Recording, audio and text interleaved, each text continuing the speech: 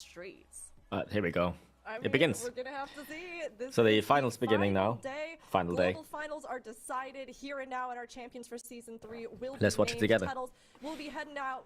For now, you and I will step away a little bit, but maybe you'll find some more, I don't know, predictions in your card. We were gonna play team keys today, but Alpha cancelled because he wasn't feeling well. We'll go ahead I and don't send mind. it over That to means you I can as we watch come this. in here for our global finals.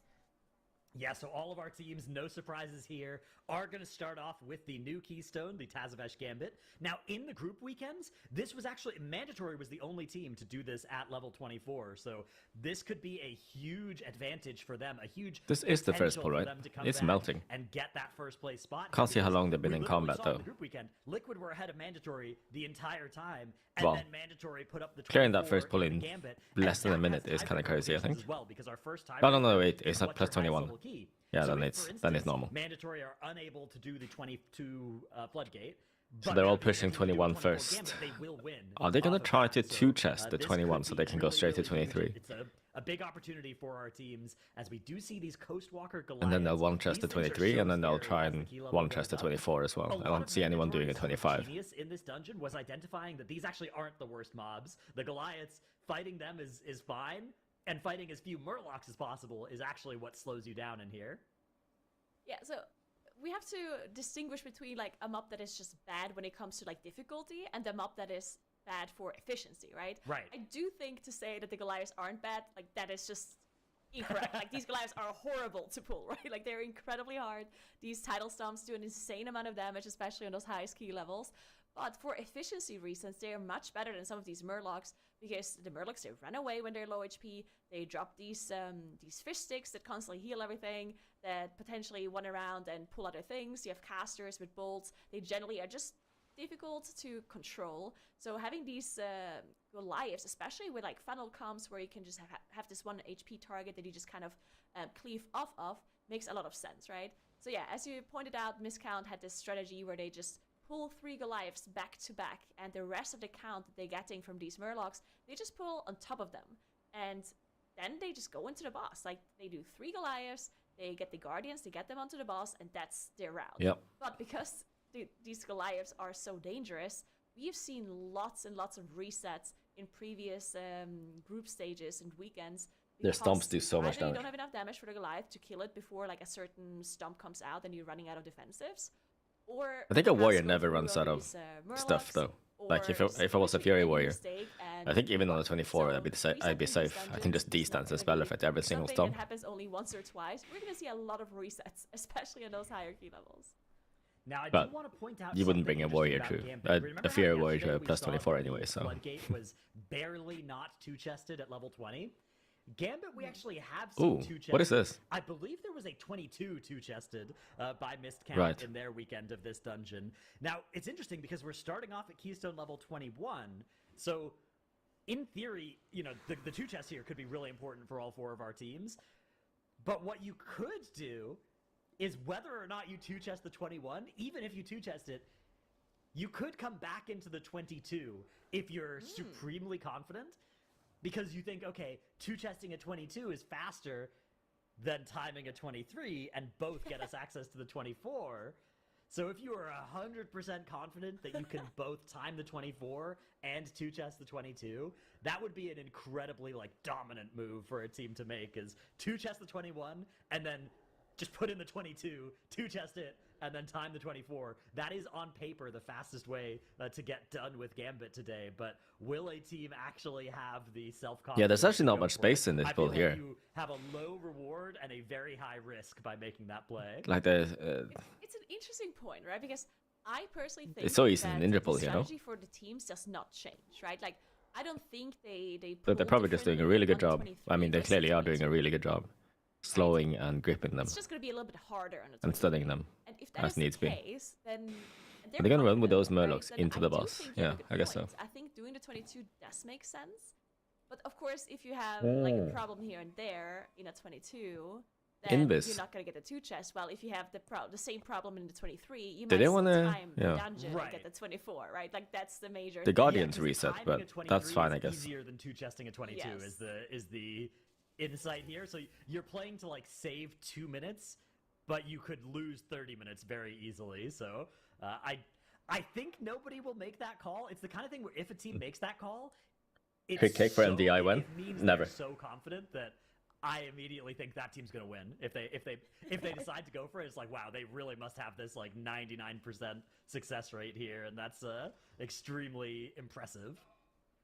I do also think, like, because yeah, we've only seen Mandatory like get the 24, but I think because the team saw Mandatory getting that 24, and it's not even just that. I'm assuming that even without Mandatory doing the 24, I think most teams knew that it's possible and kind of practiced it.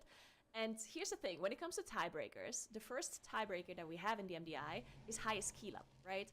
And looking at the leaderboard, you can see here on the right side for Mandatory, we haven't seen any other 24s. Like the only 24 so far that we know is possible is the Gambit. So not being able to do the 24 Gambit would be a huge downside for a team for the global finals. So I'm pretty confident that all of these teams know how to. He's the fastest right now. I'm trying to make it out, but the quality is so low that I think a lot of the teams, or all the teams, I can't tell. Put a lot of practice into that's 610 for Liquid. I'm sure that we will see the 24 from all of them. It's just a matter of how fast can they get there, of course. Yeah, I mean, with Missed Count and Holy Method, they never tried the 24 on their group weekend, and they never needed to because they were far enough ahead that, you know, they didn't need the points. They were locked in for first places on their group weekends. On the other hand, I think it's Liquid that's the fastest right now. Any DPS were in the MDI? No, not at the moment. So if there's a team that Noxiv's team was playing for a little bit, but they got knocked out pretty early. I think their tank had a DC though, so they didn't get to continue playing, sadly. But I don't think they would have got too far anyway, because that's actually a very good point. of the we'll see if they were able to spec ban rule. Between their group they can't stage one and trick, the global you know. final to be able to execute it here live on the final day of the global final, as all of the teams, of course, did decide to also go into Gambit as well, which was also not a given, right? Sometimes because these teams did not know which dungeon is going to be revealed today, they could have potentially come in with a plan where they said, you know what, we want to do the 22 Floodgate first. At least that could have been also a good course of action for Holy Method and Mandatory, those two teams that are missing that 22 Floodgate. But no, all of the teams I'm so full. I've eaten so much sushi today. Making sure they're playing that key up. But Homemade. eventually they will have to go back and attempt I've eaten 22, of course. Yeah, 12 rolls today, and some nigiris as well. Ooh, tragedy a bit for Liquid. 1% HP when Hillbrand enters the intermission there. They were a bit ahead of these other teams. So literally just a pure sushi day. Liquid are actually still going to be the first team to kill it off. Now, all the teams did start their key at a slightly different time, but they pretty much all started when the day began, right? Nobody was wasting any time getting this key started. So we kind of, for the possibly only time today, are getting a really direct head-to-head comparison between all four. The gear is underrated. I agree. Dungeon. So whichever team does finish first, that is going to be the team with the fastest time. Yeah, it's very cool to see. So Liquid, of course, the first team to be able to move into that second bosses area. And I think that's one thing that we saw that I personally saw Miscount do was really quick. Like the difference between Miscount and the other teams from like the first boss to the second boss was incredible, because Miscount does this thing where they just keep on running and keep on pulling. And in particular, we see AJ here stealth ahead, making sure he's starting the RP for Time Captain Hooktail. In the meantime, the rest they're gonna kill off the Tide Sages, right? And as soon as they kill off the Tide Sages, they'll run on what we're gonna see to the next pack. The casters are gonna be fully focused down by the team, and as soon as all of the casters are dead, Very just gonna standard. start running. All of these deckhands, he doesn't care. He's just gonna pull them into the next pack, and that is what like makes Miscount speed. They're also gonna replicate that same thing on the next pulls as well, just making sure the mobs that don't move are gonna be dead, so they can continue to walk forward. Yeah, the Tide Sages are also what limit how many enemies you can be in combat with at once, because they have that interrupt, right? Whereas deckhands are just going to beat up your tank, but you can kind of live an infinite amount of them if your tank is great and able to backpedal properly and avoid getting auto-attacked by them and have defensives up when they are actually being auto-attacked. Oh! So, I think that it Okay, makes a lot of sense. they're going for the Extremely full difficult. pull here. On the other hand, the other teams have had time to potentially Do implement that and this as CC. well. So you can You can see other pull teams, the it looks customer like to implementing Boston. some similar strategies Huh. across the board here, as Holy Method are down Interesting. actually waiting for that I should R3 suggest that with our team. downstairs before pulling into Time Cap and Hooktail as well. You can see now, but they've also killed off the Tide Sages and they're in combat with the Deckhands. Not yet going into the rest of the trash here though. Wonder what they're going to be up to here. Same with Mandatory. We've just got a bunch of half-health deckhands and in combat with all the trash. So yeah, every single team right now is in combat with all the trash here. Let's see which team will actually pull the boss. Wow, he's actually I taking wonder if decent they're damage gonna from these. wait until they've killed off some of the Tide Sages in this pull. Click's actually going to get autoed by one of the officers for Holy Method. That's the second death on the board for them. Most of the other teams are on 0. Liquid are on 1. All right, so Yeah, I'm surprised the Prot Warrior is actually taking damage from these mobs. I guess this many enraged mobs but it's also possible that he pressed does and immediately hurt died. even the So I'm Prot not really Warrior. sure because it was like it just came onto cooldown.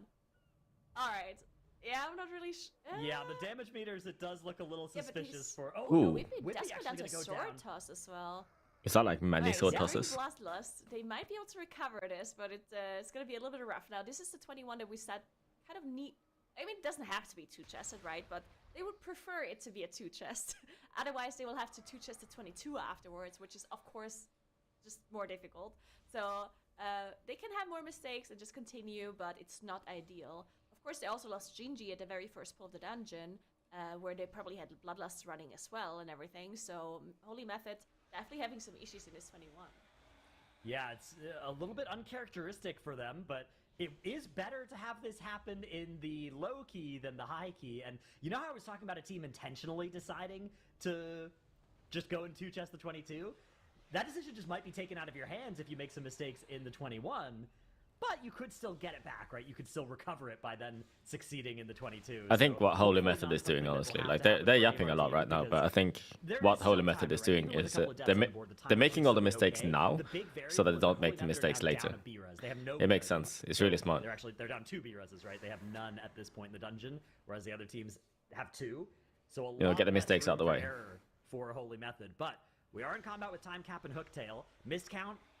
They are the creators of this chain pull, and they've gained a lot of time getting in combat with this boss ahead of the other teams. Liquid are also still looking pretty fast here, but you can see that Holy Method, it's really cost them some time. That boss has a lot more health for them than the other teams before they could actually get in combat with those deaths. And we're going to have to see how close the 2-chest even is. We know that the 22 is 2-chestable, right? So it's possible that you can still 2-chest the 21 with a few deaths, as long as it doesn't cost you an insane amount of time. If they lost the Ascendants, which I'm still not 100% sure, then that might be a bigger deal. And of course, also Gingy losing those cooldowns at the very start. We're going to have to see how fast they can recover from this and move forward. But yeah, obviously also not able to make any more mistakes from here on out. Yeah, this boss, Time Cap and Hooktail, of course, not too much difference between the teams, because there's no trash you can pull on top, other than the previous ones that we did see being pulled into boss. Miscount is the fastest? It's gonna be a normal execution from these teams, which yes. they're going to have to do on all looks like levels. Just a little bit more difficult once we go to the 24. By a decent amount too. Exactly. So, but the boss is lowest for them, and also they've been in the dungeon for the least amount of time, from the looks of it. 25% for Liquid and Mandatory. Liquid were actually ahead for a while of Mandatory, but Mandatory seem to be doing a little bit more damage here, or maybe have just entered some cooldowns, as they've actually pulled ahead of Liquid. And Holy Method, another 30% behind Miscount on boss damage here. So Miscount definitely in the lead, but all of our teams extremely close in this dungeon. This is really fun to get to see the two players sort of at the same point here, or all 4 teams. Yeah, we do have a replay here for the Click's death, which we can quickly take a look at before they move into the Solia area. Right, there it is. Let's take a look at the Ascendants for Clicks here, as the death is going to happen in just a moment. Right. Oh, I see it. Yeah, no. okay. Alright, so the Ascendants was pressed. Oh no, he lost Ascendants. That big cooldown. That might be the worst thing that's ever happened to a shaman. Oh man, you could see that officer was running in at the side from the side as well, so a little bit outside of the thunderclaps and maybe even the AoE taunt from now if one was used there. So Yeah, a little bit unfortunate for Holy Method, but again, recoverable at this Keystone level. You can see right now Miscount already about to get in combat with Solia, and they still have like 10 minutes before they would lose the 2 chests, so really zooming through this dungeon. Liquid and Mandatory also finishing up that boss and now teleporting forward into the Solia area. Holy Method just about to finish off Time Cap and Hooktail, but they do have those extra deaths as well. Now, with the extra deaths on the board, you know, each of those is 15 seconds, so 3 deaths is 45. I think Holy Method's timer should still be 2-chestable here, but it's definitely going to be the closest of any of our 4 teams. I think that'll be fine to 2-chest. I do also think it's still possible, but... UI beta ready? No, it isn't. It isn't. Here, they would be able to get it on a 22, which would still, like, equalize the amount of time dungeons they have to run in comparison to the teams that... I'll find time for it so it wouldn't be the at some point. But they don't like to be in a position like that because, of course, 2-chesting at 22 is quite a lot harder. So we're going to have to see if Holy Method manages to do the rest of this dungeon cleanly, as we do see them now move into the Solia area as well. Of course, Gingy on the Hunter skipping that Starseer, as all of the other teams have been doing as well. And now they are gathering the last few pulls before they are able to engage the boss. These Starseers, of course, have to die first, because having a Starseer on the boss is really not something you want to do. You want to avoid that at all costs because of those wandering pulsars. They're just doing so much damage to your group. You have to switch to them. And then, of course, the boss's damage in addition would just be too much to handle.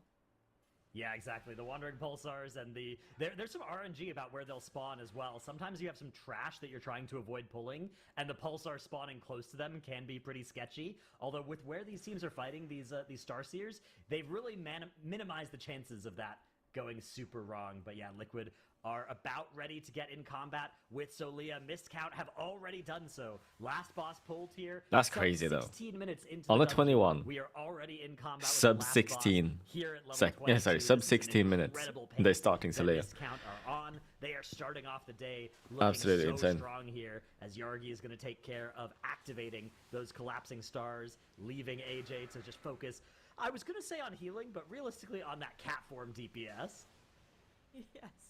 Yeah, Miscount just incredible speed, as we now see Mandatory and Liquid also engaging Solia as well. But Miscount just a little bit quicker on their side.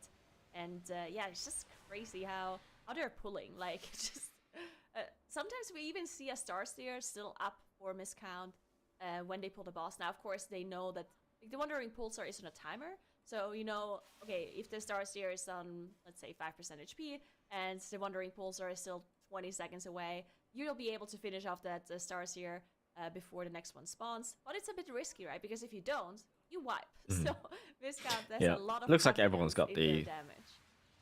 Yeah, it's very... 2-chest here. I think the confidence in their DPS has been the defining characteristic of Miscount this season, and really facilitating just doing maximum possible damage by chain pulling so aggressively in every dungeon, including in dungeons where the other teams just don't really think it's possible. So I've been so impressed by Miscount this season. They've looked like a great team before. They've looked like the best team for most of the time that we've been watching them across their group, and also so far in the global finals here, and that's why they came. Wish you could 2-chest the 21.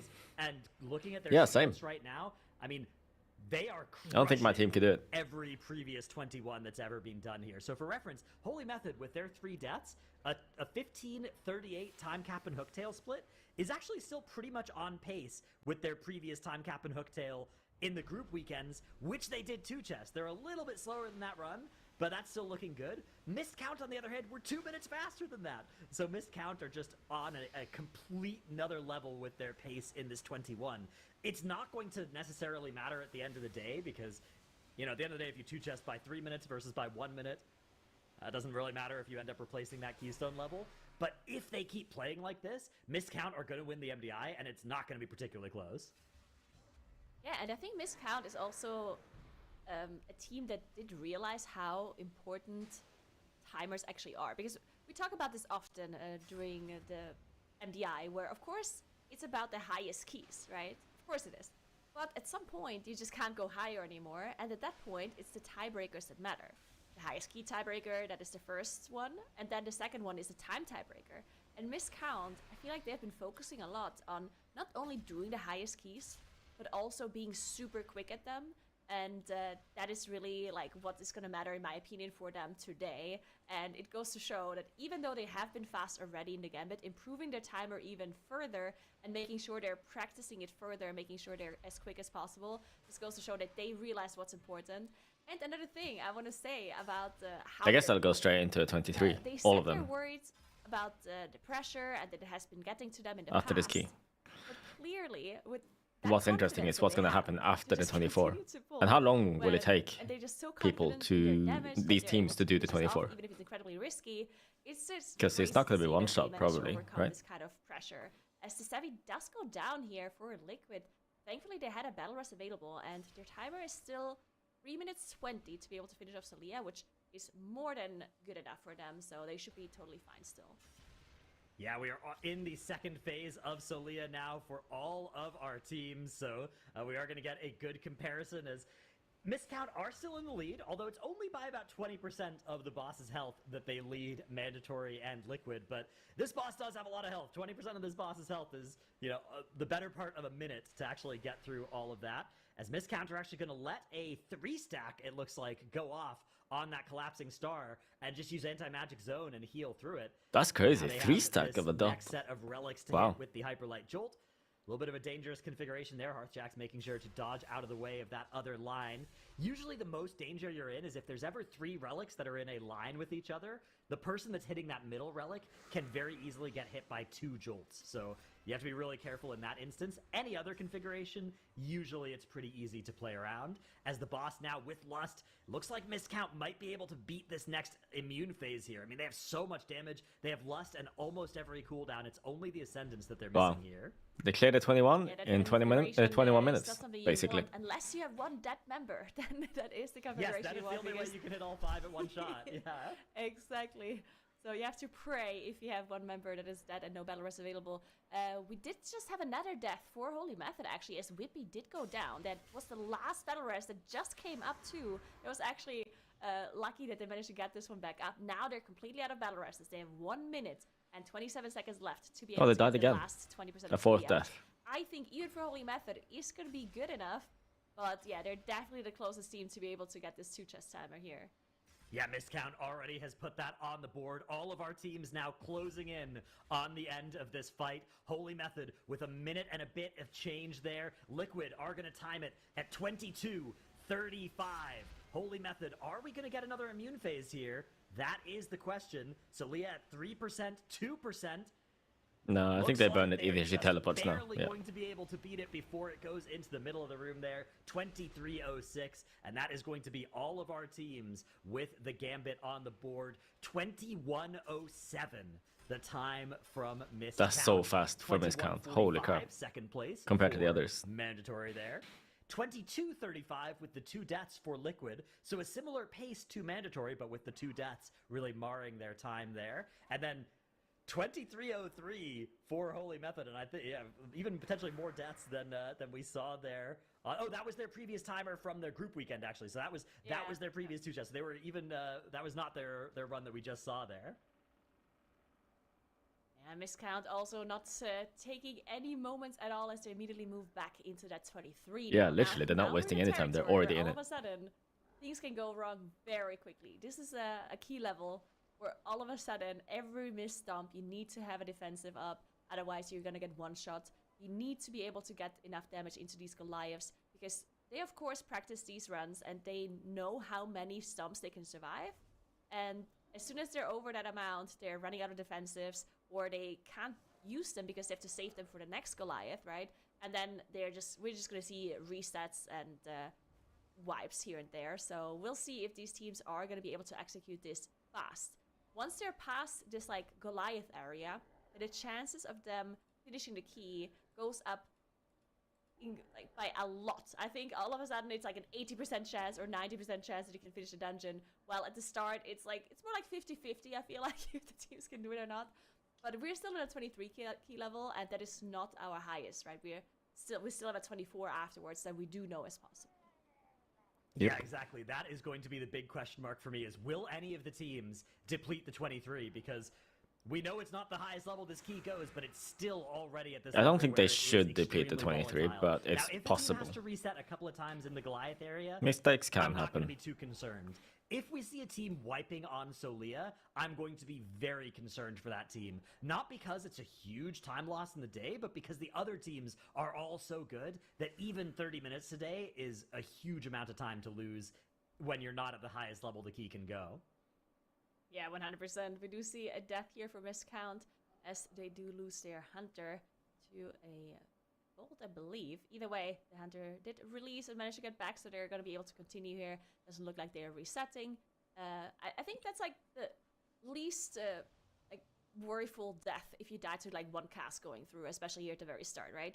It would be much more dangerous if you end up dying to like having a stump go through, or obviously like pulling something that you didn't intend on pulling. We've seen like a fourth Goliath being added sometimes by one of these Murlocs that run away. Obviously that would be the end of their run. DK is topping here. Death at the start I feel like is that's not gonna be, kind of unusual. be the end of it, especially because they don't have the 2 chests. They only have to get the +1 in a 23. I think it's usually the Hunter, then Ellie, and it's not then even going to stay on the DK. scoreboard for time tiebreakers. So I Good think in the RNG maybe, 24, or maybe instance, bad you might RNG look for at the it, you might others. be like, oh yeah, in the 24 we have a I haven't couple played minutes any to give, Plus on the beta maybe yet, a no. minute to give on the timer. But there's a good chance that that's going to hold for our time tiebreakers, right? So we probably want to reset if we have a death early, because we would improve our time tiebreakers by at least those 15 seconds by doing so. And we already know right now the time tiebreaker is closer than 15 seconds at the top of our leaderboard and barely over 15 seconds at the bottom of our leaderboard. So it is extremely close today, and I think teams will choose to reset early if things go even slightly wrong in the 24. But in the 23, yeah, you definitely keep it going. That's an interesting point. I do think you're right. Like, even one death probably means a reset here at the very start on the 24. And I'm a little bit disappointed to not see any of the teams go for the 22 chests. I don't think that.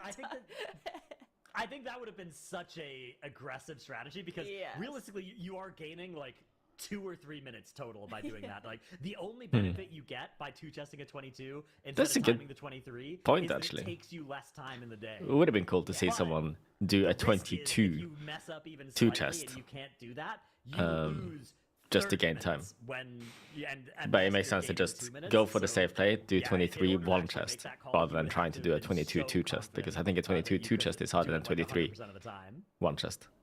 Yeah, I agree. I do think doing the 23 before the 24 as well gives the team like a little bit of a like slower like increment between the key level difficulty, right? So you kind of, because when you do the 21, everything is kind of like okay, and then you do the 23, it's like, oh whoa, yeah, that's a lot of damage. And then the 24, of course, is even worse than the 23, but you're a little bit more used to it when you did the 23 beforehand. All right, Miscount waiting here to set up this pull into the Hillbrand area. We've got the Guardians, and it's important the way they set this up is actually really clever. It's really cool, as they sneak past those first 2 Guardians and then tag all 4 Guardians at basically the same time.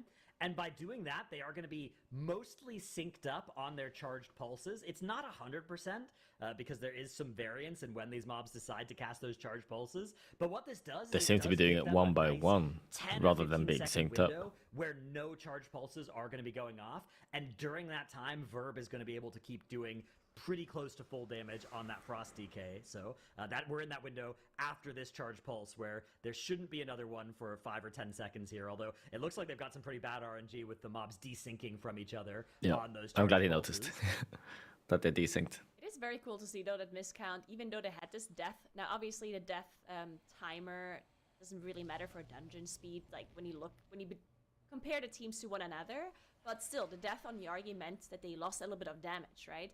And even though that did happen, they still pulled the boss first by quite a lot, even.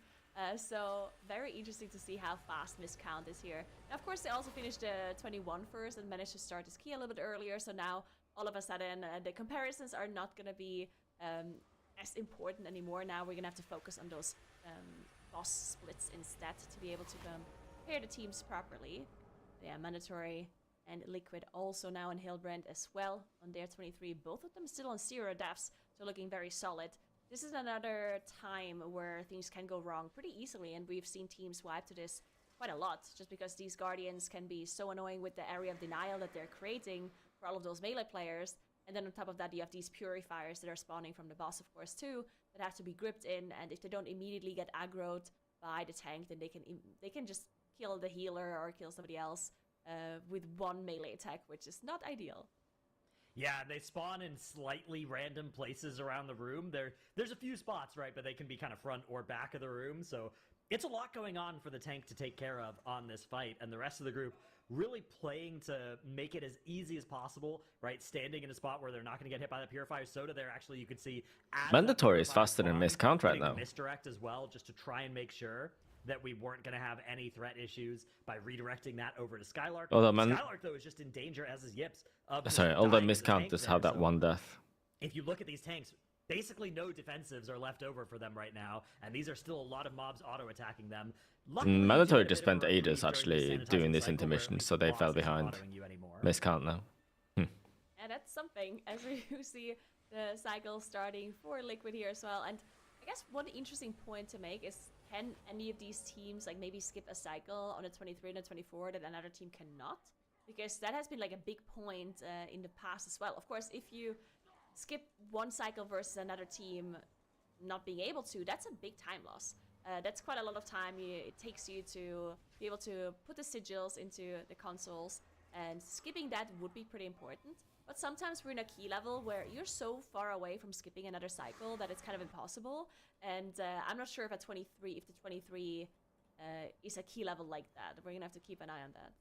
Yeah, I think the really important place for that as well is going to be the 24. I think in the 23, it's probably fine either way, but you know, of course, anything could matter, especially depending on the mistakes you might make later in the dungeon. So far, our teams are actually all deathless except for Miscount. Miscount, the only team to have a death on their board right now in the 23. So despite looking the best in the 21, they are the only team with a mistake in the 23 so far. And it looks like Miscount got another sanitizing cycle at 27% of the boss. Well, we do see, I think it was Liquid. Oh no, Liquid is also on 27%. All right, so it looks like it's all pretty similar. 17% cycle here coming in for Mandatory, or 16, I guess, in just a moment. So, yeah, so it looks like Miscount and Mandatory are basically on the same timer. Like an additional cycle compared to the other teams. Mandatory's timer is technically better because they don't have the death penalty that Miscount has. The one death. To focus the Guardians or like full AoEing them or something like that. Yeah, exactly. The boss damage is what slows you down here, so everything else can die when it dies. It'll die before the boss anyways, but it is going to be Mandatory that just barely kill off Hilbrand. But then again, Miscount is so fast in this next patch that I don't know. Wow, let's see. Really having accelerated into the end of that boss fight. We are going to see potentially one more cycle here for Liquid if they aren't fast. 9% on the boss, but you can see that energy bar is filling up. Yips is actually starting to drag the boss a little bit away from the middle of the room. That's because you can actually get a couple of extra seconds if the boss reaches full energy. It still has to run to the middle of the room before it gets that damage reduction, but it looks like that might not even happen here for Liquid as they have the damage to take out the boss, and it's just Holy Method working on the boss now, although they did start this dungeon a little bit later than the other teams because they were the last team to finish the 21. Yeah, so now that we have some Hillbrands going down, I do actually have some boss splits we can compare this to from Miscount's previous 23 from their group stage from Group B, because that is to this day the fastest 23 we have seen so far. And Miscount had a 9 minutes 44 Hillbrand, which they themselves are over, but that's kind of like the seconds to the deathest from Yargi, right? So I think they're still kind of like even to their previous splits. Holy Method is definitely slower. More things went wrong for them a little bit, like because we saw in the 21 that they were a lot faster. If it was 9:44, which makes me believe that killing that boss, strategy even further. Holy Method is already at 9:45. Which is basically the same thing. It's gonna be at 10 minutes. Makes me believe but Miscount also had a death. 23 so far. Yeah, so Holy Method is nearly a whole minute slower than Mandatory was. Either as Miscount with the lust this run here. Now look like they're posturing to be moving towards the boss. You can see Kira backpedaling in that general direction, then reversing course, saying not yet. Not yet, time Captain Hooktail. We've got a little bit of trash that needs to get taken care of before we can pull into you. So I think what we need to see here is probably the Tide Sages dying before this boss. And not just the boss, but the other pack with some Tide Sages in it can get pulled. Because fighting too many Tide Sages all at once is a recipe for death, potentially. I like the spread position here. We do also see they're spreading because of the officers. Liquid also just now using their Bloodlust as well. We saw a little bit of a different strategy in the 21 because of course they were faster and the Bloodlust did not come up at the time for this double trash pull, which is incredibly dangerous. But on the 23, everyone has their lust ready here and are choosing to use it. The only team that we're not sure yet if they're going to be using it for this pull is Holy Method, because we've seen some teams save it for the boss, but I do believe Holy Method is also a team that is using it on the trash. We'll see just in a moment whenever they're getting down to that second boss area as well. Yeah, exactly. I don't know who's going to pull Captain Hooktail first, mandatory or miscount. You know, the 21, the 23, and the 24. My instinct is, I actually think that it's going to be pretty much the same strategy that you're going to use at all of those different key levels. But, you know, the Lust does I feel like it's mandatory you end up being faster or that is about to pull it first. The dungeon, and you can get an extra Lust in the 24, at least compared to that 21, so it is something that you do have to work around a little bit. It looks like Miscount are just not going to be pulling into this boss at all with any trash. We're going to finish off all of the trash at this key level before going into the boss. Same with the other teams so Maybe it's far. not.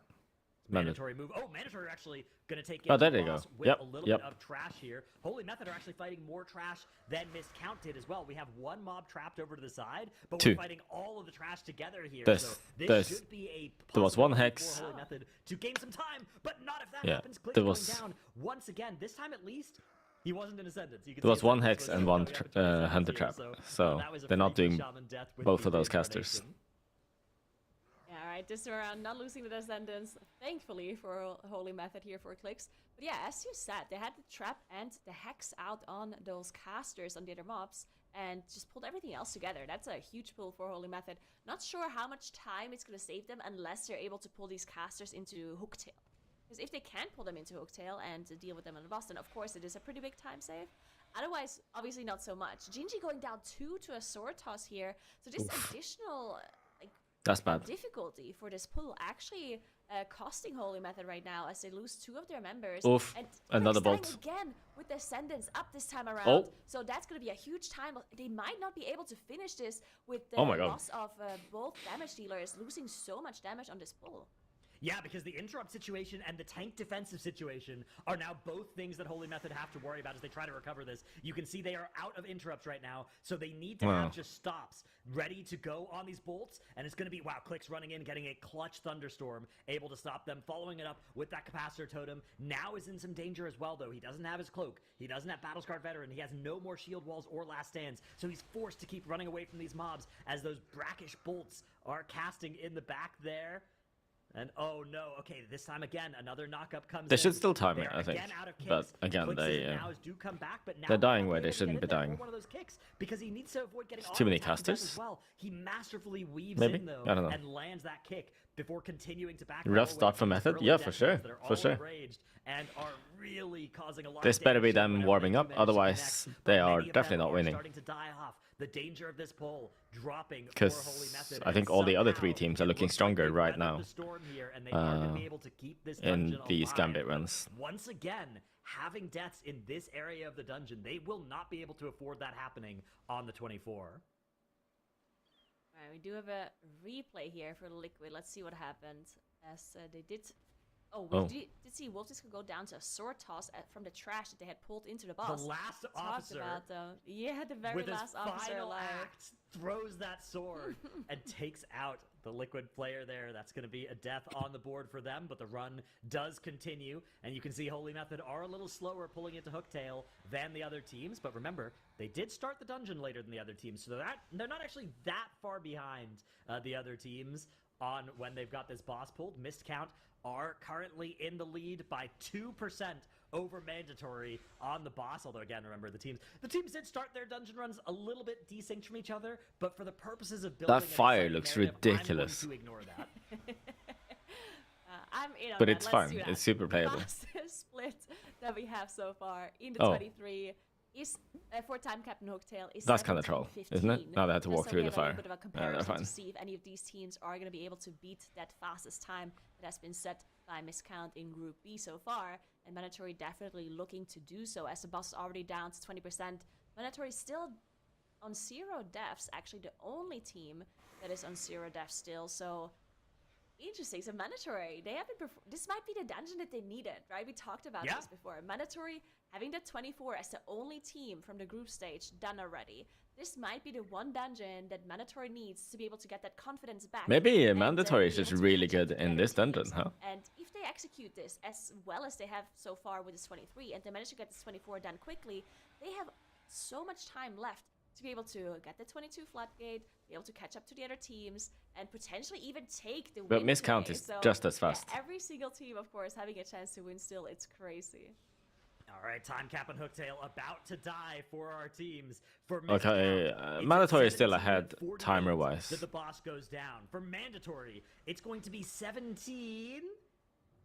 18 that the boss goes down. So Mandatory quite a bit quicker than Miscount, also without those deaths on the board for them.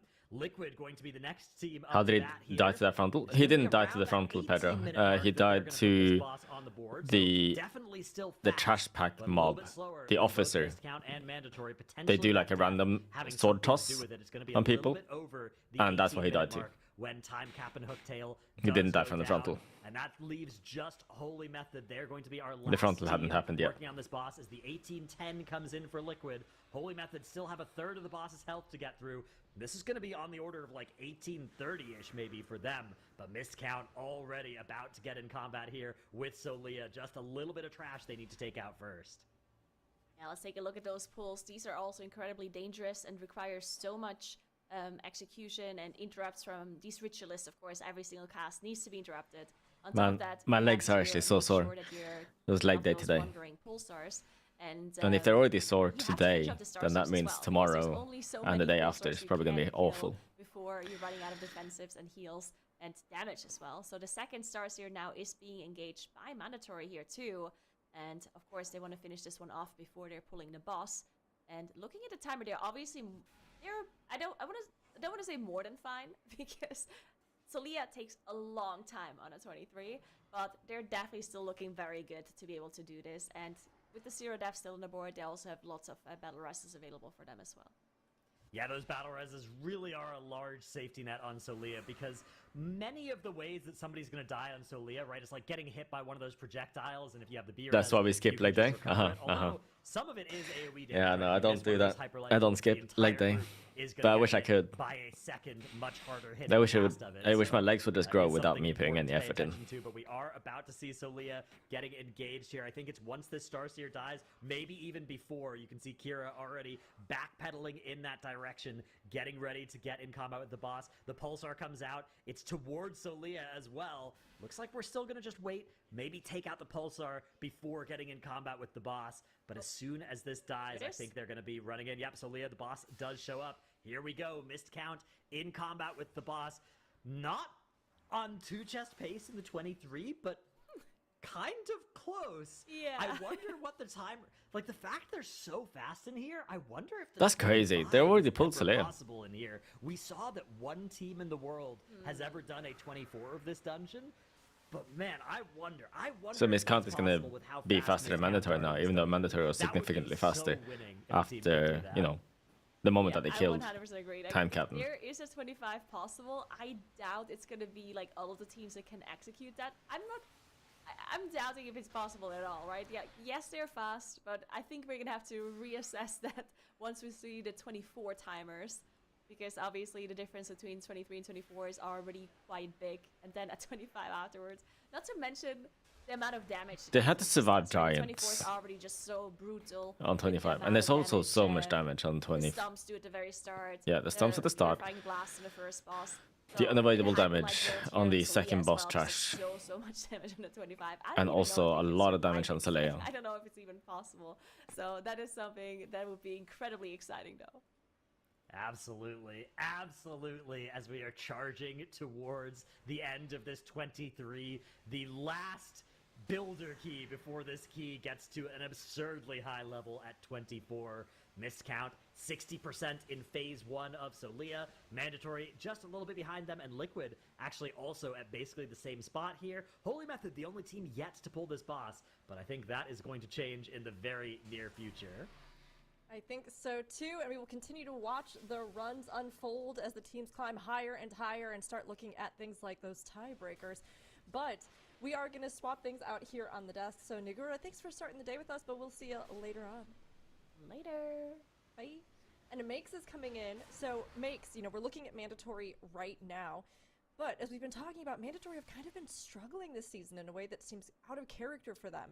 They've also clutched it out, though, when it counts, so that they've made it this far in the competition, right? But do you think that they can have a big comeback today and take it? I think it's possible, right? At this point, that's the phase 1, right? Yeah. For Miscount is like giga fast. Straight, and how did they gain so much time? I would say every single one of our teams since still has time a cap fair chance to compared to take it mandatory. all. That's it all crazy. Depends on how they're going to be dealing with this dungeon. And Dratnos, I think you made a great point there. We were kind of talking about, we've seen the 24 be realized by a team. Is there a chance that a 25 might be on the table ever? It's similar to how we were talking about that Straits, and I really want to see teams at least attempt it today. I think that's my goal for today. I would love to see teams attempt a 25 Gambit. I don't even need it to be timed. I'm not that greedy, but I just want to see them in there and give it a fair shot. Yeah, I think that is it's a hope. I'm also all of the other dungeons except for Streets and except for the 2 Tazbash dungeons have already gone up by a level from what we've seen in the group weekends. But I really do think Streets 24 should be done first before they try 25 Gambit, because I don't really believe in 25 Gambit. Prior plugging that both seems impossible, but 24 I think those are off, yeah. 24 are, okay, think about Liquid 24 Arakara, ace in the hole, right? That's a possibility there. I don't know. 24 Arakara sounds, I don't know. So how do you find the time to do that? Did we ever confirm what Liquid's +1 more than any other team dungeon was? We haven't known. Okay, there's also always a chance, it might have been the Dome, it could be Ecodome, yeah. If you think about it, so going into today, right, we didn't know the last dungeon, and the teams didn't either. If it was the Dome, that would have been the key that Liquid timed and Mandatory didn't in their group. And here being the Gambit, it's the key that Mandatory timed and Liquid didn't. So that is potentially really good news for Mandatory and really bad news for Liquid. On the other hand, I imagine that both teams spent a lot of time practicing the key that was their downfall in that group weekend. I think so as well. At this point, the fact that all of them were able to put these crazy dungeons like the 22 Priory on the board or the 23 Holds and Arakara, I don't think there are options on the table that seem impossible enough for them to not give it a shot. But for now, we need to kind of take a look at these 23s as they finish out. Wrong location there, unfortunately. Gets a little is someone gonna die? We're gonna have to go over now and do a second jolt. Okay, they live. Dropping everybody so low, but somehow they aren't going to get taken out by that 2. That's crazy that they survived. 2 stacks of that thing, yeah. Close. It was, and that's just how quickly stuff can go wrong, even this deep into a dungeon. I'm very curious where all the timers are going to be sitting when we're talking about how fast Miscount is here. They were also really, really fast in their Streets, and if those are the 2 dungeons where, well, we are kind of thinking they're possible because of how fast they are, right? Let's get that in the right order of things, but if those are the 2 dungeons that could go up +1, then Miscount are definitely in the best position to give us that. But first, we're going to be seeing that 24, and then the question is, if you're Miscount, where do you go, right? You already have all Does avoidance reduce the damage of those lines? I guess it does. Okay, it's a little bit less surprising then that they survived 2 stacks of the debuff. Or a second, I think that'll be really revealing of whether our teams decide second one of those to go for intermission things. Impossible key, 26-20.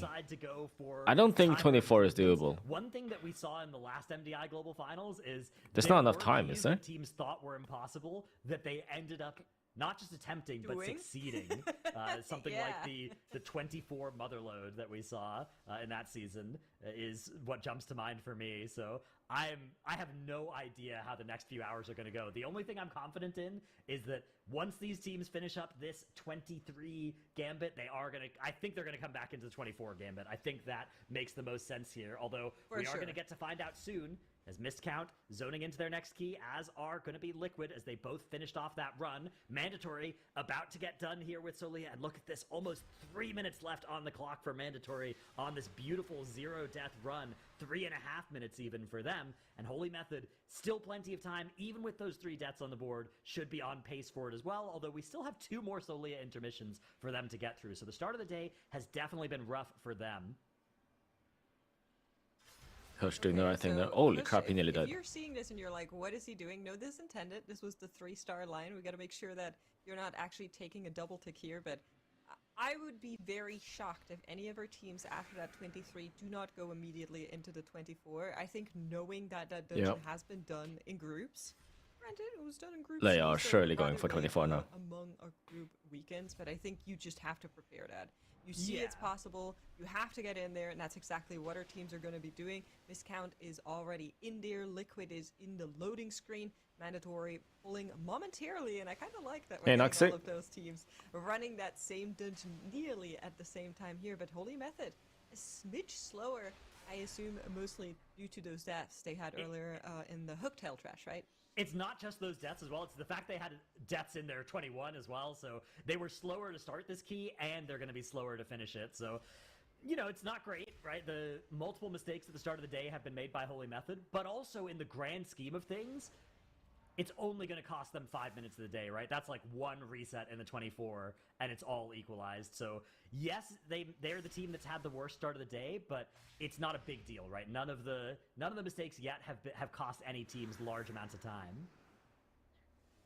Yeah, that's true. It's more so the question, if you're having, like, some hiccups here and there in the 21 and in the 23, like, does that tell us how consistent your 24 is? And I would be inclined to say no. There they go. Mandatory and Liquid starting 24. Play a little bit more laissez-faire and the quote. I guess Miscount has also started. At the same time, you know, you really need to lock in now that you're going to that 24.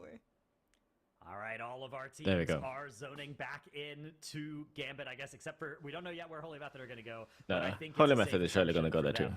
That dungeon is going to make the most sense, even for teams that still need a point from, say, the Floodgate. You need the Gambit point more, because if you get the Floodgate point, but another team gets the Gambit point, they are going to have the tiebreaker over you because they have a 24. And that's their highest key, right? So the Gambit is the most important key on our list this entire weekend. Not just because it's the newest key, the Sunday key, but because it does go the highest. You know, unless if you can make the streets go a level higher or something, then I guess that would also work. But we know that the Gambit goes to 24, and we don't know that about any of our other keys. So now that we are seeing these keys, a quick reminder of the 24 we did see. It came out of Mandatory Group C. I pulled up their split timers as well.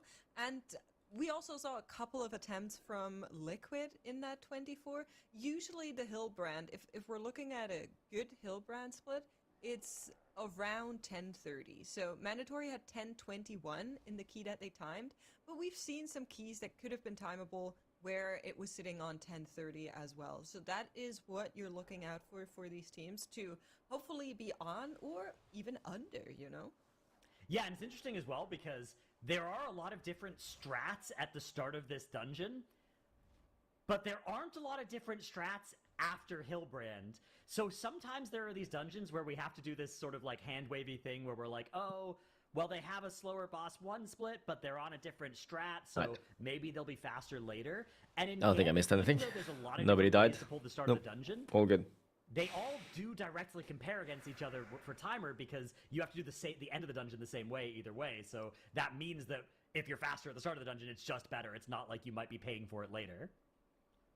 Yeah, that's right. So I kind of want to look at Miscount a little bit because they seem so fast in their 23 here.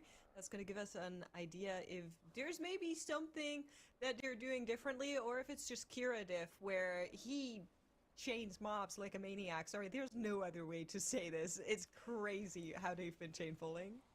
Yeah, although the thing that I really appreciate about the way that Kira chain pulls... 16 million DPS on the Proud Warrior. Selfless, right? Like, there's just this instinct that Kira seems to have of doing these chain pulls that are super deadly for the tank, but it's not like he's doing these crazy chain pulls that are super deadly for the rest of his group, right? Like, he really identifies what is going to be safe to add for everybody else, and he'll add extra mobs that are just going to beat him up for an extra 30 seconds, right? Yeah. That's if you were damage. Yeah, I know, right? It's not like he's doing these pulls where the rest of the group is just panicking about these interrupts or these super deadly mobs, right? Like, their strategy revolves around killing those first and then doing these chain pulls that are just going to kill your tank. And Kira's like, no, I'll figure it out. Don't worry. I'll find a way to make it work. It's so impressive. I think that he holds it up. That has been, I think, the biggest difference for me. One of 3 biggest differences that Miscount have shown this season compared to previous seasons has been just that the chain pulls they've been different, and they've been so clearly approaching each of these dungeons from the perspective of, let's just not assume that any of the pre-existing routes are the best, and let's really think about what is stopping us from pulling the next pull. And often they realize, hey, not really anything that we can't solve, right? Like, our tank is just going to die. Well, we can figure that out, and we can stop them from dying.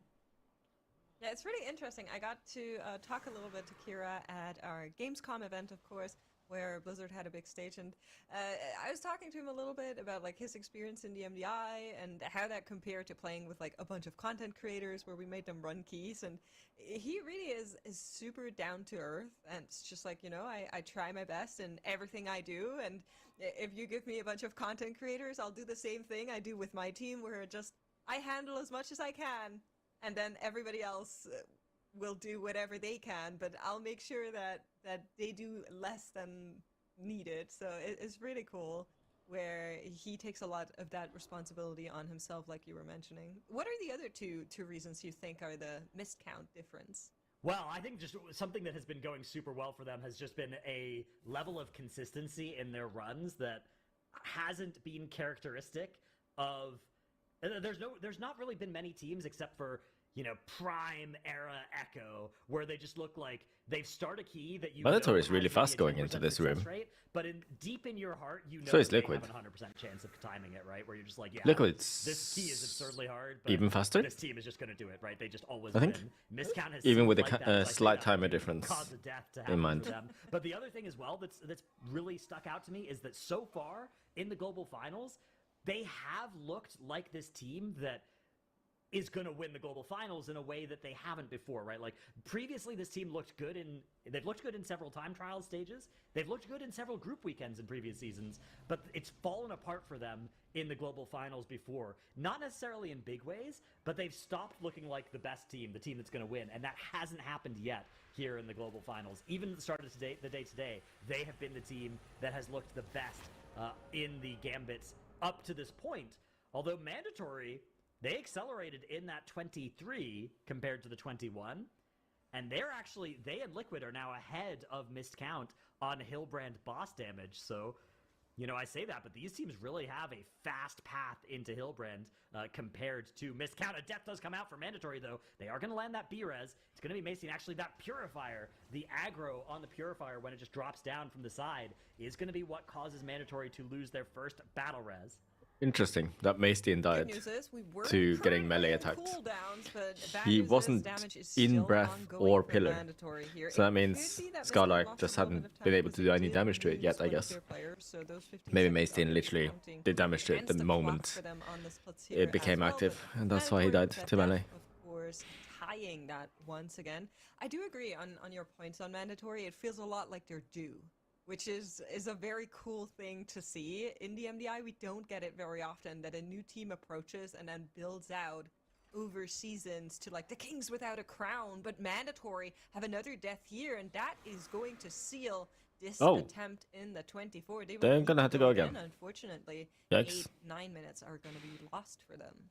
That is our first major mistake of the day, coming in after nearly an hour of, I don't want to say perfection for all 4 of our teams, because there were certainly mistakes, but none of them cost more than a few minutes up until that Mandatory wipe, which that's going to be, I mean, it's only a 10-minute loss, but that is the biggest time loss that we've seen so far today. They are going to reset, though, and as long as they, you know, are able to still put this dungeon up pretty quickly, it's not going to be the end of the world for them.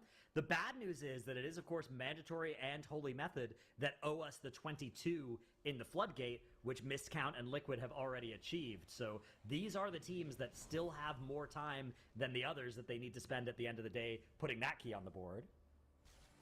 Yeah, we're going to be seeing how that works out for them. Like you mentioned... Oh yeah, Holy Method missed out on the Floodgate yesterday. 3 seconds, I think? Be a lot of just bashing your head against the wall and a key that we would have never guessed as possible, but these teams... The Mandatory will have to do it as well. Or a lot of rerunning for timer because all of the highest key levels have been done, and that's the only thing that they are left to do. And in that regard, sometimes if you have a death on a dungeon as tight as this 24 Gambit, I think you're maybe not even as mad about having to restart, because like, now you get another chance at doing it with 0 deaths, but as I say that, Miscount just have Soda go down, so... died again, they're gonna go again. Another reset, and hopefully we're not going to be reaching a point where this turns into a chain of resets, because that's the type of chain pulling we don't like here, unfortunately. Need to keep an eye on that. But yeah, Miscount right now, in comparison to the other teams, are quote-unquote a little bit slower, because they had a restart at the very first attempt in this 24, but it was so quick, it basically didn't happen. It was like a minute and 14. Yeah. So yeah, Yorgi just died. Purifying Burst. Oh, and a bolt. They're gonna have to restart. Miscount going again. For them, which means it is just minus 10 Method minutes. And Liquid that are still alive in their first attempts at these 24 Gambits. Liquid are putting up an impressive pace here on Hillbrand. That split we were looking at being around 10-30 that the teams are aiming for on Hillbrand going down. 2% on the boss as it's at 95% energy, about to run into the middle of the room, 10:27 before he gets there. And let's see when Holy Method kills it. 10:27. They have split for Liquid 2.5 minutes left to finish the boss, to be on the same pace. A little bit behind in terms of just they started as Liquid 2 minutes later than Liquid, but they are already nearly halfway done with Hillbrand as the last trash dies on the boss. Just a couple of the boss's own ads spawning now that they're going to have to deal with, but still a couple more minutes for them to deal with the health pool of the boss at this 24 level. Honestly, it's really cool that Liquid, after being unable to time it in their group weekend, they're coming in back here with a vengeance, right? Really wanting to be one of the first teams to get that 24 timed after it was very elusive to them. They had so many good tries in Group C that then unfortunately were caused to end by difficult and different things throughout their attempts. So we'll see how it goes. They're gonna have to go again. Death chain here for them, another restart 1 minute in. This time we didn't miss it, so trying to keep an eye on all the resets, especially in the 24 Gambit. That first area is so lethal, is so volatile, it's very easy. Can they kill Hillbrand go wrong. It just in this one phase? 34%. Like, nothing happened. Nobody saw anything. Yeah, exactly. It's a free reset, no problem. No is that Breath of Cinder Ghost running? As the last 2 Tide Sages, no. Liquid yes? actually start running forward before these Tide Sages are even dead. And they're just going to have their DPS players focus these 2 down while Yips is setting up the pull downstairs in the Time Cap and Hooktail area. So we are going to see them manage that massive pull in that part of the dungeon. In the meantime, Holy Method making their way through Hillbrand here. Again, remember that 10:30 is the split we're looking for on Hillbrand going down. Mandatory, once again, if they end up having to do one more phase on Hillbrand, so that's a big time loss. What's going on for our other teams, but let's focus back in on Liquid as they are setting up in this extremely dangerous pull here. Oh, Method actually having a death there and a res. Oh no, a bolt. So that's going to hurt their perfect run. Liquid potentially still on a perfect run as we have this incredibly dangerous set of Tide Sages, officers, and deckhands here. The Tide Sages. Oh, Gingy died. Holy Method, another death for They're gonna have to go again. Hillbrand, and that's actually going to be a reset for Holy Method, so they are out of here. Oh no. They already had Hillbrand down to the single digits. I would love to see that wipe again, just to see what it was. It was a bolt. It was a bolt. Out there in the end. It's the boss damage, the unavoidable damage thing on one of them, and then the other one died to bolts from caster ads, I think. Liquid, though, working on this huge pull. You mentioned it. This is where they use their lust. It's very scary. It's one of the pulls where you're kind of just looking at the tank's health bar, But they got through the worst of it. Purifying Burst, first death. Valorous Bolt, second death, right? Okay, yeah, Purifying Burst does go out. Burst. And then ending up... So what happened was after that death, they decided, you know what? Let's get out of here. And I think it's important as well to note that even with a medium time loss, even if you can maybe still time this key, there's a very good chance that a 24 gambit is going to be on your board for time tiebreakers. And so, you know, you don't necessarily have to come back. That is a very good point. You'd rather just lose 10 minutes. Get the perfect run now, keep a ASAP. Good run going. Because this is going to be your locked-in earlier, we're kind of aiming for 10:30 split time tiebreaker, I guess. Because nobody's going to do a 25. I don't see that. I don't see that happening. So I think they probably saw that death come in and they looked at their timer and they were like, nah, it's chalked. Like, we need to go again. We need to make sure we're faster on here. And I think that makes perfect sense. So they're going to be reattempting this dungeon, and that means the only team that still has their run alive, their first attempt in this 24, is going to be Liquid. Now, Jonas, I have a question for you. Of course, as casters, we hold tremendous power, yada yada, you know. If we curse all teams equally, is it still a caster curse? Yeah, I mean, it's still a caster curse, but it's an ethical caster curse, right? It's it's unethical if you favorite one team over another, right? But as long as you're cursing all of them equally, I think it's allowed. Okay, would you like to curse a blanket curse with me? Yeah, I think that all of the teams are going to time their current runs. No way that any of them could wipe from here. Exactly. Although that's even that isn't a fair curse because Liquid are further ahead, right? So they would get less benefit out of everybody being cursed than the other teams. So I don't know.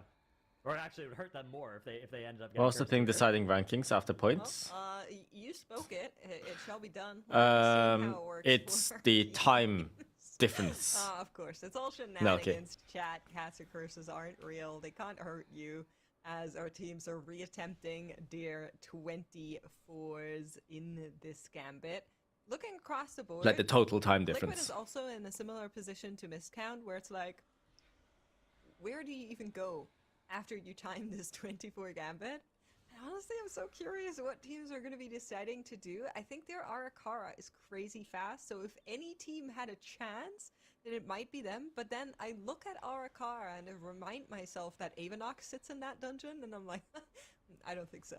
Yeah, although it is at the start of the dungeon, so you know, you get a lot of attempts per hour in on the start of a dungeon compared to the end of a dungeon.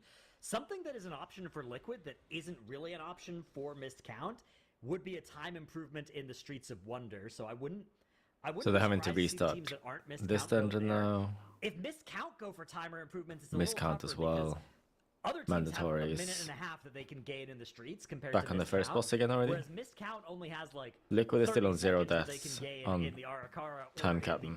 They're doing really well. Both of which are very low success rate dungeons. We saw them yesterday at the end of the day go for timer improvement in the Priory, so if they do end up going for timer improvement, I think it would be that dungeon, but it's lower upside for them than it is for, say, Liquid in the streets. Right now, Liquid and Missed Count are looking the strongest. Yeah, if we get to a point where timers need to be improved, that's the situation, but it is Sunday, so if teams have been holding back at all, if there's a key where they think they can go +1, today is going to be the day we see it.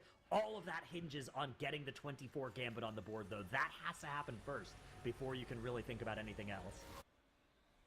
Yeah, absolutely. I do think we're forgetting one challenger that teams are going to be dealing with after they have timed this 24, as we have reached the other end of our first hour of broadcast. I believe our teams might actually be slamming a break, but we do have death come in for mandatory on Dare Hill brand. Every single time I see this poll that these Purifying Burst is so scary. I just want to cry a little bit. I'll be very honest with you. There's a lot going on. There's a lot you need to dodge in specific. There's a lot that needs to be interrupted, like these purifiers. There needs to be CCs out. And as a melee, that's just horror to me personally. So if somebody dies here, I think we should be giving some graciousness to the DKs in particular. Yeah, I want to push back a little bit, because if a DK ever dies, you know, you have passive such tankiness, you have anti-magic shell, you have death strike on no cooldown that you can just spam when you need to, you have icebound fortitude, you have lichborn, I don't know, you have plate armor. I think it's a little bit suspicious. I think the DK should never get the benefit of the even though Missed Count had to reset, you think they win it? I don't know. Liquid is really close to them on the time tiebreakers. But I don't know. The DK, they're basically equal. Sounds a little biased. Okay, you look at this poll, you look at how much goes on. Like, in either of the Malzahir, two and you teams tell just me need to that's do not slightly scary. better on time Just a tiebreakers little scary, in I'll specific give you that. dungeons Okay, You know, okay, DKs okay. are, in order to win. DKs are used to It's it, going to be right? really That close class between the is two. already the, Assuming they avatar of fear. both do the same level key in the end. Because I think they will, in the end, get the same score. See It'll come how it down to goes. tiebreaker. For our teams, of course, Time Chad, tiebreaker. as we do have our remaining 4 teams in competition, we will focus in on the runs that Could be are wrong, of further course, ahead but in this I predict a dungeon. time The first team to tiebreaker time for the sure. 24 would, of course, be a nice extra bragging right. I really do here, believe as that we 24 expect all of our streets will be teams done to as well. Able to do it, but Liquid currently the closest to maybe making it happen. I'd be checking interested into to see the if kill points, but that someone one can pull is it off. Looking pretty good.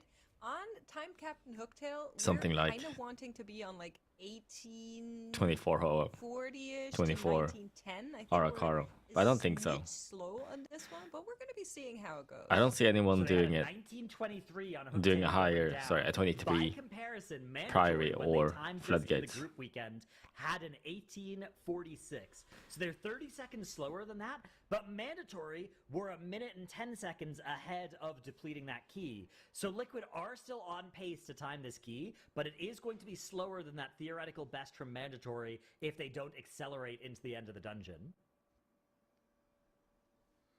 That's right. So hopefully Liquid will have the speed here as they are getting into that last part of the gambit. Now, of course, there still lies a lot of danger in the last couple of packs, so Liquid making sure they get into this cubby here, making sure that they can get the patrol that actually paths from left to right here to not Liquid be still too hasn't had a close to death. them as they're dealing with these extra pulsars, and that The most will common be death, big for- I feel like, yep, is the there we trash go. The before accomplices Time are Captain. turning around in the back there. Maybe It's obviously taking a very little bit of possible an to die extra here as turn, well. but But we're all right here. I think they threw the hardest Yeah, part. we have a hexed mob that's the leader of that Yes. patrol, so all of the mobs are following that little toad around wherever it decides to wander, as Wolf Disco now going to throw the trap over there to re-up the CC, as they now bring the Starseer, the second Starseer, over into that same cubby. And that middle patrol is now no longer wandering, as the frog is now inside a trap. And you can see Yips is starting to move towards that patrol. We should be getting in combat with those mobs pretty soon here. I think it's going to be as soon as the Ritualist dies from this previous set of enemies. Yep, as soon as they'll the be caster adding dies, they in can pull more. some of the enemies from that patrol. Yeah, I think so as well. That should be momentarily. Last Rift cast was just interrupted here on that Ritualist. And here comes the Pulsar, and I think with or after that Pulsar is where we're going to be grabbing the Yeah. rest of the pack. It'll be after the into it Pulsar at to this make sure point. that It looks like actually does they go want to stay down. stable. In the meantime, I'm just glancing Or- across the board to see our timers. Oh, they're on single teams, targeting it but of down course, so that they can most pull the of them boss are ASAP. pretty That might be the early way. in their runs yet. And they can So just we don't deal get with the too many trash stabs on the yet. boss, I Mandatory guess. 1041, so they're a smidge slower than what we actually saw out of them in the group weekend, and that is, of course, Oh, they had to deal with also another due to that Pulsar? one How annoying. additional death that they had. Liquid are slowing down here. We're just we actually got an finishing out this unfortunate pack, pulsar. Dremels. Yeah, an unfortunate pulsar at the end there, and it looks like we are going to get ready to take these accomplices. Ah, they're gonna take them into the boss. Into Right. the boss here. Looks like we're leaving one ritualist and one accomplice CC'd over here. They're going to No, break they the broke, trap yeah. on that accomplice, which makes me think maybe The that trap a- was meant for the missed, ritualist. and was supposed to land on this ritualist Yeah. because yeah, I think the accomplices all are pretty safe to be fighting with Solia here, or as safe as anything can be in a plus 24. In the Just a little meantime, sad there's the no class second variety. team Yeah. to join Liquid Wow. and have It is sad. killed off Hilbrand is going to be Miscount. But And they will Liquid always, barely managed to these get teams will out. always go for Gets what they that believe is the there. best comp, you know. 10-18 though, they are Even 10 if it's, seconds faster even if than they Liquid's believe lost it's one 1% better, they'll still They're go with that actually comp, right? really speedy in here, so I am very curious where Holy Method is going to be landing once they actually finish out.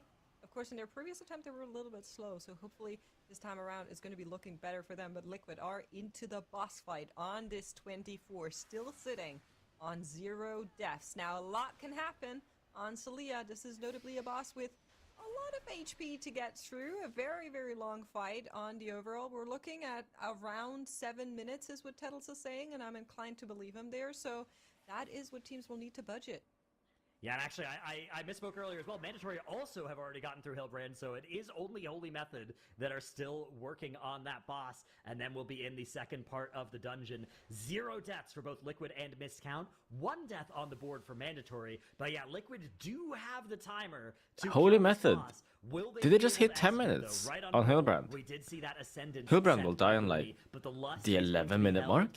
Is that too slow? And wow, even just the 1 stack of this collapsing star is nearly killing players on Liquid if they don't have all of those healing over time effects from Zazevi, topping them up through those ticks. Wolf Disco now doing the 3rd one of those collapsing star hits. Anti-Magic Shell from a Shine is going to completely mitigate 2 of those. And that's going to mean that it'll be pretty easy for Zazevi to keep everybody else alive through that. 1 more Hyperlight Spark, and as this boss drops lower, once we are below 50%, the boss will not summon any further sets of Assassins, but it can still do a Collapsing Star cast if you aren't careful, and you get one of those extra sets of the Collapsing Star soaks to take care of. Can be really dangerous into the intermission. It looks like Liquid are just barely going to beat that next cast, and we do enter that intermission. Oh, in the meantime, okay. quick check-in with our other teams. Method, Mandatory Holy Method. working away on Hooktail. They're gonna be killing the Holy boss at Method like the are just 11:30 now mark. finishing out Hillbrand, and honestly, the story is similar 11:20? to what we saw before. They had to play another phase here, so Is that enough they're really time? slow on that Hillbrand split. We'll need to keep an eye on them to see if they're going to be able to. They're like get a whole this minute one done slower in on time that the boss. overall dungeon timer. But here's that replay of Miscount. Actually, unfortunately, having a wipe and Oh wow. resetting their dungeon 12 minutes into as we hop across teams to quickly check in with them. I'd say let's go back to Liquid and see. Yeah, if Miscount they're gonna be resetting able to on one-shot Hooktail this trash. 24, which would be crazy. It would indeed. Yeah, so this phase is not going to be the lust or the cooldowns. Because we don't have Ascendance here, we aren't going to be lusting this one. But it'll probably be the next time we come 4 out of that minutes Hyperlight left Jolt that we'll be to pulling do into that phase last 2 set of Soleo. promises and that last ritualist. Not sure over how there. long Of it course, takes. There is still one ritualist that they're in combat. I feel like they'll have This like was the one that was hexed earlier, a minute that left. They finally brought in to the end of Solea here. And while we were looking at Mandatory briefly, I did look at their splits. They are slower on Hillbrand than Liquid. They were on a 10:41 Hillbrand split, so Mandatory a little bit slower than the pace shown off by Liquid and by Miscount when they were at that spot in the dungeon. Holy Method have also killed off Hillbrand now, making their way deeper into the dungeon. An 11:21 Hillbrand split, though, quite a bit slower than It our is other quite a bit teams slower. on that A whole first minute. boss. Yeah, that's kind of what I was concerning. alluding to. I'm not in love with the timer on Holy Method's Hillbrand split, so hopefully they have a good way to claw back the time that they lost there. They did get 1 full immunity phase there on Hillbrand that the other teams were able to skip, so that is particularly a big time loss for them. But Liquid on the final stretches, Mandatory and Group C killed this boss in 6 minutes 45 seconds. That would be 2.5 minutes from here on out as we deal with the last of our trash. And of course, they need to watch out. Very good that we do have the battle resses. Very good that we have the bloodlust still available.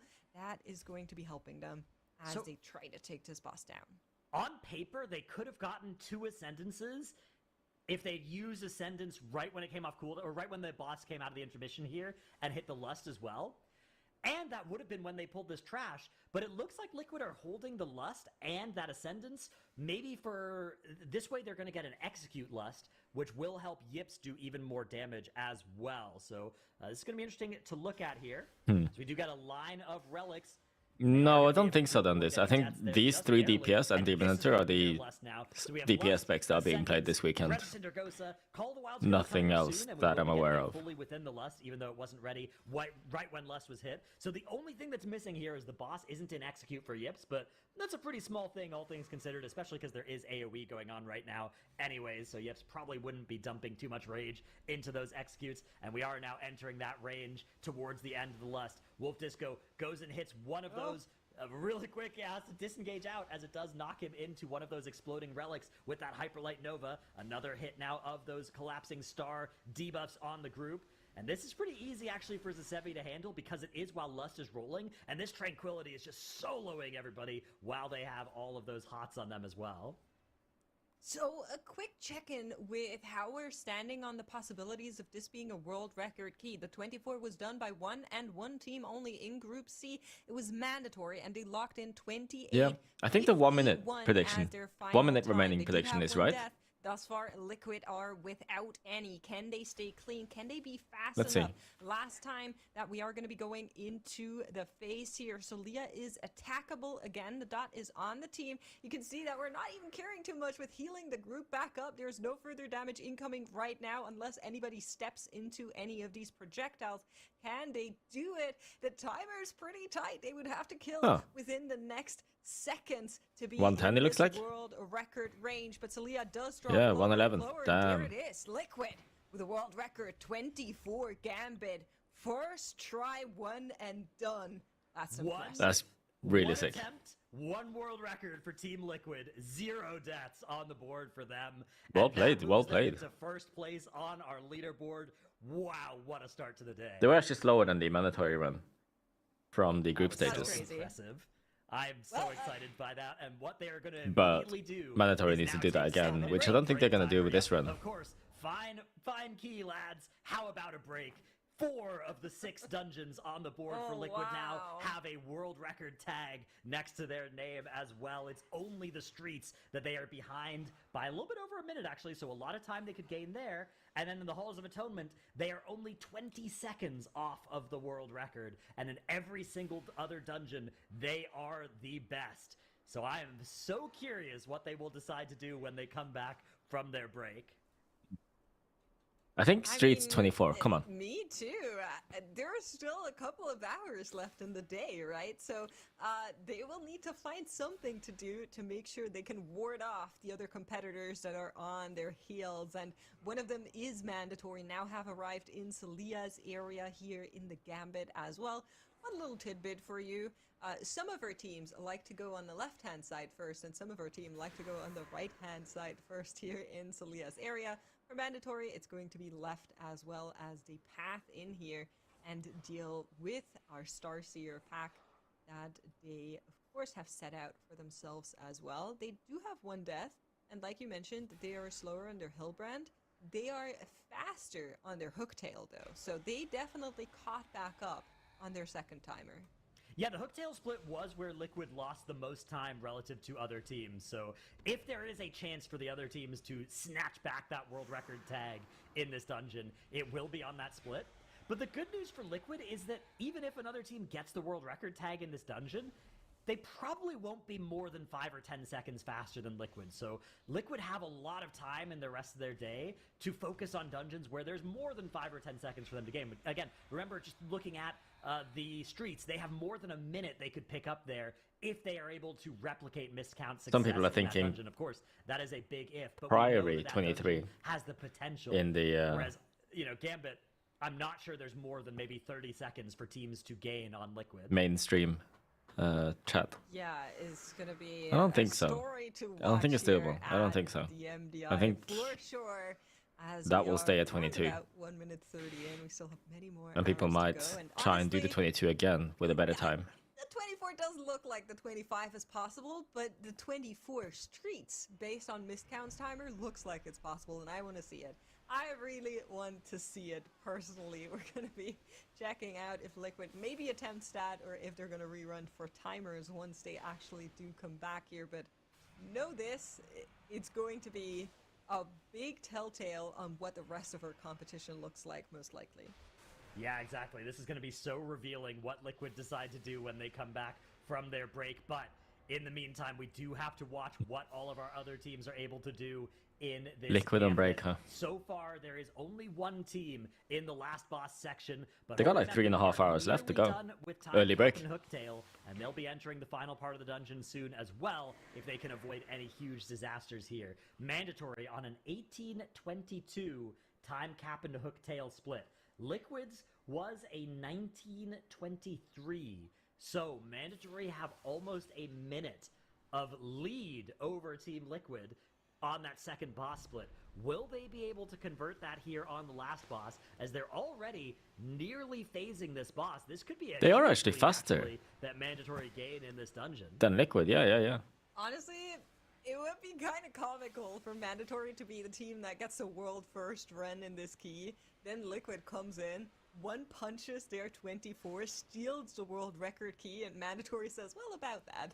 Actually, we're going to take that back. So I think it would be quite comical. We're going to be seeing whether or not they'll be able to do that. It all depends on whether or not they can have the same A push timings on Celia and B, Holy method with the loading screen. I was scared there for them. I was like, huh? Did they just port out? No. They're just going to the last part of the dungeon. As they are pushing Celia into phase 2. Yeah, there goes that boss push in just a moment here for Mandatory, and they still have so much time. I mean, 23:30. This boss is going to die in another 4.5 minutes probably, so this could be a 28-minute gambit that they put on the board here potentially, if they are perfect from here. Now they are looking at only one more Ascendance that is going to line up with their Lust. It'll probably be after the, not the next, but maybe the one after, the immune phase after the next one will be when all of their cooldowns probably line up here. But all of that should still mean, yeah, this boss could die in the next 3 or 4 minutes here for Mandatory. 4 minutes probably being something they would be really happy with, killing the boss from here. Yeah, so 28 minutes on the dungeon timer could be what they're playing for here, trying to snatch back that world record tag from Liquid. 28:48 is the time to beat. So as long as they can get this boss killed in the next 4.5 minutes, they will get the world record tag back in this dungeon. I think they will. I think they will. Mandatory took 6 minutes 45 in their first attempt when they timed this key.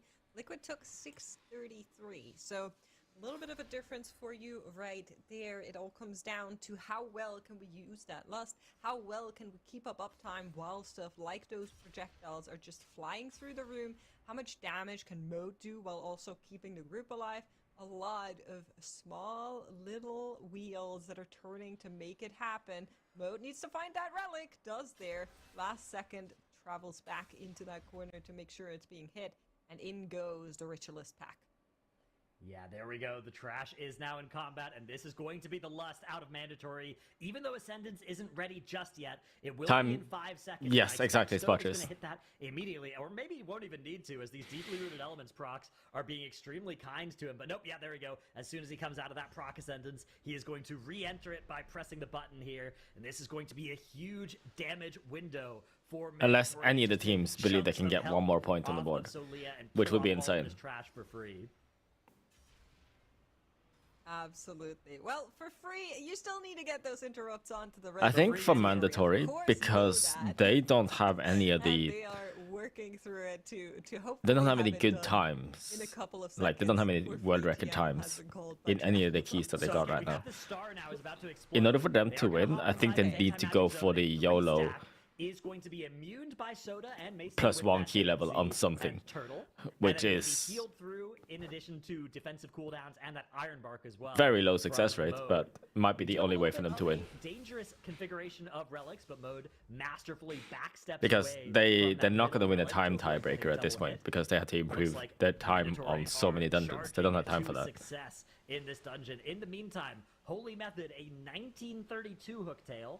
So 3 levels between Flood and Gambit is crazy. Yeah. To time this key, and they did gain time on Liquid between but Hillbrand and 22 Flood will be done, so it will be 2 levels. Quite a bit slower than Mandatory. But yeah, like Flood and Priory are so much harder than the rest of the dungeons. Yeah, I'm at equal level. Actually a little bit surprised by Holy Method's speed. This is not generally a team that we look at and we go, oh, their splits are slower than the other teams. So I'm curious if it's just that one death that actually costs them so much, or if it's actually the way they are routing through that first area that throws them back so much, because their Hillbrand split is also slower. We're going to be seeing what their final dungeon timer is going to be, but first, of course, they need to get 953 Hillbrand split is really fast there. That was miscount. Wow, okay. They might have the fastest one if they can do a 0 death run here. Sits at 28:48.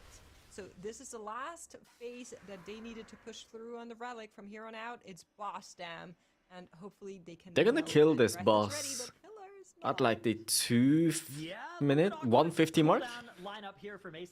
That's really, really fast. That is going to be a world record. Inside that pillar window as possible. 2 minutes mark. It looks like. Press that like 2:05 even. You are going to need to do that in order to get your full breath before the boss even dies here. Stove not going to be getting back to the Ascendants, but did get a favorable proc of deeply rooted elements at the start. 2:04. Sub 28 minutes. Wow. Okay, that's crazy fast. 7:55 on the board, and they take back the world record by nearly a minute over. Holy Method will time it, but only kind of barely. In that gambit, like they'll have less than 1 minute left. Because they are still missing, but it's timed as long as they don't wipe. Their times are now exceptional with the inclusion of that gambit. If the other teams aren't able to match there, this could be a huge strength for mandatory, but all of it will require them to time that 22 floodgate. This is actually the first time this weekend we're seeing mandatory. Haven't been able to get a 19 flood time for Resilient for like 3 weeks now. It sucks, yeah. Floodgate is brutal, dude. Start of day 2, but they clawed back so much in that ending of day 2. So it's really cool to see them now finally also get one of these esteemed world record tags on our leaderboard. Hopefully they'll be able to time this 22 like you're calling out. A lot depends on it. I know. I mean, this is incredible. Watching these 24s just roll in, I keep reminding myself, like, oh no, this is a plus 24 gambit that they're doing right now, because these teams are just playing out of their minds. But we will keep an eye on the action as it continues. Dratnos, you'll have to keep an eye from the couch or chair, wherever you're going to be relaxing. All right. Later. Bye. And we're bringing Nagura back to the desk. So obviously there is so much competition right now. We are seeing incredible play and these plus 24 gambits coming in, and Holy Method, who we're watching here, obviously they want to defend their crown. We've seen before that they always have something that they can pull out to top other teams, just like Now was kind of saying right in his interview in our pre-show video. But Nagura, do you think it's going to be enough for them this time? Liquid's going for the 23 it's gonna be so tough to tell because we're so early in the streets. Day still, and everyone's Timer trying improvement. to finish off those 24s. And it all depends on what is happening after, right? Like, what are teams going to do after? We do see Liquid is now back from their break. Disappointing. They decided Please. to do a 23 Where's the 24? Obviously, already have done the 23 streets. That means they're trying to increase their time tiebreaker here, first of all. So they are 1 minute. No, let me see. They are actually 1 minute 20 seconds behind to the world. Their timer is so there's pretty bad in streets, sure. But I think they should just go straight for the 24, because I really believe that someone will do it today. Ace up their sleeve, right? They have so much time left in the day. This would be the time of the day where they try and do like one higher key level. If they come back and they do the streets, to me that kind of says, okay, from now on they're gonna be improving their time tiebreakers. What do you think? So, while of course I think that is a reasonable explanation, let me sell you some copium, okay? Yeah. So they actually looked at what Miscount was doing in their streets yesterday, and we're rerunning this 23 just to check that our tech is working, and then if our 23 is going to be faster, we'll go into the 24. Wait, you know what? I'm buying it. I'm buying that cope. I like it. Because here's the thing, just some information for the audience. Is that it's a time waste. Either way. Whenever the tournament is going on, outside of the tournament times. So you can't access the keys, right? That means these teams in between the tournament days, they can't go in and practice runs. They can go through it and strategize and like theorize and like talk about it, but they can't actually play them on a tournament realm. So it is actually a possibility that they are kind of like, they did work on their streets route and strategy and they discussed it. But of course, now they actually have to try it. And because there's so much time left in the day, trying it on a 23 does make sense because, again, they have to...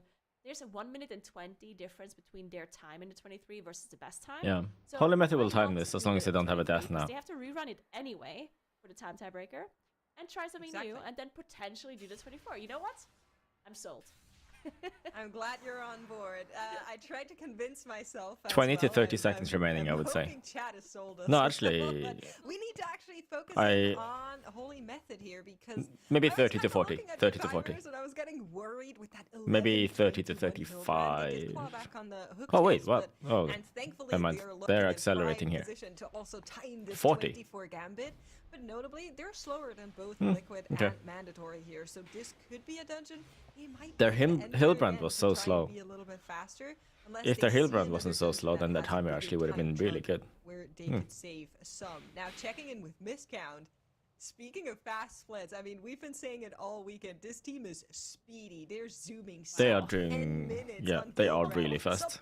18 minutes on Hooktail. Miscount are flying through this. Let's see what Holy Method does now. Wow, oh, actually, they need to do the floodgate still, so they're probably going to go there now. To be putting that 24 on the board. So obviously that is not ideal. But if they come in here now and they manage to get the fastest timer, then it's all worth it, right? Because that potentially means that the other teams have to come back here in the 24 and run it again. Miscount is not a new team in MDI now. Might not have to. If they are finishing this key now without any further mistakes, then they're going to be putting up an insane time. They've been around for a while now, I would say. Will be faster than Mandatory, just looking at their Hellbrand and Hooktail splits. Very strong team. Yeah, they're looking extremely strong this season. Crazy timers. I'm gonna level with you, chat. Those are crazy fast timers.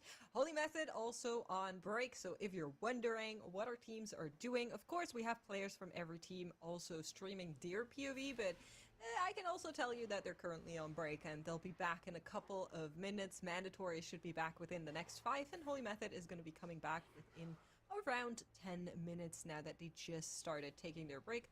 Liquid already has taken their first break, and as you can see in the bottom right, they're working on this 23 straights. But I'm really curious when we're actually going to be tagging in Celia, because from then on, it's like 6:37-ish minutes for Miscount, and that is going to tell us a lot.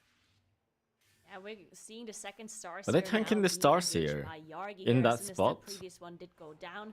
We do see a bunch of traps and where they tank Celia usually, just because maybe the Star can spawn. Can get them in whenever they want them to. The Pulsar can only spawn in a small area then. I don't know. It looked like they were tanking in that corner. You can fight at the same time, so that's why we do. But they're not doing it now, so. CCs coming through, and then of course the Starseer is the main target for them, because that is the mob that is preventing them from pulling the boss. As soon as the Starseer is dead, they can pull whatever they want that is left from the trash into the boss eventually. Yeah, I'm kind of being scared of speaking about this just because of how crazy fast they are. But we also need to check in with Liquid a little bit, because they are rerunning for timer, and I pulled up the timers that looks a bit dicey, but they killed it fast enough. Which is the fastest 23 straights that we have, and they killed Sofex on 5:57. Oh, now, look at this new pop. It looks like Liquid are the new view. view. To that. Yes, enhanced. So 5:59. Wow. Okay. 2 seconds slower. That's pretty good. Yeah, you take those. I think it's definitely good, especially if this is your first attempt with like a new strategy or new route. Because again, exactly, they were not able to practice this between yesterday and today. They only discussed it, and then trying it for the first time now live on the tournament, live on broadcast. So executing this straight away and being able to be that quick is incredible. So you have to keep an eye on them for sure. And I do want to say one thing about Liquid. Like, they are just crazy when it comes to the execution. The first team to finish off that 24 gambit. And I checked up the runs from yesterday and from Friday.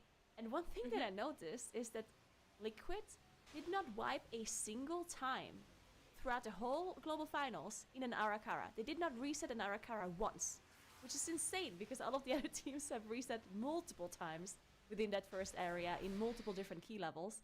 And Liquid just kind of ran through. Kira does go down. Oh, Kira's down. It's over. This is a they had the most insane timer. Anymore. They're gonna have to. And then he just dies. Portal out, and no way. This is what happens with Miscount strategies, right? They are so aggressive, and it's gonna pay off once they time the key.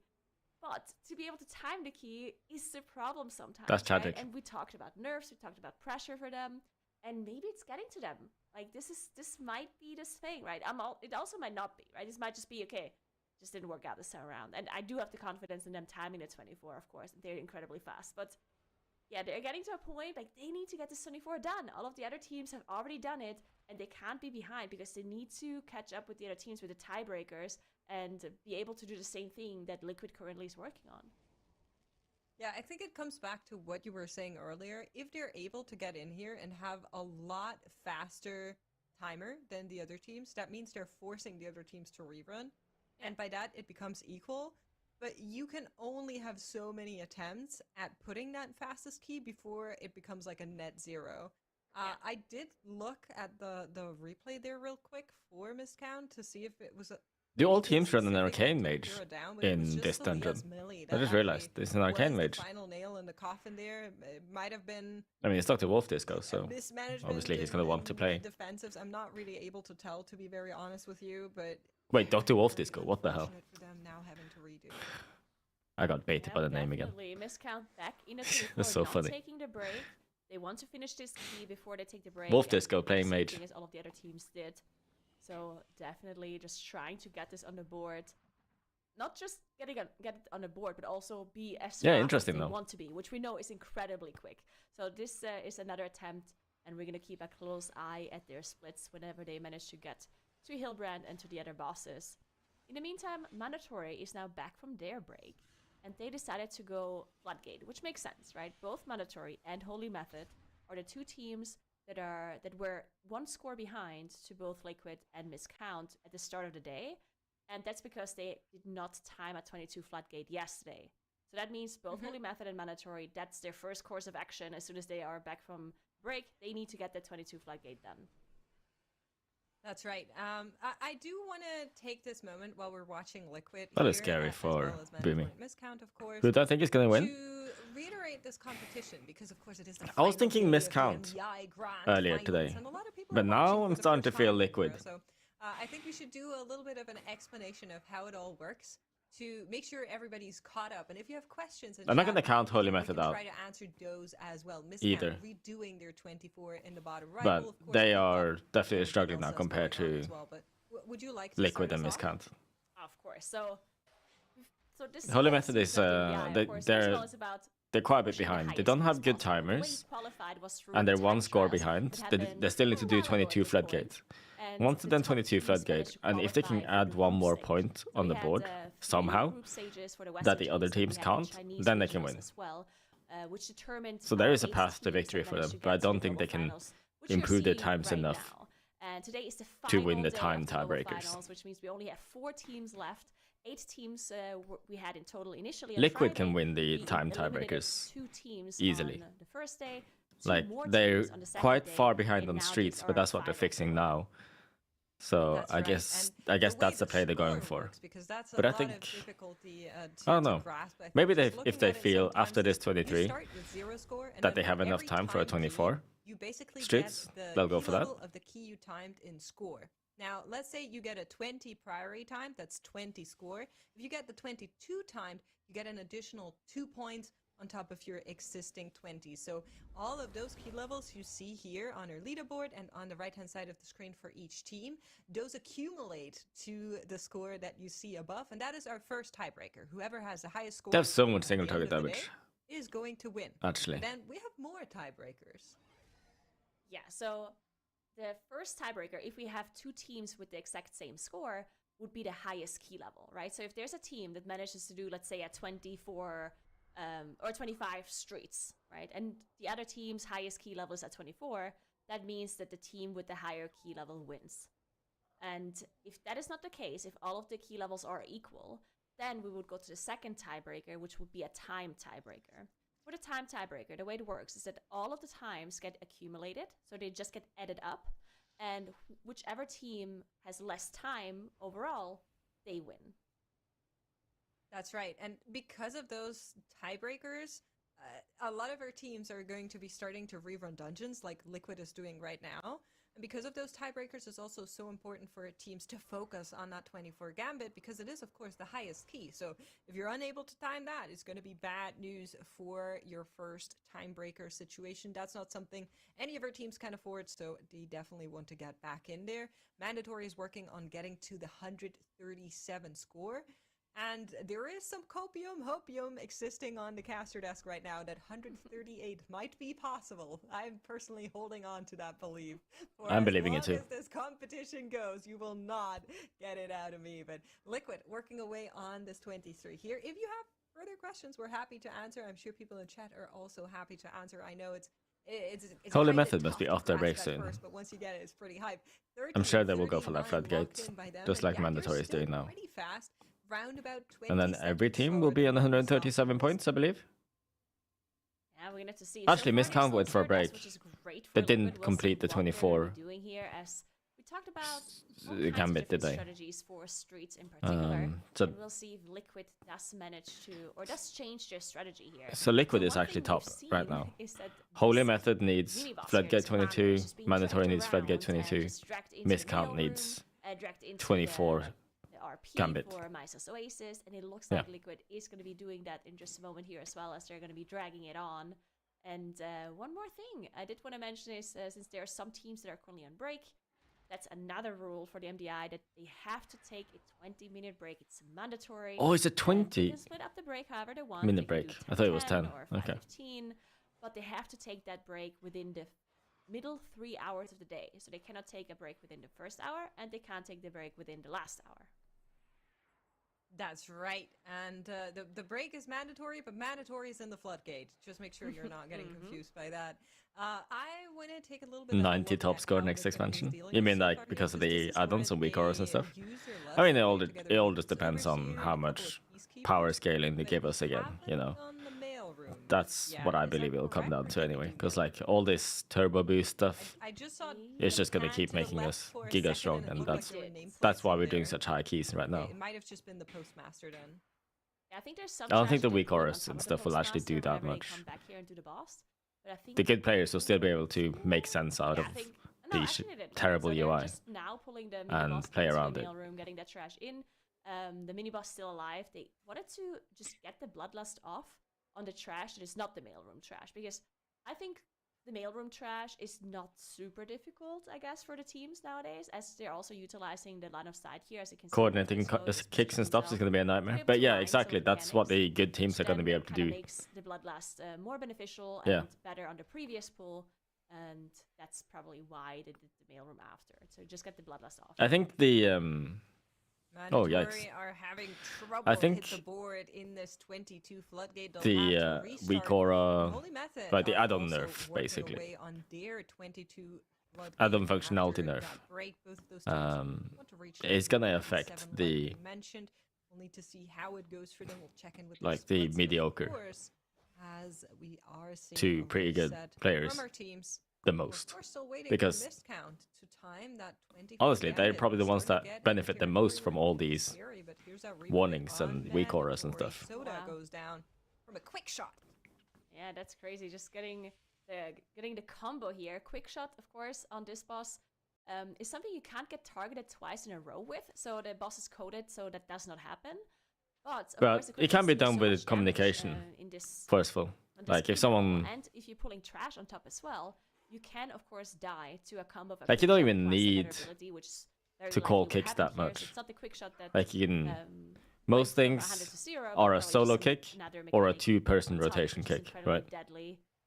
So yeah, gonna have to see a reset here. And also So, to like- mention that Miscount is taking their break now without having finished the 24 Yeah. gambit. You can It's do just it without possible they were, seeing. you know, they were getting actually maybe it was seeing getting to their them a little cooldowns, bit, and they but just decided, you know what, let's just it's take this just break. We can harder. come back, one shot the 24 back from the break immediately. But yeah, something like communication that, is going to and be more just important than ever, for sure. Make sure that they get the reset in. Because And- sometimes we do see teams just kind of I don't know. like smash their heads against a wall and not taking a break. Like It's not very good, refusing is to it? Take a break. It makes it harder to pug even because though nobody really wants to clear pug from- and well, I don't wanna say join clear, but voice with random from, like, people an all the time. outside point of view, it seems like that they really are making mistakes and struggling, which is uncharacteristic for a team. And they just don't want to take the break though, because how these players are. They're so Yeah, competitive, Spartus. and they will It's about their pride. They just want to get it done before they take the break. But yeah, miscount, deciding, you know what, it's time. Let's take this break and just take a little bit of a reset.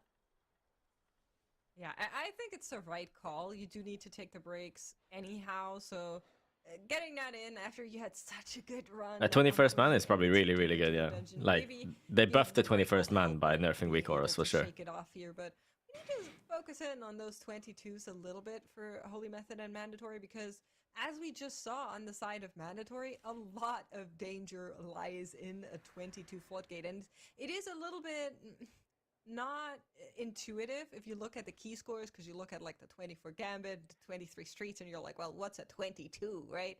But the scaling in the dungeons is a little bit different per dungeon.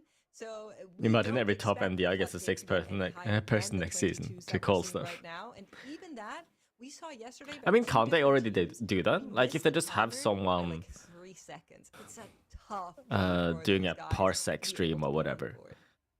Yeah, that's almost so, Holy Method and Mandatory instant have an easy time VOD in there, and Liquid as well. So Liquid, of course, like almost no latency VOD, right? Stream. So we know they're So capable of this, but they are quite a bit slower. maybe they could use a 6th-person like that to call stops. And it was a 3151, which of course not going to tell you very much looking at the dungeon right now, since they're only 20 Yeah, minutes in. exactly, forceful, exactly. A little bit better to compare once we get closer to SOAS. I can just see the 6-man with like 6 monitors, 5 monitors.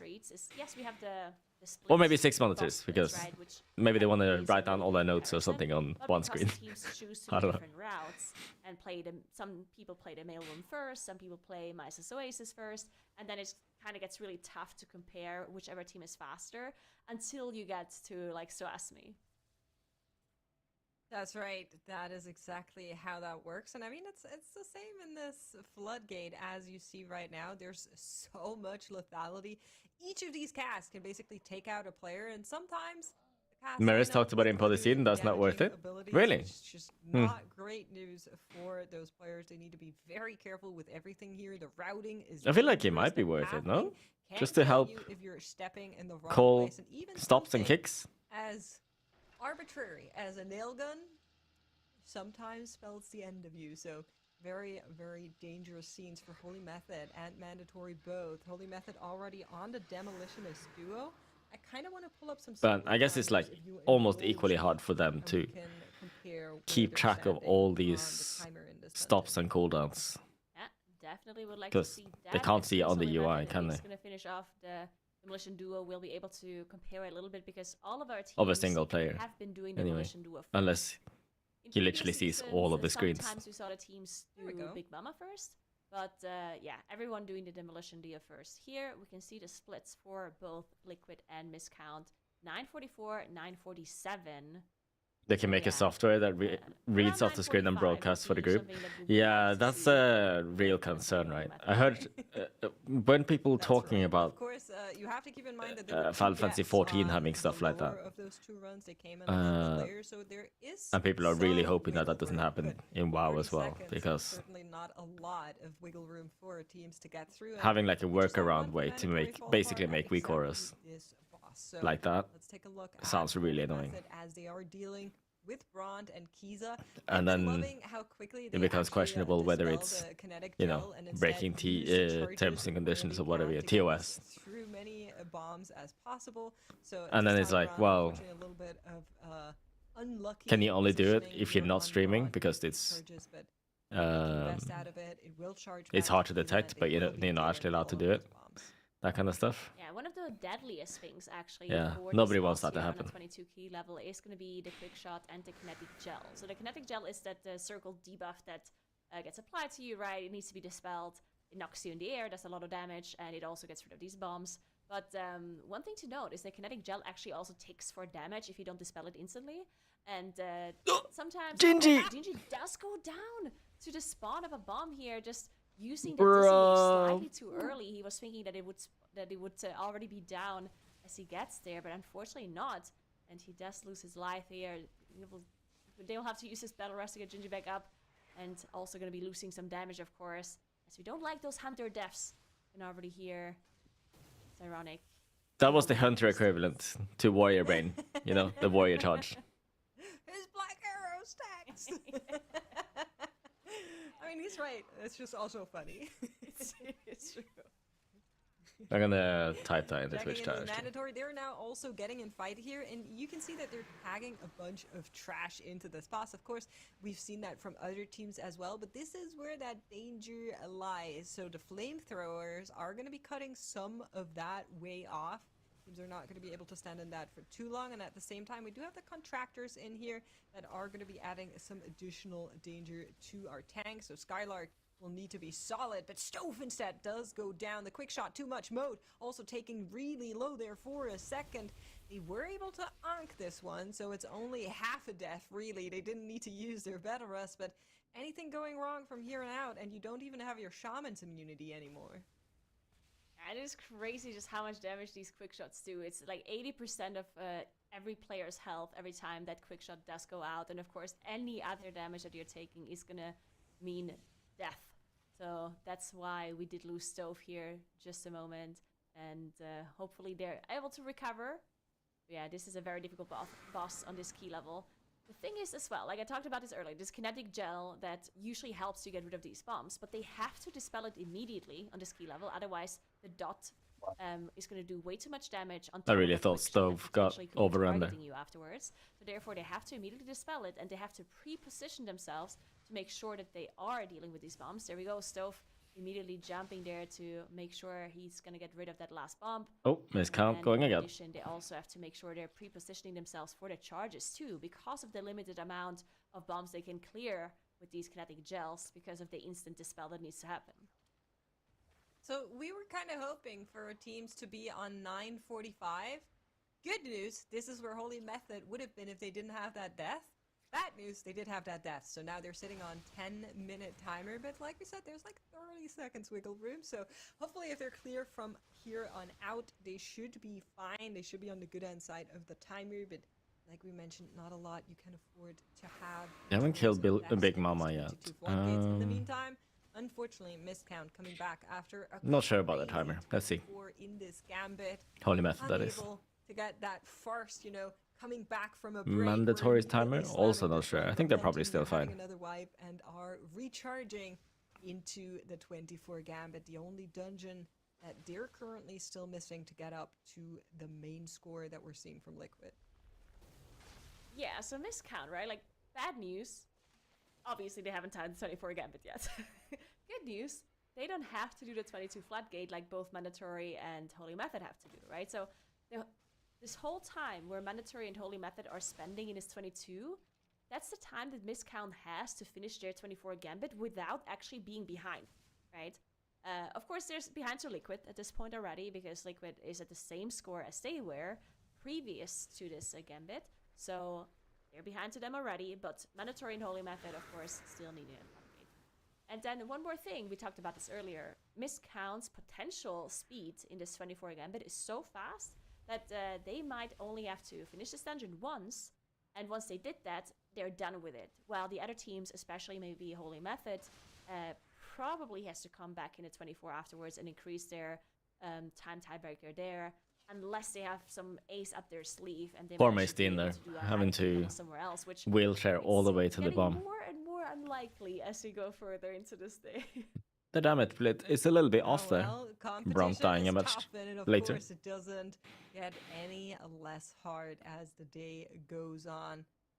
Our teams will need to get through these dungeons cleanly and, of course, be able to time them. And sometimes 10-18 is possible. Mandatory also with the additional. Not the fastest, but doable. Even slower than what we're seeing from Holy Method. That is not good news. They don't have any time to give in the first place. We're looking at our time tiebreakers, and they will need to be flooring it in some of the other dungeons if they want to claw back. 100%.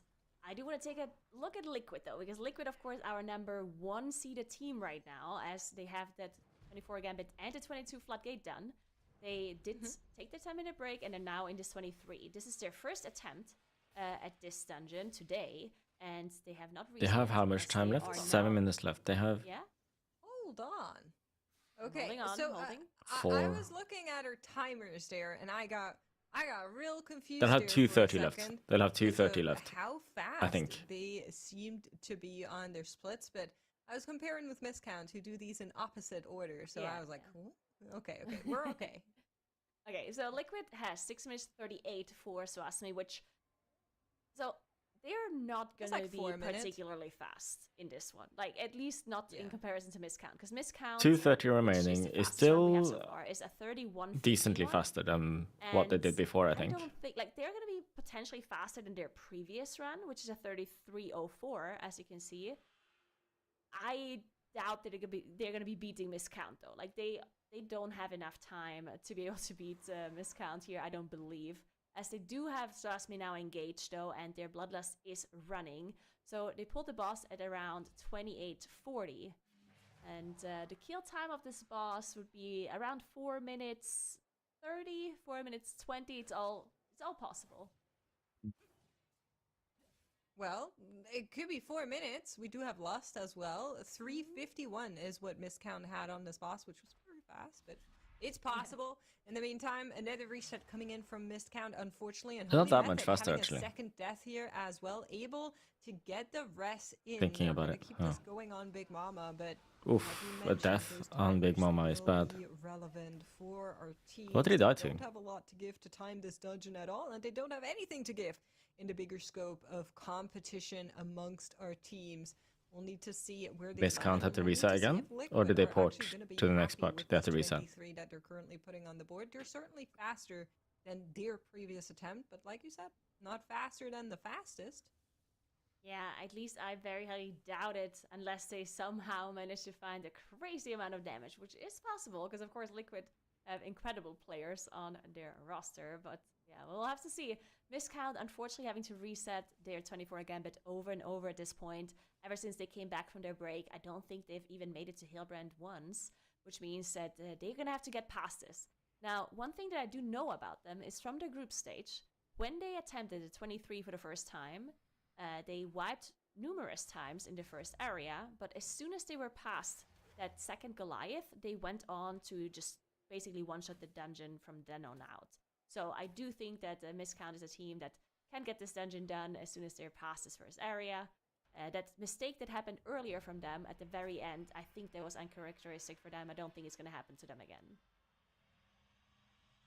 I don't think it's going to happen again as well, and I appreciate some good love-watching juju from you, Nagura. Hopefully it works out for Miscount as they're battling the beasts of the ocean. The Goliaths are relentlessly sending them back to the entrance of the dungeon, but maybe, hopefully, this could be the run where they get The hell? I feel like Holy Method has been fighting Big Mama for like forever. An eye on them, as well as on Liquid, of course. And she's still on 60%. This 23. Quick reminder, 31:51 was the timer from Miscount, so Liquid is going to be over that by a good chunk, as you Mandatory has to reset. now, but do you think they're going to be happy with that, or do you think, like, we slam this dungeon, we go into the 24, of course? Dude, they're blasting this boss right now. I just want to point that out. Like, yes, they are not going to beat Miscount's time, but Miscount needed, like, 450 or something for Suasmi, and you can see in the details, you can see how long they have been in combat right now. 3 minutes at this point, and the boss is down to 24%. I actually think they're incredibly quick right now. We do have another Arcane Surge coming up from Wolf Disco here in Execute. We also have Bloomy's cooldowns, and we have Ashine's cooldowns as well. I think this boss might be dying. They might even be able to commit here and not have to dodge next Shuri, which means that they're going to have 32, like sub 4 minutes kill on Suasmi, which is actually incredibly quick. Yeah, I did predict about 2:30 left, so well. They had 3:51 on their good prediction. Well done, me. Liquid are looking to be faster than that as well. Wow. So, like you're mentioning, certainly accelerating there on that final boss. 30-25 is going to be locked in at now, chat. I need you all to do a little bit of praging with me, so hopefully we can see a 24. Hopefully the stars have aligned to make that happen. In the meantime, reset for mandatory as well. Here's that replay What of happened how here? it all went Oof. wrong. Oh in no, fight with Mace Big got Mama. overrun. Gets run over by a Doomstorm. Moat falls down, and from there on out, it was called, we're not going to be finishing this out. Maybe he even jumped. Maybe they were like, I'm sure they called it. They I called don't it. think he fell by accident, actually, looking at this. I think he jumped. Yeah, I think so as well. Looks like Liquid is heading into the Priory. That's interesting, actually, because That is interesting. Why are they going in Priory? The ones that they could make up. Do they really think they don't think they can do 23, do they? Approximately 50 seconds. Oh, okay, they called it There's Holy Method. Or did they die? Oh, that's. Oh, I mean, did they? They're 20 minutes into the dungeon, Oh, no. and that's also again a reset for Holy Method here. They're gonna have to go back in. Yeah, this 22 floodgate is just so rough for both Holy Method and Mandatory. They've been not able to complete this yesterday, and they just continue to struggle today as well. Yeah, I mean this 22 floodgate, I think for no team really is a one and done. Yeah, I do think Holy Method's timer was cooked, so they had to go again anyway. They had a bunch of deaths already on there as well. I think they maybe looked at their timer and said, this is not going to be good enough. Teams will need to be so clean. I mean, you're seeing it on Liquid. They obviously have the time to rerun a bunch of their dungeon runs, but if you're one of the teams that can still convert to +1, you better hope your miscount, where you're really fast in the +1, that you're still getting on your board, and hopefully are forcing other teams to get those reruns in. Speaking of, doing though, are they doing at 23? Like they have the world they have the world record in Priory. They literally have the fastest run. Like, okay, why are they in there? Maybe they know they can be faster. Yeah, I mean that's obviously possible, right? Just because you have the fastest run doesn't mean. So yeah, I'm a bit confused. Are they actually going 23? What is Hold this? on. No, it's 22. That would be so cool, but okay, it is a 22. They think they can improve their 22. Oh man, I thought this was. That's interesting. Okay, this is crazy. This is incredibly interesting. So their obviously Liquid. Their previous one was 0 deaths apparently. Like they look very strong. And they think they can improve it. Okay. Number one spot. They managed to just improve the time tiebreakers in the 23 streets as well, which is great for them. Not the world record, but close to it enough that they feel confident. And now they're going to the Priory, which they seem to be the most confident in to make up more time in. Or, so a little bit of cope again. I'm going to reiterate the point that you made earlier. Yeah, I'm just going to say the same thing that you said earlier. Maybe they discussed, you know what? 23 is like the 23 Priory is the most likely point we could get. Maybe they talked about it before the tournament started, and they're just now running the 22, try the strategy that they're wanting to try. I don't think so. I don't think they're gonna try 23 afterwards. You know, it is possible. Okay, I like it. I'm with it. And hopefully we'll see a 23 Priory. Listen, I don't believe in 23 Priory. I really don't. You could come to me and you could be like, Makes, actually, because, yeah. And I'd be like, Sezavi is like constantly walking into these traps and shape-shifting. Like he's spending most of his globals just shape-shifting.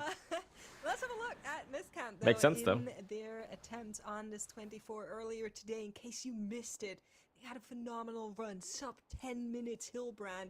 They were flying through this dungeon, and then it all went wrong as they were already on Celia, something that we basically never see from Miscount. A tank death claimed their run, unfortunately. And 23 Priory Paladins. You probably do get one shot, yes, by Paladins. At least if you don't have anything. Although, does the Sacred Toll count as AoE damage? Is it reduced by avoidance? If so, then you probably do survive it, and it's just the usual, you need to be topped off before the next Sacred Toll. Because they came in with the 22 floodgate already done, compared to Holy Method and Mandatory. Because on the tournament run, they have more avoidance. They have avoidance on every piece. It's not going to be the end of the world. So as long as they manage to get it done at some point, within the next hour or so, I think they're still going to be very good to be able to potentially still win the whole day, as May's team does go down to a flamethrower here, and Soda follows. Go again. So that means Mandatory is very likely going to reset this again. Only 5 minutes in, so not the end of the world, of course, but do want to get this done eventually. As, again, this is a catch-up key. Mandatory and Holy Method are still catching up to both Liquid and Miscount. Liquid at this point, they're just chilling, right? Like, they got their keys done. Miscount manages to get to Hillbrand. Room. That's very good news for Miscount. Okay, you sold me on this. I'm a believer. We have made it here. We took our Stoneforge Guardians with us. We're on the way to start the RP on Hillbrand. In fight they are, with everything coming for them here down the stairs. Of course, this is a I feel like they got here at a decently fast time. Really truly stops, but at least they have made it through the Goliaths, like you were So good run so far. And I am willing to believe, to love watch, that they can get through this unscathed. I believe in Miscount as well. There's one little game you can play here on this boss fight with these Guardians. Take a look at Verp, the DK, and just follow him around. See what he's doing. It's actually incredible how much movement you have to do and how much stuff you have to dodge in melee here. Unfortunately, as all of these Guardians create so much area of denial on the floor, on top of the purification beam from the boss as well, and just everything that is happening here is crazy. Now, in the I know the feeling. In the cycle that the Hillbrand is in the intermission right now, obviously there's as a melee player on this boss, worry about because you just get used to it. It's not that bad. But now we're back. All right, Verp. Good luck. That's right, yeah, and of course at the same time, you are trying to get your cooldown sent into these packs to make sure you can do efficient damage while getting denied on everything. They're actually really cool, utilizing this cubby here in a cool way, where they're getting all the crackles over up to the console to make sure they're not denying too much space. Whenever they can. Of course, that's not always possible, as two of the crackles are getting through at the same time. You do need to interrupt all of these vault purifiers. You need to make sure that that is being done, and you need to make sure that you're top before the bursts happen, as they do a lot of damage. And I mean, Burp, what a champ, just getting through this area of denial. Every single time I see these DKs here, I don't envy them. I really have respect. So much space. Where's he gonna go? Yep. Oh my That's god, AMS. You don't go anywhere. You just stand. It is These custom mains, dude. He managed to save the AMS for this point, though, right? Because he literally had to interrupt the purifiers, and there was just no space, so he had to use his AMS here to be able to interrupt, and then he was able to walk out. But yeah, like you saw how crazy that can be in melee range here. Thankfully, they managed to finish up the Guardians now. They should be able to finish up Hillbrand nicely from here on out. Shouldn't be a big problem for them anymore. Those Guardians dead. Holy Method, in the meantime, back to that first boss, to the Demolition Duo. They did have to reset this dungeon a few times. This is probably a yesterday. slightly faster split for Holy Method. It's actually incredible. MDI is PvE. You have these quick shots doing an insane amount of damage. You have the kinetic gel doing an insane amount of damage, and you have some trash that you're gathering on here as well. You have to make sure the Shredinator is dodged without you taking a single tick of this, otherwise you're gonna die. You getting hit by anything means you're going to die. Oh, really nice charge here for Holy Method. Couldn't be able to clear 3 of those. I mean, it depends on the angle, but I feel like Whitby could have got all 3 of those. Or maybe it did get all 3 of them. Who am I rooting for? I don't really root for anyone. Like, I just like to watch and try and steal some strats. And, you know, it's always cool to see what people cook up to push maybe one more key level that nobody thought they'd be able to do. And I really think that Streets is a dungeon where someone can cook something up and do a 24. To have restarted as 22. But we'll have to see. They're just trying to it might be that everyone parks at 137 score and then just try to do Timebreaker win. But we'll see. Will eventually time. We'd rather be in the best position we can be, so they're just going through the dungeons and trying to be faster. I don't really know anyone in these teams, you know, so I don't root for anyone. If I knew someone personally, or you know, was friends with any of them, then I would probably lean towards rooting for them. But I don't have any ties with anyone really, so yeah, nobody. And they just have this like crazy kind of speed that they didn't manage to execute the first time. Another thing to note is the 22 world record that I have here is with 0 deaths. So yep. No, they did not have like a death here and there that they can like do better this time around. It literally has to be either them having a new route or a new strategy, or they really had something go wrong in the previous run that did not result in a death, but still. Miscount is having a really good run here. Again, a sub 10-minute Hillbrand. From the looks of it, it's really hard to make out with that tiny screen and the We know we can do better. Not than so that. high quality stream. One of our cooldowns didn't go where it I was think it's sub supposed 10 to, minutes. or whatever. I don't know what it was.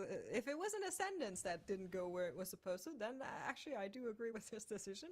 I'm curious on how they're going to be routing through this dungeon, but Oh, I like that. Missed count because they finished out. The They hit round. are They're on their way to stutter Hooktail. Now we're gonna stepping see if we're flying fast again. in And a yes, circle they are 9 on to the first boss 45 in on Priory, this so that you split can timer for stay in Missed melee Count range and here. DPS full That stop, sparks like confidence, I non-stop. tell ya. Uh, Incredible news from Miss similar Count to the here. last boss But, in of Necrotic course, Wake. Talked about this. They have to get this 24 Huh. down. They have been I need to get my team to do attempting that this since the start of in the Priory when we start pushing that 21.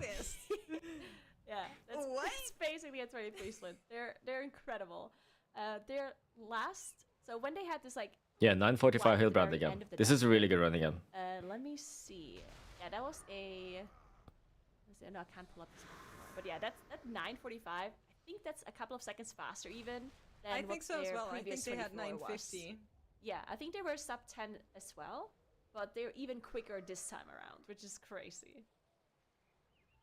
That is incredible missed count here in the deckhand pull. Bloodlust is running. Kira needs to be very careful in this pull here. You're looking at his health bar and you're like, nah, he's fine. But then every other millisecond, the mask glitches and suddenly that Prot Warrior's HP drops down and then immediately back up. Is very hard to actually see how tough this pull is on your tank just from looking at it this way. But I assure you, there's a lot that happens. And of course, the CC does come in as well here to make sure it Even all with works shield out. wall, he's The getting double kinda chunked. CC in the back on the Tide Sage, the Hex as well as the Trap. Trap now run out. Hex is going to stay alive there as Kira starts kiting it out. Make sure he doesn't take any hands from these deckhands. Yeah, and you can see Kira is already moving on, even though we still have some casters alive. So these brackish bolts have to be interrupted in the back, while Kira is already moving forward, getting these next casters out of their CC, and potentially even posturing to pulling a boss here as well. Maybe we do see. No, I don't think they pull the boss yet. Bloodlust Not while the has officers are run out. alive. They These need to get rid of the sword tosses that are officers. happening on Then from the they are officers probably onto safe to the pull. group is actually just doing so much damage. That is why they're trying to finish off these officers right after the casters. And once the officers are dead, they can potentially pull the boss. And there it is. Wow. Boss engaged. It's less than 13 minutes in the dungeon. Wow. All right. I'm loving seeing them push on through this. I can't wait. Come on, Miscount. You can do it. And while it's hard to interrupt the action when every second can make or break the teams, I'm coming in now to do it. So Makes, your insights have been great as always. And we'll be looking forward to more when you're back later. Bye. Bye. And we're going to be bringing Zyronic in on the desk. Now, obviously, Miscount trying to get this 24 here with Gambit. And Miscount, they really refined their mentality this season. They've gotten a handle on their finals nerves, streamlined their practices, and come in with faster runs than ever. With Miscount, Zyro, what do you think it would mean for them to win this MDI? It would mean everything. I mean, this team has been on the culmination of winning for the past 3 years now. And it's really unfortunate to see them struggle with I think Holy Method has finally got a good run here as well. Every single moment they're still working on the Same with game. Mandatory. It's time that Liquid is shoring up the tiebreakers, right? I feel like Liquid's been every fighting single second Liquid gains is another Dale second Cry faster that Miscount for has so to long. go. So when we're looking at them potentially getting this 24 Gambit down, the pressure is not only on for them just to time this key, but to do it as quickly as possible. That's why we're seeing across the board for all of our teams, they're kind of realizing, hey, if we are able to get to that 137 scoreline, it's going to come down to time. If we have one death in a bad spot, we just need to reset the key regardless of where in the key we are. I wonder what the tiebreaker is going to look true, like. and, to be honest, If they are Miscount looking very strong, times so this 24 this is gonna Gambit. be the run for Miscount, and they can put it on the board here. But here it is, Liquid. They are about to finish off that second boss. 12:04 is their timer here. Let's take a look at their previous best run, which is theirs. Liquid, of course, holding that world record in the 22. And their previous best split Here's the big pull again. 12:26.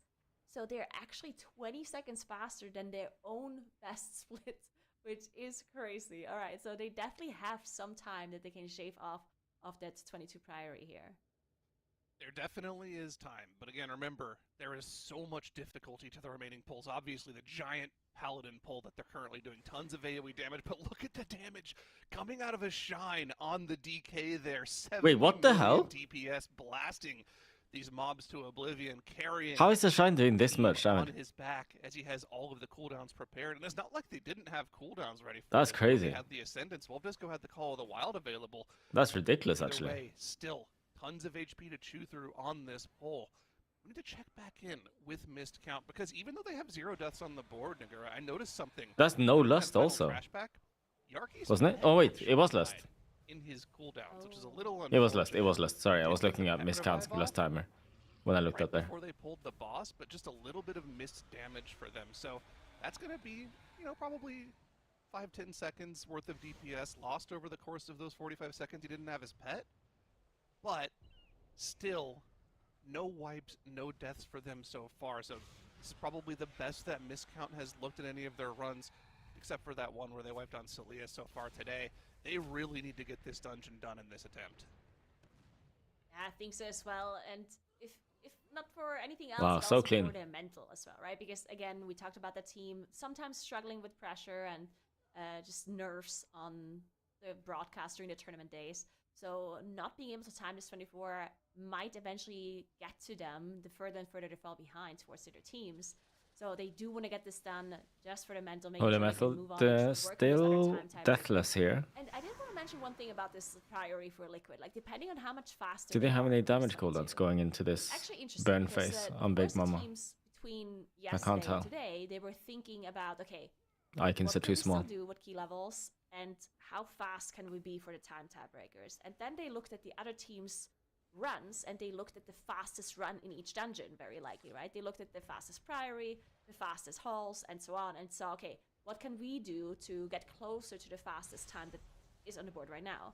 But nobody thought, potentially, that the fastest times can be even faster, right? Except that the teams that are holding the world records.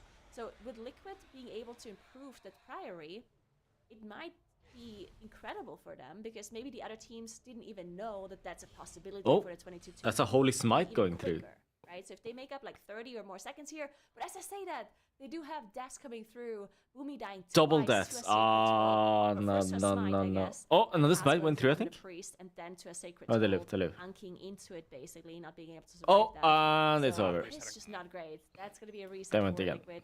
Of course, when they try to improve the tiebreaker, having 2 deaths is just not going to be good enough, and they decide to just go again. Even with the pet deaths, an unbelievable split on Titan Captain Cooktail here. Cooktail. Or missed count, sub 18 minutes, nearly 30 seconds faster than all of our other teams. Can they actually make it work, though? This is where they wiped last time around. These pulls are still brutal. Every single Starseer that you end up pulling, every single pulsar No. does so much damage, and Verb goes down to a melee right on pull here. That pillar is gone. It's a little bit of damage gone for the first pulsar that spawns. That's really bad. They're only going to have That's the actually a Call of the really Wild big deal. available He can't for use this his first Breathless pulsar. Center Ghost now because it'll be a complete waste without To Pillar. see if they manage to finish this off before it takes out the team. You can see just how much damage this pulsar does with each and every cast, but there it does go down. Able to Oh, an survive here. 18 They stack get, prism? at least Possibly? one more pulsar from the Starseer, and they still need to be Yeah. able to finish it off as fast I as don't possible. know. Keep in mind, time matters. It's That's not just about them disastrous. timing Look this, at him, it's look at his also about damage. how Like, it's fast so they can bad time it, because if you it die like might that. all come down That's to a DK. time tiebreakers at the end You of don't this do any day, damage outside because the pillar. everyone wants to be quick. This It is a spawn bad is spawn. nasty. It's so far away from the pack. They need to move everything over to this and swap There on this. comes They the have breath no and pillar, cooldowns for this. so Literally it's nothing gonna is melt up. now. Verb finally pops his cooldowns, is able to destroy that pulsar, but they need to kill the Starseer off before the next pulsar, because there's He still will an die before the entire next pulsar, Starseer 'cause on the other side of breath the is room that they running. need to kill. Hearthjax knows this needs to go down, instantly pops the Ascend, and they're going to chain into the next Starseer. That cooldown will still be up for this next pulsar. Yargi will have the Call of the Wild available for it as well. Let's see if he pops that instantly or actually holds it for a little while. I don't think he's going to hold it at all. Instantly sends it. His first pulsar should go down quickly, but afterwards, they're pretty much going to be tapped on cooldowns. Yeah, this is going to be a bit rough for them. They, of course, need an insane amount of damage for the Starseer to not get more pulsars than what they have planned for. But then they also need to finish off the pulsars. You can see they actually kind of So much healing. leave it a little bit, because we did have some cooldowns from AJ up to be able to keep the group alive. They were able to put a little bit more damage into the Starseer and just kind of focus the pulsar down kind of passively. Another which is pulsar. crazy. But there's one more. It's a third pulsar spawning from this Starseer.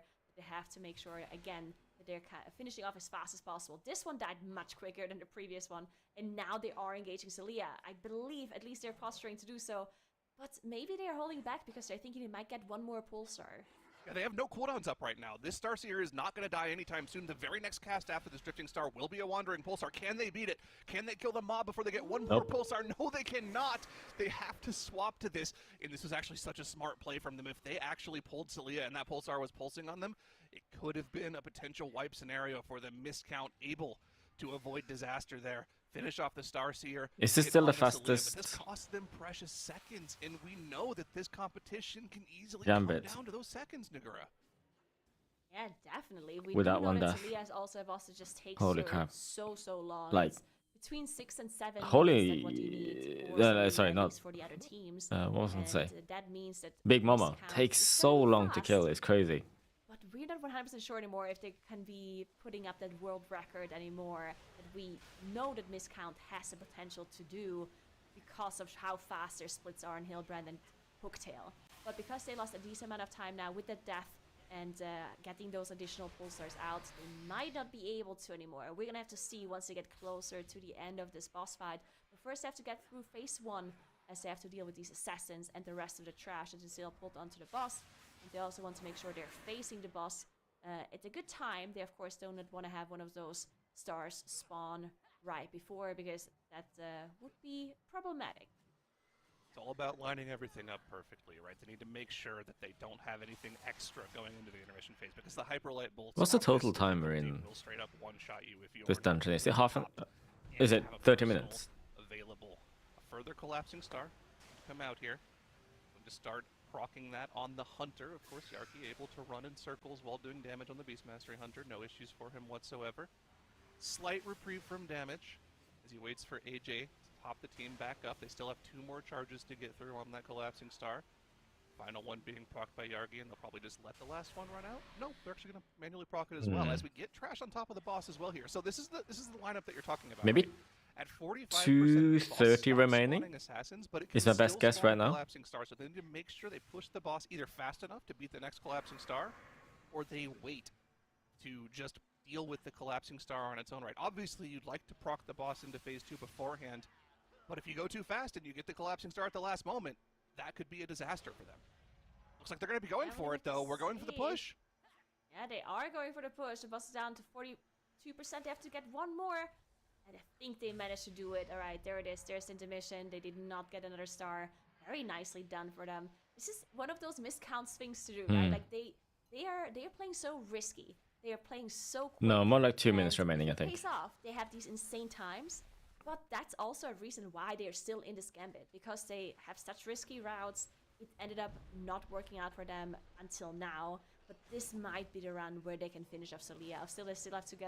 Of course, they still have to go through phase 2. Think about holy methods timer. Well, up still, but it is definitely looking very good for them. 21:30 left, I think it was. Is currently trying to attempt 33-minute total timer, I think. Improvement in their plus 22 prior read. Unfortunately, we just had to reset earlier on a wipe on a paladin pool in front of Baron. Swamp Face probably dies in another 3 minutes.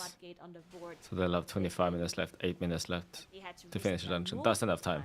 Yeah. While Miscount and Liquid already have that 22 floodgate on the board. The last boss should only take 4 minutes. Right. Liquid and Miscount. Between 4 minutes and 4:15 or so. Liquid in the form of just being able to shore up other time tiebreakers, and Miscount The trash doesn't actually take that being able to long. sit here in this gambit And not as long as be they out kill of the trash without competition. deaths and Even do though it's taken the them skip nearly twice as cleanly, long to potentially put this then they're score on the fine. board, Although they Clicks need just to get died. this down if they want to have any So chance of that's competing timer with the lost. times that Liquid is putting on the board right now. If they have Meanwhile, though, 7.5 Mandatory minutes Holy Method are left, putting up good runs so or even far. Holy Method have a fantastic 7:15 split minutes. on Big Yeah, Mama, and even their 7:15 sub-19 remaining. minutes is They very can fast. That's on probably pace still with what do. we saw from both Liquid Floodgates. and Miscount Yeah. yesterday. Mandatory on a run of their own on Big Mama, but Nagura, it's a little bit slower still. They're about to cross that 19-minute mark, and we also have 2 deaths for them in the final moments of Big Mama here, and unfortunately for Mandatory, it's going to be another full wipe 20 minutes into this key. What did it die to? That is just a heartbreaker for Mandatory. They already had to do some catching up to do. It looked like not just nature when it comes damage, to the which 22 floodgate, is but also for poop on the time floor tiebreakers. and it's just not going great for them in this flood. In some way? It looks like Moat is dying to, He just went over and ran into the electric field. Yeah, wow. They realized sub 19 is the mark we want to make for Big Mama. Oh, okay. They were just resetting. HP, okay. They didn't think they could push it before the next intermission. They felt they didn't have enough time. Okay. They don't have any time left to just spend potentially throwing attempts at that key. You know, those extra 15 minutes that would have taken them to finish that key and not time it. Yeah, I think Miscount will have maybe 2:15 remaining. Finally nearing the end of this. Or maybe dungeon. 4 minutes left on the timer. They have plenty. Maybe of about time. 2:20, 2:25, because they have less right now. For them. The trash has already been pulled and is at 50% from the previous phase, but they were waiting for the perfect lineup. Look at the cooldowns they have for the Bloodlust here. Ascendance for Hearthjacks, Breath and Pillar coming up. Oh my god. Here in the Zyronix's voice is going. As well. This boss is going to melt in this phase. Yeah, they're going to be doing so much damage. The question is, can Miscount beat the current world record? Monvus, thank you for the tier 1 sub. Appreciate that. 27:55 is the time to beat. He got emotional.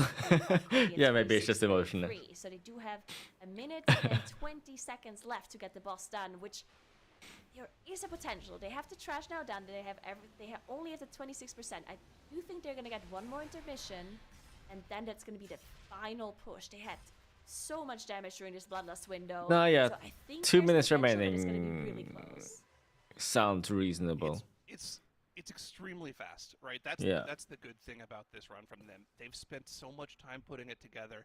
This should be the final intermission. Now, it's actually on the verge of potentially being a little bit too high for them, especially since they just popped all of their cooldowns. Being able to beat that next intermission would be fantastic for them. They have Pillar running now. They don't have any other cooldowns running. Maybe Hunter stuff. It's taken them 2.5 hours, nearly half the day, to complete the final key that we've given. Oh, maybe my first prediction is good. In the end, it might be worth it, as they might be able to just steal away the world record. Is it going to be enough? And one more collapsing star, but it doesn't matter. Is this enough to take them to the top timebreaker wise? Time tiebreaker. I keep saying timebreaker. And it looks like Miscount is going to be able to get that world record as Celia does go down. And they're faster than mandatory by 10 seconds, getting the world record in another dungeon. Alright, well played, well played. Incredible poise to finally, after 2.5 hours, come up with that key. And where does that leave us 14 seconds. 14 Holy crap. Ahead of wow, Team Liquid, wow. less than a death separating our top 2 teams here. And this is why we were talking about this, right? The teams literally are realizing one death could be the difference maker in this competition. If we have a bad death here or there, just reset the key and go again. That's why we saw this happen from Liquid in the previous run. Boomy 2 deaths on the Paladin pole, not good enough. Go again. We need that time. Yeah, and Miscount immediately is zoning into the Priory as well. They know the Priory is a dungeon where they can also save a lot of time. This is interesting though, because looking at Miscount's time tiebreakers, the one where they can kind of save the most amount of time would be the Arakara, because the world record Arakara versus theirs is 1 minute and 10 seconds quicker. So in theory, that would be the dungeon where they're most behind in. Doesn't mean that Miscount is going for Priory. Strategy that would mean that they can be, at that world record time, right? They might just mean Liquid is much faster and Miscount can't. I want to look at Holy Method right now. So they're going into the Priory, which is a 30 seconds difference. They have 540 left from the looks of it. There's another potential that they're about to clear up this pack. But I'm kind of assuming they have plenty of time, actually. The pack is nearly dead. Liquid is doing right now. And they're going to do the invis skip, and they will have 5 minutes remaining when they engage the last boss. The last boss takes 4 minutes to 4:15-ish. So they have 45 seconds left. About a 30-second difference there. In the Halls of Atonement, about a 20-second difference there. So as long as nothing goes wrong as fast as they were able to get it done, in this on this last boss, they're good. Minutes slower than what we saw from Miscount. So if they want to make up the most time, that might be the key that they have to go back into. Now the other thing as well that we're talking about time tiebreakers a lot here. There's still the potential for Miscount to say, let's just go into the 24 streets. There's time left in their run, potentially on their 23 to get that 24 done. It might be a little too volatile for them to be comfortable going for it. I think they should go for it. Extra +1 over the competition. Yeah. That's usually what wins these competitions for our teams in this push format. We've never had a competition before where the teams have had the exact same dungeon scores across the board. The closest we had to that was the last competition, but it was 2 different dungeons the teams had +1s in. So I don't know. This is going to be insane to watch for the end of the day here. It is Holy Method. We can see them on our screen right now. Even though they had reset this key and wiped in this key multiple times, they are now finally on the last boss. They also, unfortunately, wiped on this key once, or had to depleted this key once by only a few seconds. I think it was only 2 or 3 seconds that they went over. It was yesterday. Yeah. This time around, the timer is looking a lot better. Not only is it looking better, they might even still have a chance to get the world record here, because the world record right now is held by Liquid. Liquid has a 32:24 finish timer in this 22 floodgate, and Holy Method might be able to they might quite beat that. They might have 45 seconds remaining. Of course, it wouldn't be like I said, because if they only save like 1 so or 2 seconds, it's not going to be the greatest. That'll be 20 seconds. They need this. They don't want to Time come back tiebreaker. into this floodgate. They want to time this now, and they want to just never see this dungeon again for the rest of the globals and just move on to do other dungeons. It's just, they just need to get this done. It's the same as miscount, right? In order to potentially win the competition, you need to have all of these keys done. But then after the fact, Holy Method is likely going to have some work to do in terms of timers, right? Liquid has been working away at those timers. Miscount has been the fastest overall team. They've been on this for 2 minutes. Method has some slow keys. Their streets is nearly a Boss minute and a half slower. Boss is in a half health. Miscount in the 23, so they're going to have work to do. But in order to get to the point where they can put I in that feel work, like they'll they have need to 30 finish this seconds key here. left. We've been in combat with the boss for 2 minutes and 15 seconds. 2 minute 40 left on the key. We know this is about a 4.5 with this minute kind of boss, so DPS. the timer is there. Now, the cooldown lineup is not going to be as They have good one for more them as it was Ascendance. for other teams.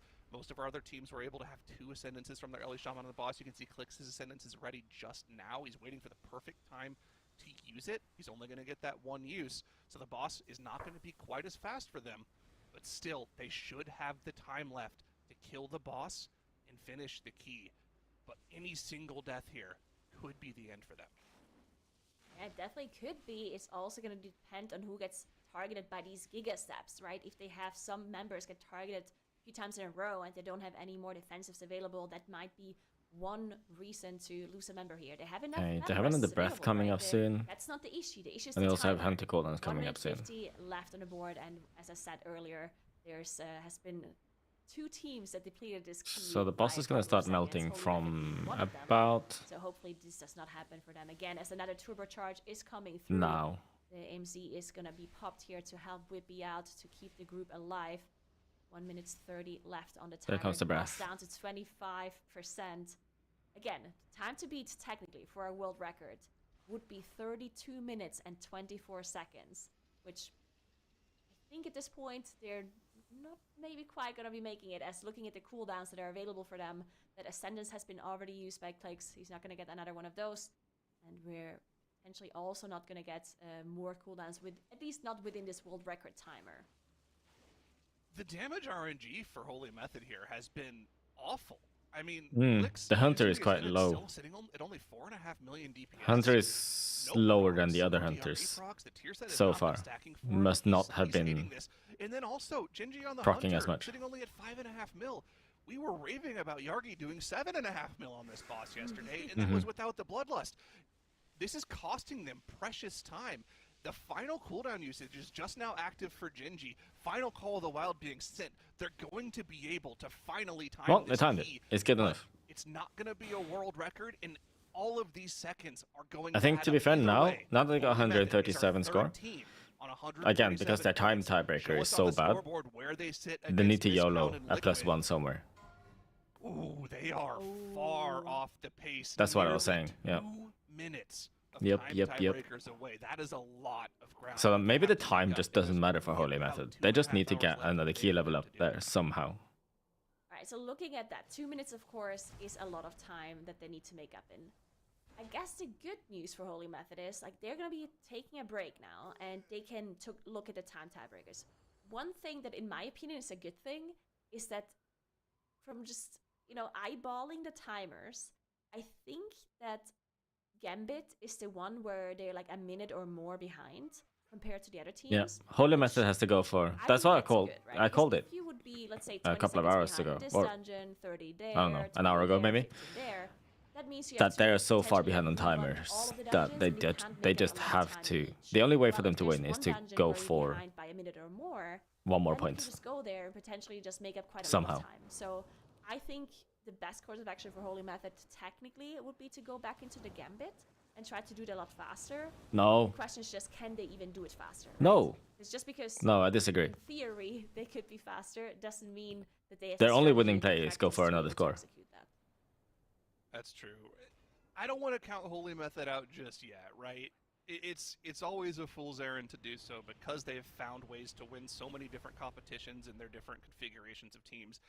In the years of competition we've seen in the MDI. Remember, it was just the last competition where they made up nearly 1 minute 30 seconds in a Cinderbrew Meteor rerun for time and ended up winning the competition just off of that one run alone. If they're able to find that time in any one of these dungeons... Someone in the Twitch chat is asking, where's all the cool routes and tech? So like, bro, they're not what? out of the competition just yet, but they really need to find some They're doing runs in some of these absolutely dungeons.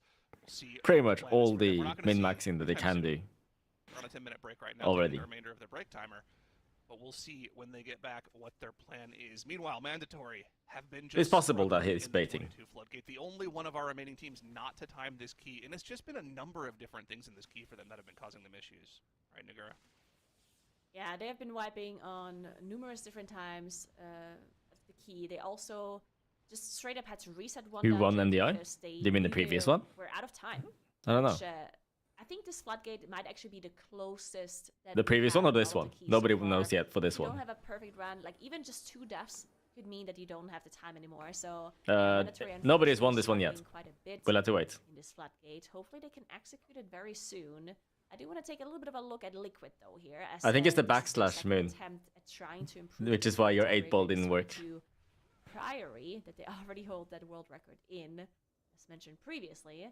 But now they have finished Captain Dalecry. It's a 12-minute timer for them, and their best split was 12 minutes 26. So again, 26 seconds quicker than their first 22, which is kind of on pace of what we saw them as well in the previous round where they ended up wiping on the Brown Pike trash. So looking pretty good for Liquid here. You missed the old MDI. This is seeing no difference than TGP. Honestly, like the old MDI, it wasn't that interesting for me because like it wasn't relatable in any way, right? Like it was cool sometimes to see what like crazy stuff that people would do, and you know,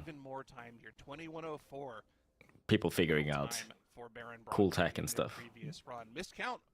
But TGP is what's more relatable to me, and you know, that's the content I do. So with Elena Emberlanes in this corner here, line of sighting every single damage event from these Knights. yeah, so each key level it equals 1 score. Cuphead. Most of the teams at this point have maxed out their key levels. I don't think any of them. Maybe someone will try and do +1 key level, but it's going to be a very, very low success rate. And it's going to be a world record if they do pull it off. At this point, they're trying to do the same keys that they've already timed to get a better timer so that they can win the tiebreaker. Which is going to be baiting those charges whenever everyone else is in melee range. But this time around, AJ actually himself going out as the impale and does hit AJ. Did not manage to line of sight it here. Gets a cat jump on top and does go There's nothing down. to line of sight here, is You it? do have to use the battle rush to get AJ back Or up. Keep in mind, this is he a like time upstairs? Tiebreaker improved attempt. So having a death here is not ideal. They might even want to reset this. Another cat And jump he's dead going again. through on AJ, and he does go down again. I think this might Go be again. a reason for them. There it is. They are choosing to wipe and just go again because that's not gonna be helping. What's the them. timer like for Liquid here? Are they doing well? Liquid speeding up the run here. Oh yeah, they're fast. 1:04 was the split for them on Baron Broggenpike last time around. They're like 40 nearly a seconds whole minute faster. this time around. Yeah, a whole minute They faster, are almost. accelerating as we reach the end of the day here. They know every second counts, but the dungeon is not over yet. They've only dealt with the easier of the Braunpike brothers so far. Sir Braunpike looms in the distance as the final wall of the dungeon, but they need to get through a bunch of these casters first. Yeah, these pulls can be incredibly dangerous as well. What's Holy Method decided to do now? They've already gone for their break, right? And they timed the 22 floodgates, so where are they going next? Are they going to go for 24 streets?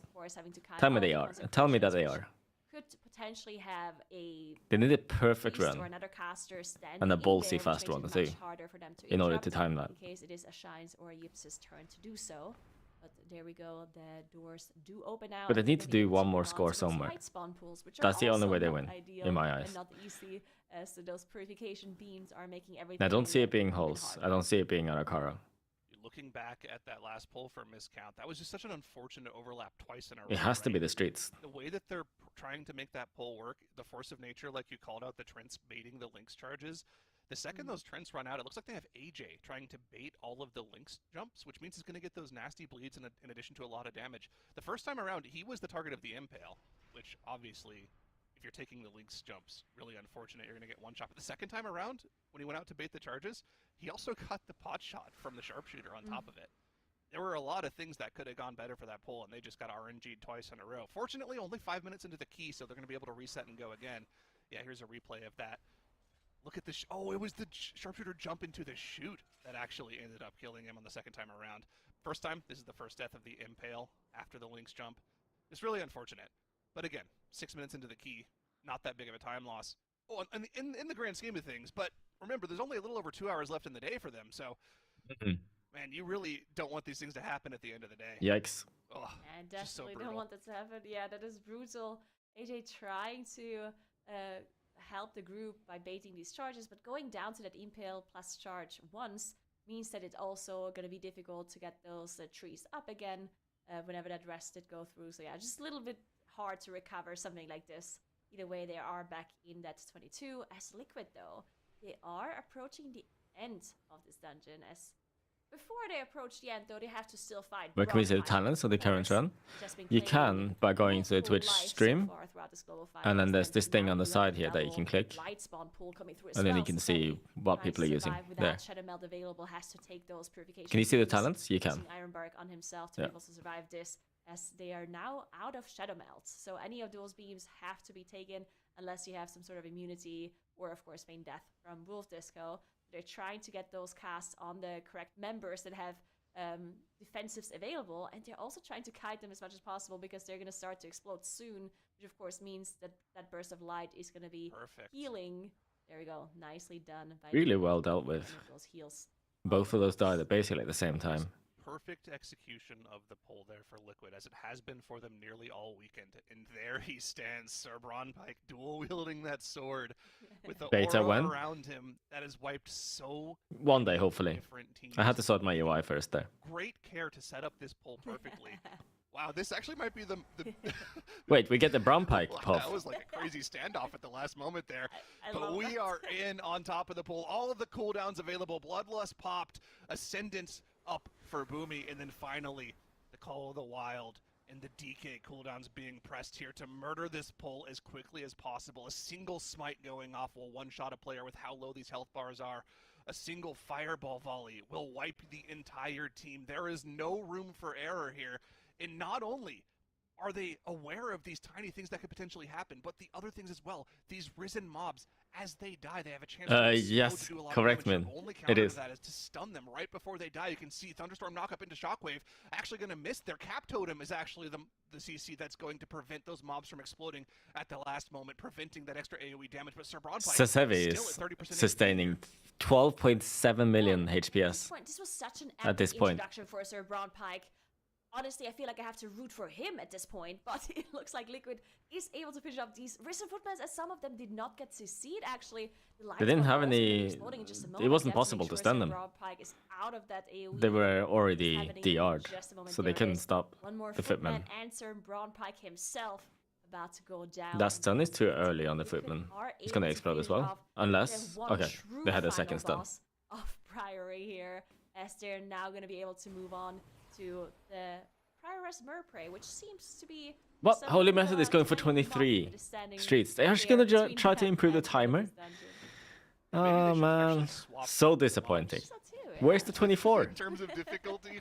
in the dungeon. Yeah, that was great execution there from Liquid on that pull. But remember, in a world where we're talking about seconds potentially being the difference in these competitions, the fact that they felt like they had to sit there and stare down Sir Braunpike to set up that pull for what felt like forever, that could end up being the difference in the long run. So we'll have to see where they're able to stop the clock. Either way, they're able to get through that mini boss and move on to the final boss of the dungeon. But the danger's not over yet. Still, on this encounter, pulling all of these Risen Footmen into the boss, there is potential for overlaps to occur. If they kill these mobs off at the wrong time without adequate CC to prevent those explosions, they could wipe, especially if it lines up with one of those blinding lights. They could have like 2 minutes remaining in this Priory 22, which is really insane, I think.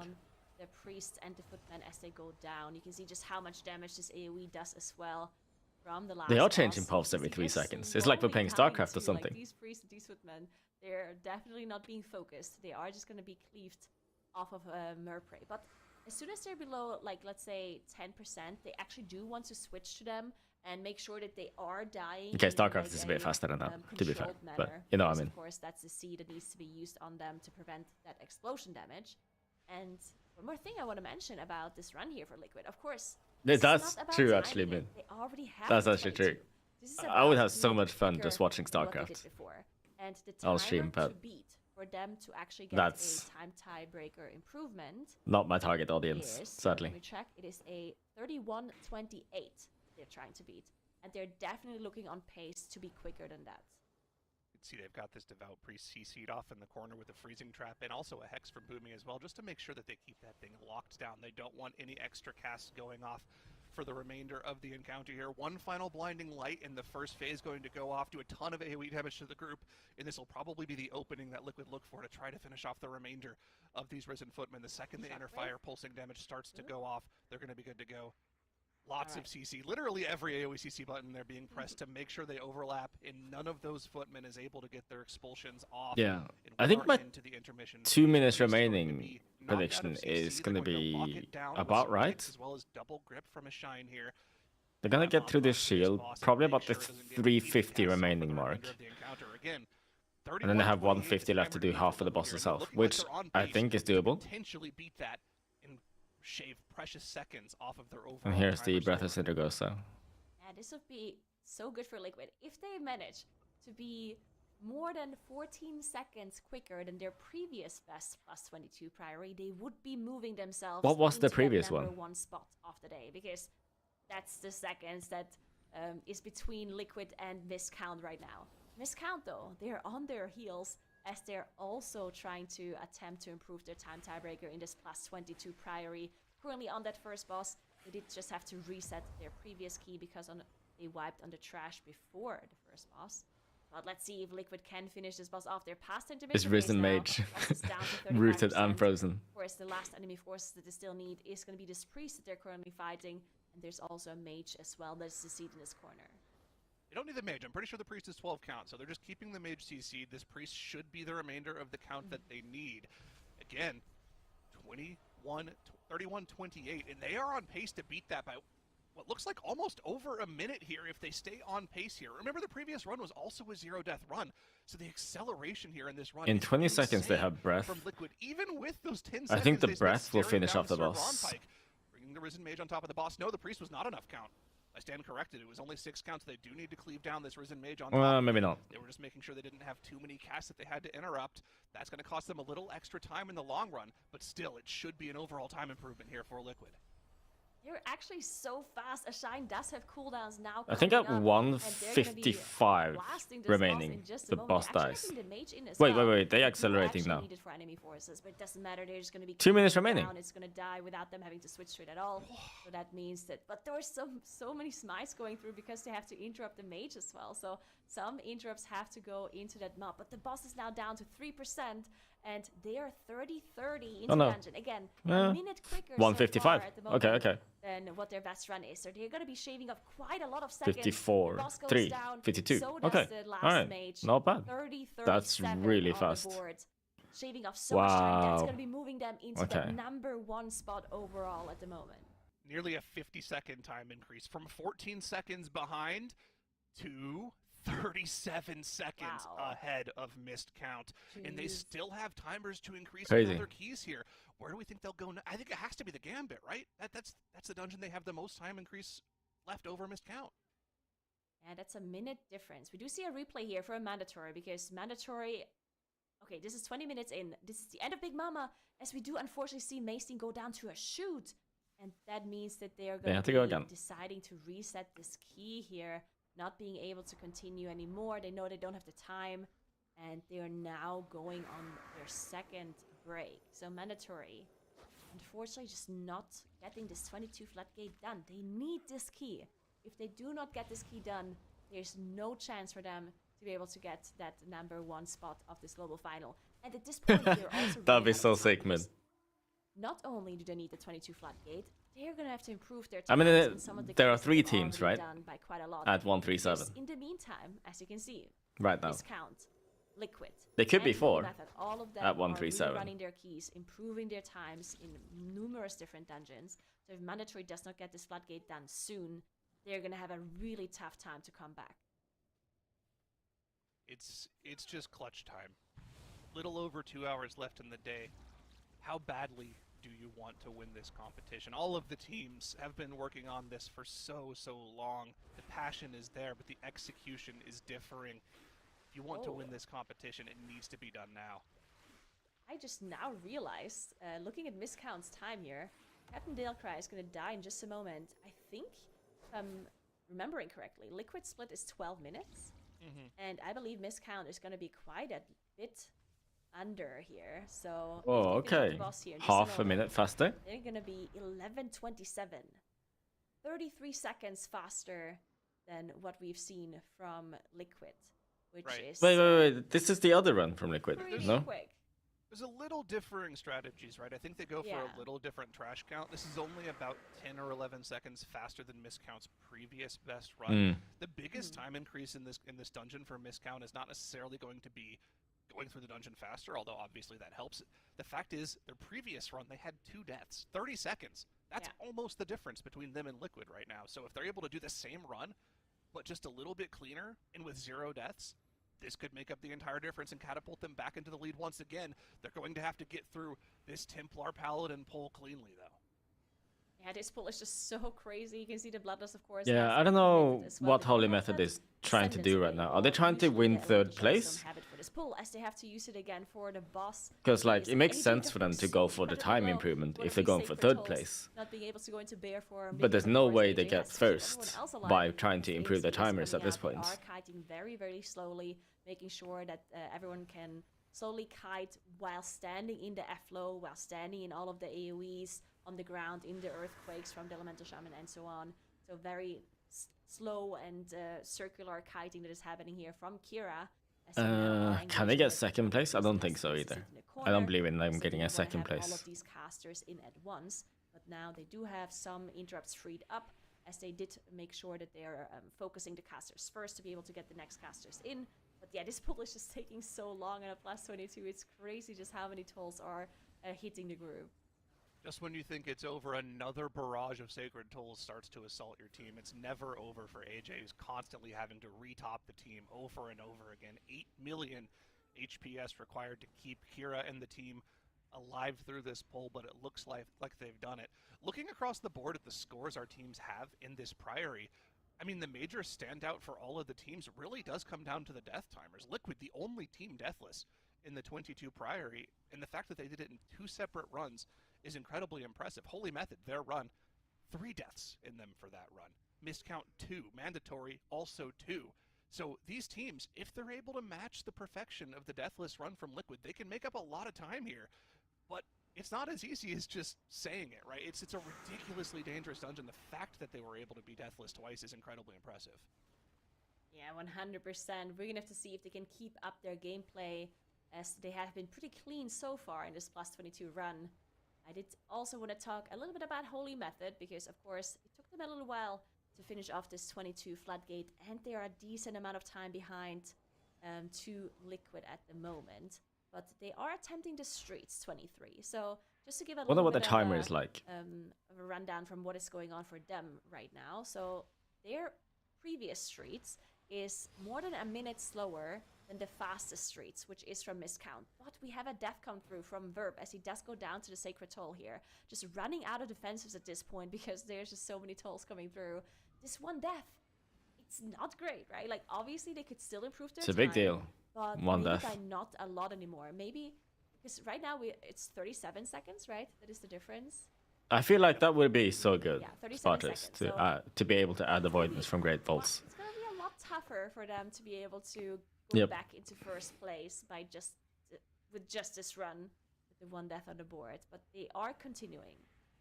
I'm actually curious. So I went back and looked at all of the best runs for our teams throughout the week, and I wanted to see. Yeah, DK dying is kind of weird, Liquid has right? been, and this is a crazy stat. Are you ready for this? In all of the best and fastest run for Liquids right now, the scoreboard scores for Liquid, they are Deathless in Arakara, Deathless in Floodgate, Deathless in Priory, Deathless in Gambit, one death in Streets of Wonder. But it is rough. And one Maybe he death in didn't see the Halston. Sacred Toll Across coming. all of their Didn't fastest notice. runs, they only have 2 total deaths affecting their timer. Because he probably That could have is done a dash strike or something to ridiculous save himself. consistency from them.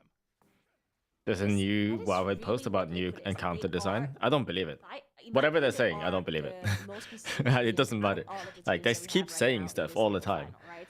But what they're saying One doesn't thing that match with is what's a little happening. bit problematic Ever. with that though is if you need to be faster, but your fastest runs already have 0 deaths.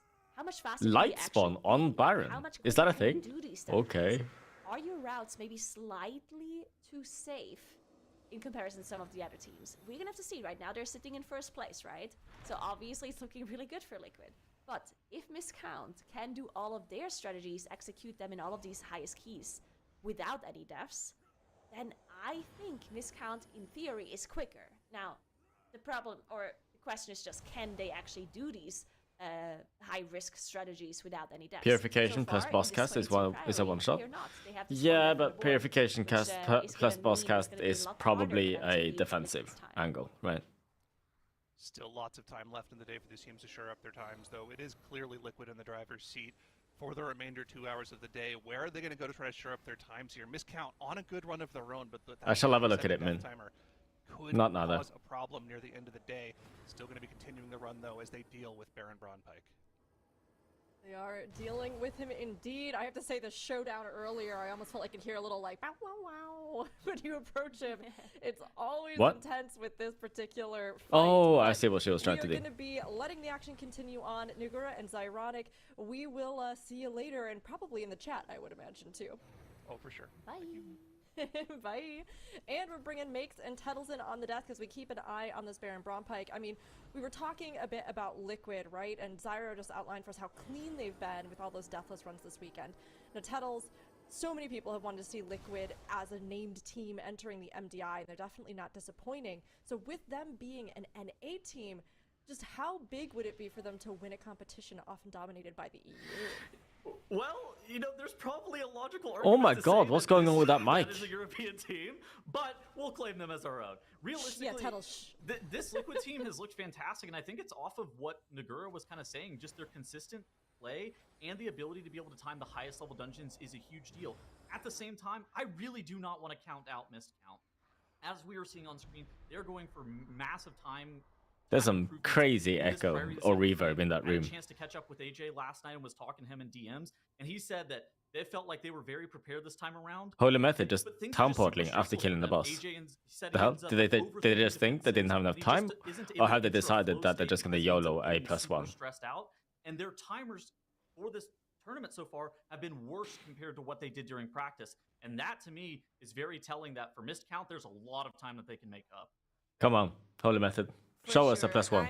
I also am not counting out miscount. I think if you look at the history of this team, It'll be there's so a much more lot you exciting kinda if one have at team the front of your mind right tries now. to This push is a that one team extra that key level, consistently whilst looks incredible, and then somehow while on the Miscount Sunday and is not Liquid able are trying to play convert it safe and the trying pace to that other teams win are with able a to time do. tiebreaker. And for a split second for today, Come it on, looked like let us that see the might come 24. true again as they were struggling in this 24 gambit. I honestly 23 again? shaking. Ah. I was so nervous for them to not be able What to are you do doing? this dungeon, which of course based on their timers we know they're able to, but they, of course, I assume. I don't understand what the plan is. That as well. I mean, there's no winning player. They literally just have to be able to enter a flow state. There's kind of this tournament buff that happens to some teams where the nerves, they end up increasing. Like, that's not a winning play. I know 24 is not really. They make you feel like you're gonna choke. They make you feel like you're gonna be like really that doable either. But like, there is a chance that they could pull a god run in the next 2 hours. We did see Liquid. They finally have come back from break, and they're back in that Gambit mix. Do a 24. That is really interesting. So we of course know that the Gambit was kind of traded around in terms of where that world record speed tack is sitting. Like, so they had 2 hours left. Hey, you know, they had to improve like that we could go into 3 whole minutes, faster than what we I think, before. in order to win the tiebreaker. Time tiebreaker. Okay, it looks like they're 10 seconds. Plus, however much Liquid and Miscount are going to improve during that time as well. So 2 seconds. Oh, 2 seconds faster. I just don't see it. That's a second, all right. That's 2 seconds. Okay. Matter of fact. Well, yeah. So they did it. They did have multiple deaths during that previous attempt. So maybe being able to cut down on deaths in the Priory of the Sacred Flame, that might actually be that time save, because they did have 2 deaths in their previous 22 whenever they were able to complete that. So we're gonna have to keep a close eye on that. I did see that Holy Method. They exited the Streets of Wonder and restarted a new run. I believe so, Patrick. They need a Giga Clean Run 24, and they also need to play. I think that the Streets they need to play perfect. That's the same thing.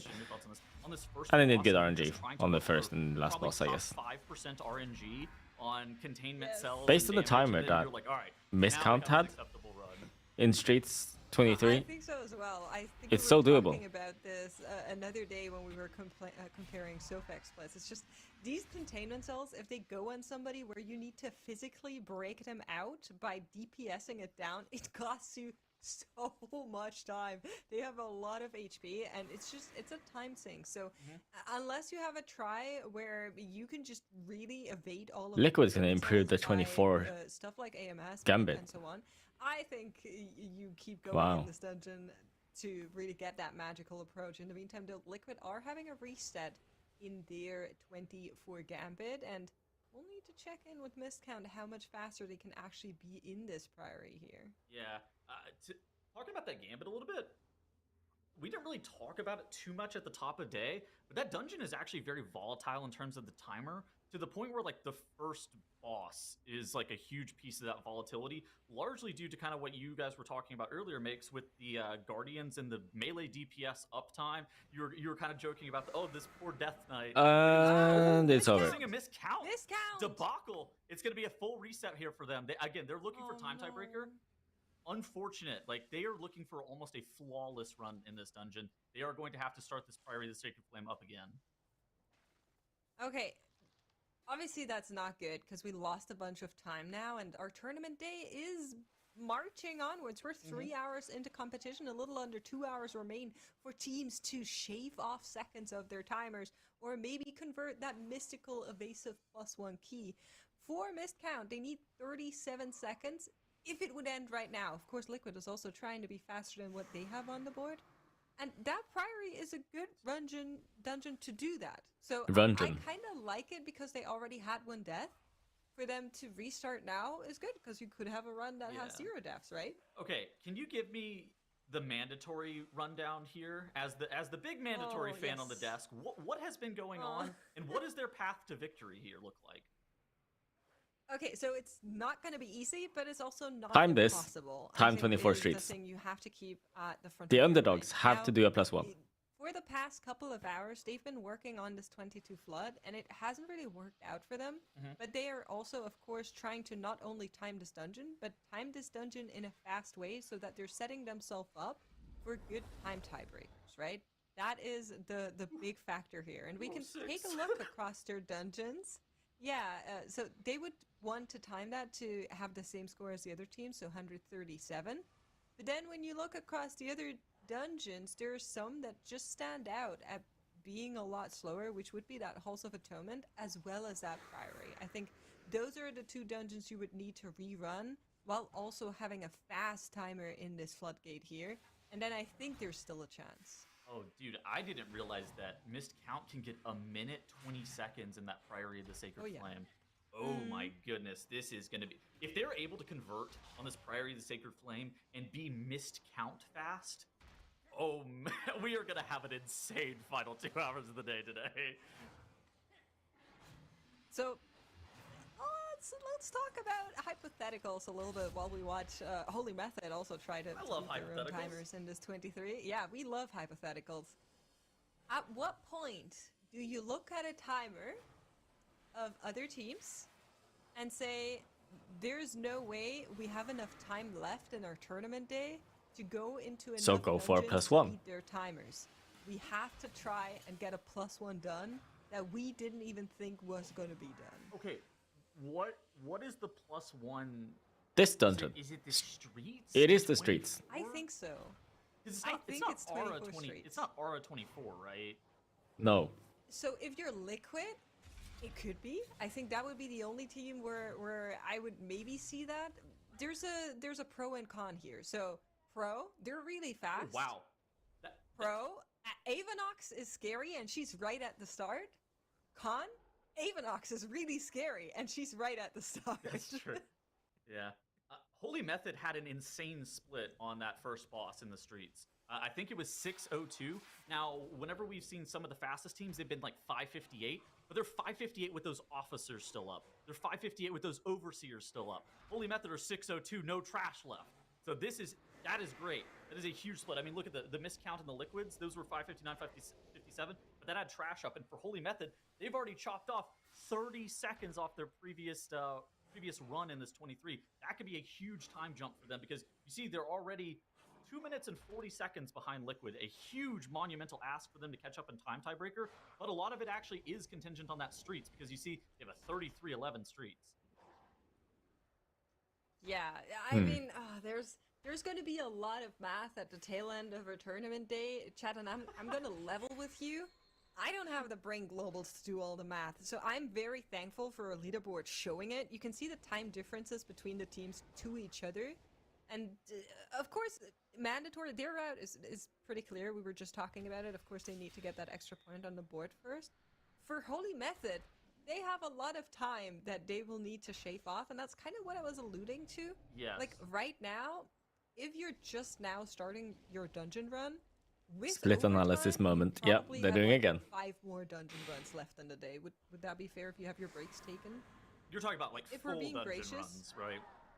Yeah, like timed dungeon Yeah. runs. If you one-tap all of your dungeon runs, it would be right around 5 dungeon runs left in today. Now, as of right now, you can still shave off those 2 minutes 06 easily within those 5 dungeon runs, right? However, once we get closer to the end of tournament day, you'll only have time for like 2 runs that are being timed, and so it'll be much harder for them from there on out. I think it's really interesting to see what ends up with Holy Method here, because we were talking about them versus Miscount. They're almost like the antithesis of one another in the sense of like Holy Method, they look a little bit slower. Their advantage is that they've been there before, and they are by far the most clutch team I've ever seen. Whenever the going gets tough, Yeah, they have plot armor. Somehow they show up and win. And I was talking with Shine earlier, and he was like, I swear, if Holy Method win, I'm going to be very, very, very upset. We have to beat the plot armor. And like, that's kind of how he was viewing it. He's like, we have to beat them. But for Holy Method, this is kind of where they're able to excel. Whenever they were getting stuck in that 22 floodgate, I was a bit worried for them. Now that they have that on the board, they're able to rerun for time tiebreakers. That allows them to kind of flex into where they have that advantage, which is the clutch factor. They have Gingy. They have Now. Those players, they always are able to clutch up whenever the moments matter most. I don't know, dude. It's true. I think it's like giga cope. Earlier. Like, even if they improve their timer by 1.5 minutes in this key, that's like the best case scenario. They're still 30 seconds behind. So, definitely never a team to count out, even if And they're their currently timers not are like looking slightly behind, spread across all of the dungeons. It's not like they don't have another dungeon where they can shave off a lot of time. That will be their final I just don't see break it. of the day. So after that, it's back to back, slamming those dungeons. And I'm quite curious on whether or not they'll go back into the Priory or the Arakara, which is of course the other dungeon where they could shave off a lot of time. However, out of Actually, all I of the guess dungeons, the Arakara is the one dungeon where miscount the felt Gambit like they could falter a little bit. They had a lot of retries in that dungeon. So is I'm another I'm 1.5 minutes they personally could more get of a off fan of them rerunning if this they can Priory. Yeah, so you were talking do the about same speed as about runs to Liquid completion and before the end Miscount of the day. there. I think if these Or teams Miscount. actually are able The to same complete speed as 2 Miscount. dungeons with the timer improvement before the end of the day, that is probably It's a actually success for crazy most of the fast, teams. that So for Liquid, Miscount I Gambit think the 24. Gambit makes the most sense to be in right now. The other dungeon that I would maybe expect for them to run is at Halls of Atonement. But I think with the Elemental Shaman and the HOA, I think their strats just kind of Nope, Holy in that Method. place. So I Had don't to know how reset. much time they can realistically Okay. gain in there, all things considered. At what point Miscount, did they YOLO their plan's kinda 24? simple. It's Priory of the Sacred Flame and it's Arakara. Those are the biggest dungeons where you can get the most time out of. If they can cut a minute off that Priory of the Sacred Flame, that like slingshots them back into first place. There's easily a minute that they can get off that Priory of the Sacred Flame just looking at their timer. For Holy Method, they kind of have a lot of work to do in most of the dungeons. Obviously, they started out in this Streets of Wonder, which I think, it makes a lot of sense. Unfortunately for them, though, they have a reset in the top right-hand corner of the screen. Brutal, since their first boss split was so good. But and then for Mandatory, they probably have the biggest uphill battle. They're not in the situation where they need a perfect end of day yet. Maybe It's like almost 0 Streets to 24. But the longer they take in the floodgate, the closer they're getting The to that problem kind of is inevitable the situation. disarm. Can you live the I think I disarm need on to a call 24? attention to something. Maybe we can throw up the leaderboard real quick here, because Mathnos, you guys know him as Dr. Consistently. Atnos sometimes.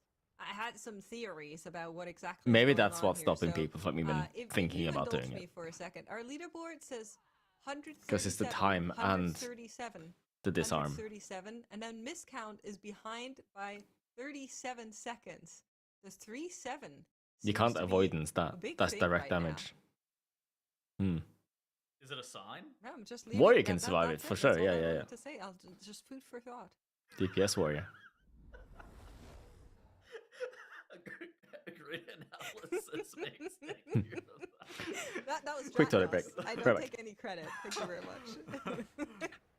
Okay, what are we looking at split-wise for Hillbrand here? I think that we saw a miscount split in the 9s on this boss. Is that kind of what we're looking for? So if we want to be fast, we want to be under 10 minutes. That's kind of where miscount we're sitting. But some of our faster teams even had like 10:25. 11:05. They were still fast. Like, look at Mandatory. They just have a really fast second split, which then equals out that a little bit slower Hillbrand split. So it depends on how Liquid is planning to get through these 2 bosses, as well as the trash dance, of course, in front of Hooktail. I think I would be comfortable with them being like 10-10. I think that'd be good. Okay. Method, I didn't realize how bad their gambit was. Now that I'm looking at that a bit more, it looks like they were really slow. They have a Tazavesh day awaiting them for the final hour 45 minutes. They are going to be in the streets and they're going to be in the gambit. Those are the 2 dungeons that they have to get huge time improvements in. Yeah, I'm not really sure if it's just the first part of the dungeon that slows them back so much, because their Hillbrand split is already like a minute slower than the other teams.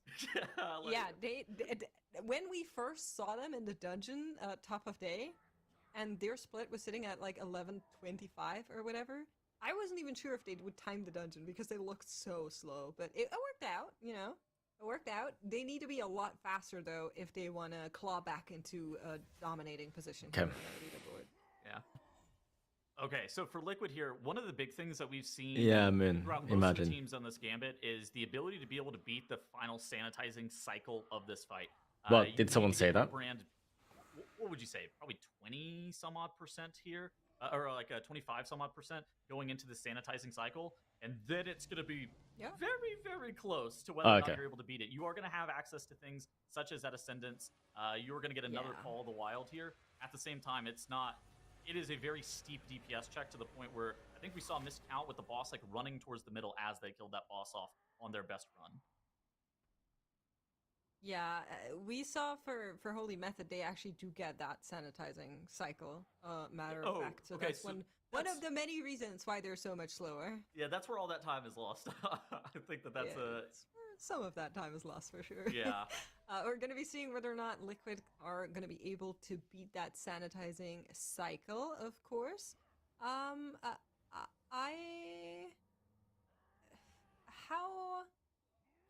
How much of a believer are we into mandatory splits? Just looking at that, because the first couple of splits that they Liquid's locked in into Hillbrand their split 22 isn't floodgates was as really fast slow, but as I think they miscount. accelerated a little bit in the It was past sub 10 couple of minutes tries, and we're for back at Big miscount. Mama, so this might actually be a It was good one for them. 9:45, I think, even. So this is 30 seconds slower already. I think that some of the slower teams had like 19-minute Big Mama splits, but everybody's kind of playing a marginally different route. Like it's not Okay, a Min. huge Okay. difference in terms of the route. I'm trying to see, but yeah, it looks like Oh, mandatory is going to have an 167. okay Oh my timer god. here. Let me pop them up on the big screen here. Yeah, I mean, Uh, if they're sub 19, yeah, I think that's no. totally acceptable. Wow. So they're currently on the fastest demolition duo split we've seen out of all of our teams. I have a tinfoil hat theory that they may have not timed this during practice, which is why they've looked pretty shaky here. And it's like the fact that Miscount, Holy Method, and Liquid all were able to time it in practice is, you know, it is a brutal dungeon. I'm not shocked that Mandatory were trying it during practice, and they're like, there's no way anybody's going to time this. And they tried to optimize what the 21 splits would look like as opposed to going for that +1 in here. Wait, are we sure that all 3 of the teams with the same timed it? score currently, yes. No. I'm pretty sure that several of our teams didn't actually time the 22 floodgate coming into today. I will, of course, not reveal any further secrets, but this is a dungeon not many teams were expecting to do. Oh, okay. this weekend, I think. Well, I think it's probably now's an okay time to leak some secrets, Makes. Please do tell. I will not.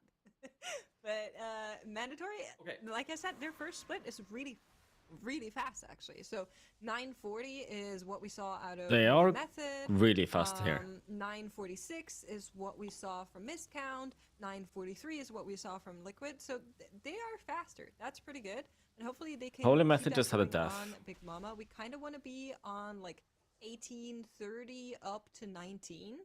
Which they're looking to be right in between here. I assume like Is that a 5 or a 4? is probably where they're going to be landing. Yeah, I mean, this is a pretty long Big Mama. It was a compared 5, to the rest of because the now it's a competition. I was 6 just for Holy taking Method. A couple of glances at some of the other teams' Big Mama. Yeah, clips. go again. I think Go the again fastest angle. one was a 457. The slowest one I saw was a 511, and it looks like Mandatory is about to hit 535. Ooh, ooh, that's a tough boss, a Big Mama indeed. They're a little bit slow. Yeah, I mean, you can see it here. Actually, it's still yeah. comparable with some of our other splits. Because Big that Mama we was slower. would get from the other teams. In the meantime, though, I kind of want to focus back on to Liquid because we were talking about how much they need a time improvement. And I was like, 10-10 would be really good. They're in 10-16. Honestly, I take it. I think this is a good split for them in comparison to what they had done before. Yeah. Oh, wow. And as you say that, Cast the cursed. cursing, Immediate Broomy curse. gets brackish bolted from the Hourglass Tide Sages. And this is what is so And this it's is one of the over. most difficult parts of this dungeon. You have Go the again. Corsair officers with that sword toss, insane physical damage hit. And then if you end up having any of those Tide Sages with their brackish bolt cast go off, somebody just gets 100 to 0'd. We have reached the Keystone level where you are allowed to have 0 of those casts go through. And so it requires a very elaborate CC chain. And things like Earthquake Stun can actually juke and interrupt and then force you It's into too that much of CC a chain, time for loss longer, to have 2 deaths create like that, no? other problems down the line. So it's really hard to actually tell where that first problem starts. So 2 deaths on the board. Why are we not town portaling? Genuine question, because we are like 10 seconds faster than their previous attempt. Yeah. They have 2 deaths on the board. That's 30 seconds against the timer. They're not playing this to time this key. They're playing this to be faster than their previous attempt. So either they want to try something, which is why they keep it going, or we still believe we can be way faster, which I would be impressed if they could. So as casters, we don't know what their practice splits are, and it's really hard to actually tell where the huge pieces of time loss are a lot of the times. Obviously, if you did a very thorough route analysis on things, you could tell where the huge pieces of time loss are. But and like deaths are it's a very easy way to identify, oh, there was time loss here. But then it's like, oh, okay, we accidentally had an additional pulsar spawn that ended up costing us 20 seconds or ended up making us lose a set of CDs or something like that. There's a bunch of invisible time losses And we used to talk about They them. definitely had a pulsar at the end. Yeah, exactly. There's still, small like, things 30 like that. seconds is a lot. You know, you could get bad DRE procs. You could get bottom 10% RNG on some of the boss kills. It's hard to really know. And that's kind of why the teams have a better understanding of like what dungeons they're supposed to be going into, because they have their practice timers and they actually know, because they were so, you know, entrenched in the run. They know where the time loss actually happened most of the time. Yeah, that's fair enough. Stuff like that extra sanitizing cycle, like we were talking about for Holy Method, for example. I think if you're 15 minutes into the dungeon as well, there's kind of this weird thing where if you're 15 minutes in, and then you might as well run it. Yeah, even if you gain 5 seconds off of your previous best. Yeah, sure, man. I am sure that's what he's saying. Are leading this competition? Okay. Well, now maybe we town portal? We're getting closer. For sure. Did they have another death? We just Yeah, go again, no? I don't know. Surely it's go again, Angle now. I think they want to try something, actually. They did a very aggressive deckhand plus Tide Sage pull into the boss. I know we didn't really talk about it, and it was just on the screen as it was happening. That level of chaining is especially very dangerous, because if Time Captain Hooktail hits any of those deckhands or that initiate with the infinite breath, then the mobs get knocked into the middle of nowhere, and you lose them forever, or they'll start bolting on you from 100 yards away if it's in the case of the Tide Sage initiate. And so, for Liquid, that was a very aggressive and scary chain. At the same time, it was a pretty big time save. Yeah, pretty big time save, but lost not a lot of time in room, to make up for the deaths. It's impossible. To remember their run, basically, and they did that first pull on the Overseer pack, and then they got a pulsar at the very end and needed to finish up playing just that pulsar before they could tag in the patrol, and I think that cost them a lot of time. Now, I don't think it cost them 45 seconds to be... Wow, man, you just keep doing it. But if they maybe want to try pulling that a little bit more aggressively, just to see it, I could see them push onwards here with their attempt in this 24, because if any team has the time, it's Liquid, right? Yeah. They're leading. They can get an extra run in just for, but let's see what happens if we do this. And I think that's exactly what we're seeing, to be honest. Okay, miscount here. They're back from break, and they're back into this Priory of the Sacred Flame. Walkman? No, Sithman. Captain Dale Christ split in their 22 makes. What are we looking to try to improve on time-wise? Yeah, I actually have Liquids up. Hold on, let me grab theirs. That was the wrong one. There we go. So, miscount in their 22 Priory was sitting on 11:38. Okay. And then 20:30 for Braun Pike. 20:30 for Braun Pike. Okay, so if we can actually make any time improvement on that 11:38, that would be largely beneficial. It looked at a glance like Miscount ended up losing a decent amount of time between the Baron Braun Pike and Priorus Murprey splits. So it might they be had 2 deaths there, I think. Yeah, I think that there's going to be. I wonder what the size of those deaths were and how much time those ended up losing Miscount, because their first 2 boss splits. Okay, Holy Method. At what point unbelievably slow. do you YOLO the 24? Seeing the writing on the wall, please. Time Captain Hooktail split have elected to wrap it up. You gotta be thinking it. I know you're wiping in the 23. Well, let's talk Pull a about 24 timers out of a little bit nowhere. more, because Mandatory locked in a Swamp Phase, and that gives us another timer. Now, we were kind of hoping to be on 24:30, but 24:59 is still okay. They're currently on the slowest of all Swamp Phase splits. Now, I will say that nearly all of our team, the only team that didn't have one was Liquid.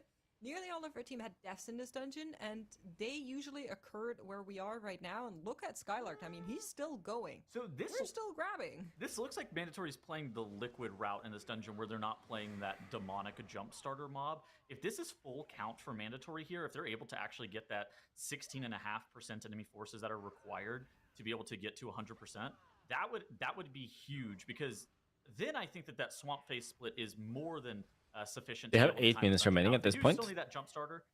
Then we're in a little bit of trouble. Stove actually ends up getting hit with the Electrician cast, able to barely survive off the back of having 30% passive DR from season wins. And Mandatory here are able to get both of those Electricians. One of the Electricians has been killed off. The second one is still casting on their team. Is that right? That's good, because now that opens up modes dispel to be able to dispel No, some of these no. soldier dots off of I was the wrong. Skylark more frequently.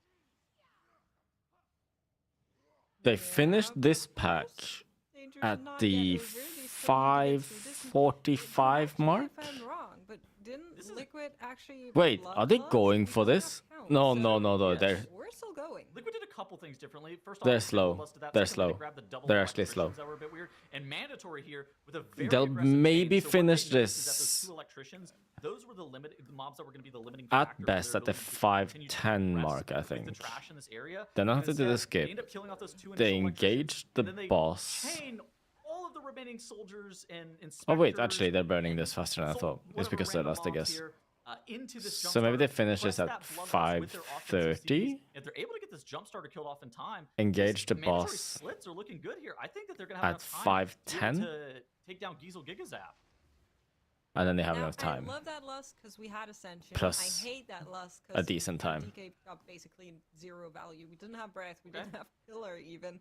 That was a horrible lust if you're a DK enjoyer. At this but point, they'll good engage the news boss at is we do have 5:05 count or right 5. now. Next up is the skip, and like you're mentioning, there's still time in that dungeon to put it on the board, but it hinges on getting this skip right. Many teams take a lot of damage here. They need to be quick. They need to make sure they survive. Heal does come in. Hopefully Mode is not in fight. I mean, we slam survival to fittest as we're doing that skip. So good news. At Most 5 teams minutes. were between Yeah. 4:15 and 4:45 for Giesel Gigazap. They have enough assuming time. that you did not have Bloodlust. There is some variance in terms of DRE procs, They. in terms of Black Arrow Oh, procs. rip. If Mandatory are able to go One deathless death. here and they don't end up Oh, losing Verb any dead damage, I again think they're from gonna be able Sacred to Hall. finally put up that timer on that board in that Operation Floodgate. For Miscount, we saw them on the screen. They ended up having a death to the Sacred Toll in by far the most dangerous part of this Priority of the Sacred Flame. These Paladin pulls, if they're able to recover this and have a really good Baron Brawn Pike split, that's huge for them because we know that there's probably a minute that Miscount can save just looking at the rest of the field in terms of timers in the Priority of the Sacred Flame. AJ needs to be able to enter that flow state and just heal and just not even worry about defensives and just basically let his instincts take the wheel. Here it ends up And they have to go going again. down to the Sacred Toll, and we have a full wipe on the side of Miscount. Brutal series of events. We're going back to Dornegal. Does this flow state talk have something to do with your crystals? Like, did they tell you that's how you would activate? I'm how just that works. asking. Maybe we need to take those crystals away from you, Tettle. Yeah, I was going to suggest that maybe that crystal needs to be removed from Tuttles immediately. So we'll see if we can get production to send somebody over. But, you know, in the meantime, hopefully, Tuttles, you won't curse them any more than you already have. Yeah, Tettles, please. I'm begging you. Oh my god, Kush nearly died. Was that a disarm? Came close enough and then weren't able to get it. I still think they're due. They looked so dominating. It would be a shame if they couldn't actually convert here. We're going to see them try that Priory again, but in the meantime, Holy Method is working on getting a timer improvement on their 23, and if Mandatory times the 22 that they're currently in, we'll see what our timers look like between all four. Holy Method just had a teams, death because right to now, disarm, I it's a guess. little bit skewed since Mandatory hasn't been in here before, but it all hinges They're on gonna them go being again. able to do it. Holy Method certainly not going to be able to do this 23. Our Kush got threat on an officer and got proxy strike. That was an unfortunate series of events for him. Yeah, I mean, for missed count, they were kind of the tournament favorites coming into this weekend. They were dominant during the Group B weekend. They got all of the world records, and they were the fastest team by a lot to where all the competitors were like, okay, this miscount team, if they're able to clutch up, this is their tournament to lose. Yeah, it's been crazy how close it's been. Honestly, I think this is one of the MDIs of all time. It's really been a treat. It's definitely one of them. It is certainly, I think it's one of the ones. I'm inflicting that on purpose, but Mandatory, we need to check in here a little bit. So the fastest Operation Floodgate, as Soda does go down. Fastest Operation Floodgate was on 32. I think they still have enough time, but that's expensive, dying like that. But we're still good on the timer. Looking across the board, no more ascendants are going to be available, but we will get breath. The timer starts to get a little bit more sketchy now with that soda death. I don't think that they're going to be depleting this key. I think they're still going to be on the right side of the timer, but it's going to be very close. I think that we're going to be talking about sub 15 seconds, determining whether or not. I agree. I agree. They are getting one more Call of the Wild for Soda beyond this current No one. more. He did end up losing his unyielding Nether Prism stacks, and so it's going to be a very Actually, that death output from that Call of the Wild, where we've seen some makes it so that Mace Macetin loses one of his right breath at, like, casts. 7.5 million DPS. That death right there, that's kind of telling as to why Soda's only at that 5.5 million mark. A huge damage loss for him right there. Yeah, it's somewhere in the background. Zyro screams, "His Black Arrow star!" His It certainly is. It's a big chunk of time that they lost here. Our breath has ran out, and now as well we'll get one more Pillar of Frost onto Maystein to try and get some damage out. But this is what we've seen for other teams too. The damage kind of stops. It slows to a halt almost if you're looking at the percent. So Mandatory will need to keep on pushing here without much available to them. They are close. Pillar is out. Timer, It's actually. all Soda here. His final cooldown set. That It's 15 all seconds Soda. of death actually ended up losing them a Pillar of Frost and Breath of Syndragosa usage. It is basically all on Soda here with that Call of the Wild and with those final Nether Prism stacks to be able to take down Giesel Gigazap. 8% in 15 seconds. This is going to be unbelievably close. We have 10 seconds for 6%. Their damage is slowing down. No, it's over. They have to go again. That death ruined it. With 2 seconds remaining, Mandatory's damage is slowing down, and it's going to be a deplete. It is a deplete to the one death of dungeon for Mandatory. A brutal way of losing 33 minutes on your final Yeah, it was such a big deal that they lost the Breath of Syndragosa and Pillar. That was a heartbreaker. Oh my goodness. Well, okay. Let me try the silver lining. Silver lining, you know you can do it. Silver lining, you got through everything. You only had that individual 0 death. There is a lot of things they can do And I feel bad to for them. have more damage here besides dying. Like having your cooldowns ready for Lust, for example, would be great to go again. Get through that dungeon speedier, as Liquid are also falling apart on this Hillbrand split at least. Of course, counterpoint, Mandatory need to get back in there. It wasn't timed. It wasn't a fast run either, because, well, it wasn't timed. But they can do it. That's what they need to hold themselves to. Yeah, I mean, that is brutal. Like, I would be tilted. I would actually be so tilted if I were them. Like, my mental would be completely shot. You just worked so hard to try to time that dungeon, and that very narrow deplete, it's so hard to recover from something like that. It's team tilt as well, isn't it? I mean, I feel like Mandatory, we've just seen them struggle with what I can only assume has to kind of be their mental, right? Because we know they have the skills. Mandatory, that is. It does seem like they have just been kind of struggling to find their groove and like really having to push at the last second to see if they can just make something happen after a day of a lot of disappointment. And they are going to have to try to see if they can make this happen, although they are here in the top 4. So, you know, Mix, I kind of wanted to ask, as we look over everything and as we've had a lot of these dungeons being run, you know, Liquid and Miscount are fighting it out for every second in those top 2. We've got Holy Method and Mandatory striving for faster times and points in the bottom, although we're seeing a little bit of ups and downs with that. But what dungeons are crucial ones right now, Makes, that we are seeing our teams kind of hinging their success on? So it's interesting because they're different. I'll make myself a cup of tea. Right? Right back. I mentioned for Mandatory, of course, they need to get that floodgate timed. And then we kind of need to go into the streets and into the Priory to increase timers there. Now, there's still enough time in the tournament day to make that happen. But of course, with every heartbreak like the one we just saw, it's going to gnaw at you a little bit, and hopefully they'll be able to shrug it off with all of that competitive experience that they have. For Holy Method, they need a lot of time to shave off. So 2 minutes 43 or so to have a shot at taking the title here. First of all, we need to work on that streets, we need to work on that gambit, and then maybe one of the other keys just to put a little bit more distance between them and the other competitors, I'd say. Dude, this pull by Miscount, this pull by Miscount is unreal. That I was shocked that they just went for that is such an aggressive chain. That makes sense as now why their Captain Dalecry split is so quick.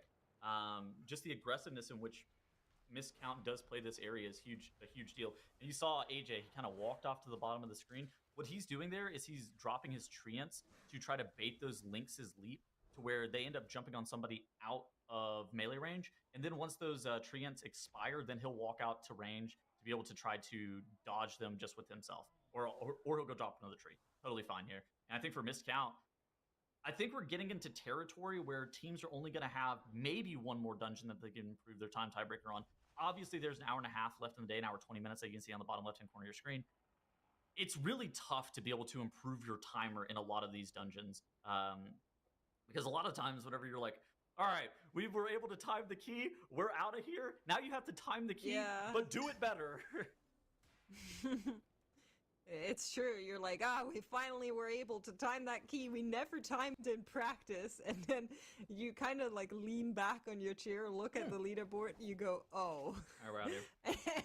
You have to go back in there. And that is true for Miscount as well as, unfortunately, this is not going to be their run. Maybe let's look at Holy Method because we have finished SoFax at least. And I think we're on a pretty fast tempo as well here, 6:07. So their splits, I mean, their split's fine. That's a 20-second time save compared to where they were previously in the streets on the first boss split. It's not the best first boss split that we've seen. Did I miss anything? But it is better than the previous. Doesn't look like it. Run, and that's kind of the most important thing, right?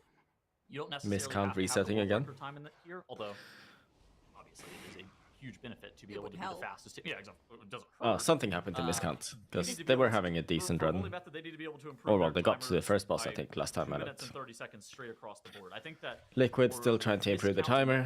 They need to improve Mandatory having to restart this 22 flood. With whether it be that Gambit or that Priority Sacred Flame, it's a little bit different for both of the teams. Holy Method have 2 dungeons that they need to improve, and both of them being Taz of Eshes, with the Streets and the Gambit need to have minutes coming off of both of them. Yeah, there's a lot that's certainly in there. So Miscount is currently working on that Priory, right? That's one of the 2 dungeons where they can save a lot of time. The other one is the Arakara, and I mentioned this in passing today, but also in previous tournament days. The Arakara seems to be the one dungeon where Miscount just isn't looking as solid as they are in their other dungeons. Here's the split timers for that dungeon, and I mean, they could shave off a good chunk of time just by not having those 3 deaths, of course. But at the same time, they had so many retries in the Arakara in the first place to get there, which Poor Mandatory. me a little bit. Really. Their Arakara was a bit sketchy. I think that was the dungeon that we saw them start to run at the beginning or at the end of the day on day 1, and they ended up having a couple of resets on it. I think that for Miscount though, like this Priority of Sacred Miscount died in the first pull there, so they're gonna restart. Time this Priority of Sacred Flame. Ideally be 1 minute faster, and then we can start looking at that Arakara if we have any additional time that's left. Oh, because the they changed to Mage. Responsible for a huge Holy amount Method of time loss for them, and also they know what their practice timers look like in all these dungeons, and so. Were they always on Mage? They're trying to figure out where they can actually make up the most time. You start comparing it to what are some of your average runs during practice, and like where really can you make up the most amount of time? Because we're going to time tiebreakers. It looks like it doesn't look like any team's going to be going for that elusive +1 in this dungeon. Like that is 24, maybe just a little bit off the table. So with going to time tiebreakers, you know, you just have to start busting out the spreadsheets from what were your times during practice? Where can we gain the most time? Okay, but how good would it be, right? We have 1 hour, 20 minutes left in our tournament day. How good would it be if a team, just like 30 minutes before tournament day ends, load into a 24 straights and just go at it? Yeah. Just, you know, even if you think it's not doable, you have to just, so at some point, you're not going to be able to do anything else with your timers. I think there's a real shot we'll see teams attempt it. That's maybe the mandatory win con.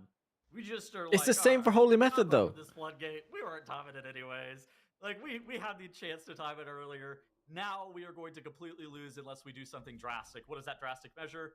All right, zone into streets and give an hour and 20 minutes worth of attempts on that streets 24. I think that to me feels like the winning formula for mandatory. At the same time, it's just like it's been a tough weekend for them. They had a tough group stage. And it unfortunately kind of the same gameplay happened for them during the finals where they were good enough to just kind of scrape by. But some of the best teams in the world really just had that knockout punch on the final day. And Mandatory's just been locked into this floodgate for a while. Yeah, it's absolutely true. I mean, I would love to see it, right? And there's always the excitement of seeing a key that you never in your wildest dreams would have believed to be possible, and a team just giving it an honest shot. But I think it's What kind of too tea is this? early, Rooibos. actually to do that right now. Right now, Mandatory still need to time this 22 or try at least. Yeah. It came really close, so they know they can do it. But if we get closer, you know, within the next hour ish, I could see it. The problem with going for the streets is it is a first It's pretty or fourth decent. strategy. I where bought this you're either winning the when I tournament was wearing my or you were getting when I less was prize when I had money and going bracers. fourth, right? And it's like there's Sorry, kind of braces. no other way around it if you end up Because failing on the Rooibos front tea because the other three doesn't teams with Liquid, stain Holy Method, and Mandatory nowhere have, near as much Liquid, Holy as Method, and normal Mezcal have timed that English flip. It is a breakfast tea huge or deal. Earl Grey or So whatever, they're you know, already at those the kind of teas. 133 Those are the kind of seconds teas I score like that to you drink won on most of that. the time. Yeah, that's right. It's, I mean, I do like green tea as well. could even be a world where but another I tend to team stick to, like, sells English into breakfast that street, kind of you know, looking at Holy tea. Method, 2 minutes is an awful lot of time.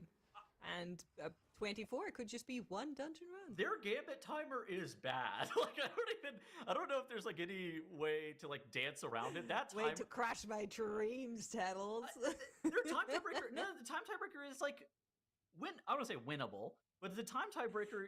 I see Doable. the vision. It's streets and it's a gambit, but they need to be able to put the timers up for that streets and that gambit quickly. Look at that! Look at that gambit. A 29-16. The Yeah, fastest maybe gambit's it a wasn't great. 27x. Matcha is this? Well, Matcha is really, really good. Like I like a unfortunately proper true. matcha. So, but you know, we're working on that streets right now. Holy Method could put the 23 streets on the board with a really fast time and then be like, hey, whatever we did here, it worked. We hadn't had a chance to practice this new thing we were planning on doing. Yeah. Let's just do that in the 24 as well. Okay, I'll calm down. I've been copiuming a little bit. Yeah, so Holy Method, they need 2 dungeons. They actually need 2 runs, so they need to be able to put up this streets probably this attempt and get a decent amount of time off of it. Ideally, at least 45 seconds minimum. For Liquid and Miscount, they're kind of battling against one another right now. And for Miscount, they only need 1 dungeon to be able to probably pass Liquid in terms of the time tiebreaker. For Liquid, if they're able to get a pretty significant time improvement in this gambit, then they would slingshot back ahead of Miscount if Miscount are able to improve their timer in the priority. Alpha should do this poll. So, you feel like it's good? Both of these teams only need to really improve time tiebreaker in 1 dungeon. Yes. For Miscount, I agree. If they're able to get this priority put up, A full probably this Murloc run, pack on and top of the have boss. attempts As well as at the this Guardians. Arakara on the 23, there is a lot of time that can be saved in that Arakara on the 23 that we know from Miscount. So they have, at least in my mind, the biggest road to victory, but it does involve trying to time one of the hardest 22s that we've seen this weekend with the Priority of the Sacred Flame. That is one of, if not the hardest Keystone Cap level dungeon. It's like that in Flood. Yeah, I mean, it's been The interesting. WR seeing means this world where record. These dungeons have been able to go, and I mean, some of them. World like you record said, time it's just- and it's a score. lot tighter. Hey. They're so difficult. But Time to see what and teams level. Are able to do. Unfortunately, though, Makes, this is your last shift on desk today. That's right. I'll be watching from chat. I'm Alright. one of you now, chat. Get ready. Don't worry. I'll keep the no. love watching alive on desk. Chat, you keep the love watching alive with Makes in chat, and we'll see this culmination together either way. But we'll see you later, Makes. All right. Coming in now, we've got Zyronic. And Zyra, I want to hear some of your thoughts too on this. Chat's been curious about it as well. And I need you to really look at this through the light of Tettles' love watching crystals. Is there any chance that a team goes for 138 points? I feel like if we were going to see it, we would already have seen a team put attempts at it, right? Like, the only team Yep. that I can see that has a chance at doing a +1 based off of any of their timers right now is Miscount with that Streets, Yeah. and if they aren't going for it, I don't know if they think it's possible. I don't know, what do you think, Tuttles? They would be the team that would know about the streets. They had by far the fastest timer in that streets. I think, the timer maybe looks doable, but then you end up with just the demonic first boss. Like, that guy is actually so hard to the point where tank damage, impound contraband, everything that happens on that first boss, it just doesn't scale very well into the 24. So I think if Miscount didn't try it, there's a reason that they weren't throwing attempts at it during practice. Is But there the a world predictions? actually where it scales so I think high Liquid is that winning this right now. the impound contraband just one-shots you on that key level? 24 Probably. is Well, is it one that shots just you on a straight up 23. one-shot? Oh, does Liquid miss the sanitizing cycle? Oh, no, they All right, do! we're town portaling. We're out of here. That's 15 seconds gone. Yeah, they might just straight up town portal it. Although they do have time to make up still, right? It's not like this 15 seconds, it's essentially just a death for them, right? So they might continue going if they think. But the they might fish have a monster I guess maybe you don't need like the can. absolute. Oh right, run they to can be able still to port make up through a while in decent amount of combat, I time. guess. That first boss split is still 15 seconds faster than a previous first boss split. And whenever okay, you know what? I think it would definitely be incorrect to town portal there, even though it feels bad because you ended up losing some time. The fact that you're still able to make up 15 seconds and you only have a 30-second lead against missed count, every second truly does matter. Okay, actually, they didn't even. Oh. All right, we're out of here. No, we got stuck in combat. He couldn't go through the portal. Okay. Wait, well, are we gonna continue going? They're gonna keep going anyway. He took the death and went through the portal. Okay, go again. Okay, no, we're going again. We're going again. There's no way. 2 deaths. That's the most they've had in any of their keys so far. This is this is a reset. Okay. Well, a little unfortunate they finally got through the first boss. As we've been talking about. It was a bad run anyways. Yeah. We didn't like that split. Funnily enough, I think the same thing happened for Liquid in their previous timed 24. They had the same thing happen where the boss phased at like 1% and they had to do an entire extra intermission. Yeah, I thought that they were gonna have a 315 boss kill. They had the exact same split on the first boss. They had a 3. Holy Method finally have a run. Is this it? 10:15. They had a 10:30. Unfortunate. At the same time, again, about an hour, 10 minutes now remaining for the rest of the day. This is probably the most important run in terms of the FPS in this pub for Holy Method is actually really low. 17 minutes into the Streets of Wonder. They need to be able to improve timer in 2 dungeons to even be able to have a chance to battle against that time tiebreaker. They need the Streets and they need that Gambit. If they're able to put up the Streets here, that will afford them around an hour to try to improve timer in that Gambit. That would be a huge deal, Zyro. So they need how much? About 1:50 to catch up to the point where Liquid and Miscount kind of are. How much do we think they can actually make up in this Streets based off the timers they've already put up so far? I think they're minus. What are they, like minus 210 on missed count and they're minus 240 on Liquid? Just huge time losses. How much can they make up in the Streets? Let's see. Take a gander here. It looks like we can pretty reasonably get like 1:10 in the Streets. Okay. That's pretty good. Yeah, and then they can get a lot of time in the Gambit. 1:20 probably in the Gambit. Okay, so there is a path for them still with the time left in the day, but it kind of requires a situation where both Liquid and Miscount really don't. Yeah. Okay. That's the path to victory for Holy Method. Rerunning keys for time tiebreakers is, I would almost argue, harder than trying to time the key the first time. Mostly because you're not battling against the timer of the dungeon. You're battling against your previous best split, and you're trying to put up like basically what is practice timers. And for Holy so Method, if Miscount and Liquid 10 minutes in the remainder of the day. Don't time anything new. Considering the point of the competition is just to push the highest keys and actually just time them in the first place, and now you're saying, okay. And Holy Method improves the timer by about 1:15 here now, and then do another 1 minute improvement from all of our teams in Gambit, which is possible. Holy Method, they can win. On a good run here. Their Zofek split about 20 seconds faster. Grand Menagerie. I didn't realize it was actually that doable. We'll to go for time tiebreaker for Holy Method. Just stayed on pace with that 20-second case here. In the meantime, Mandatory still working on this 22 Floodgate. It feels like they've been in there for hours, Settles.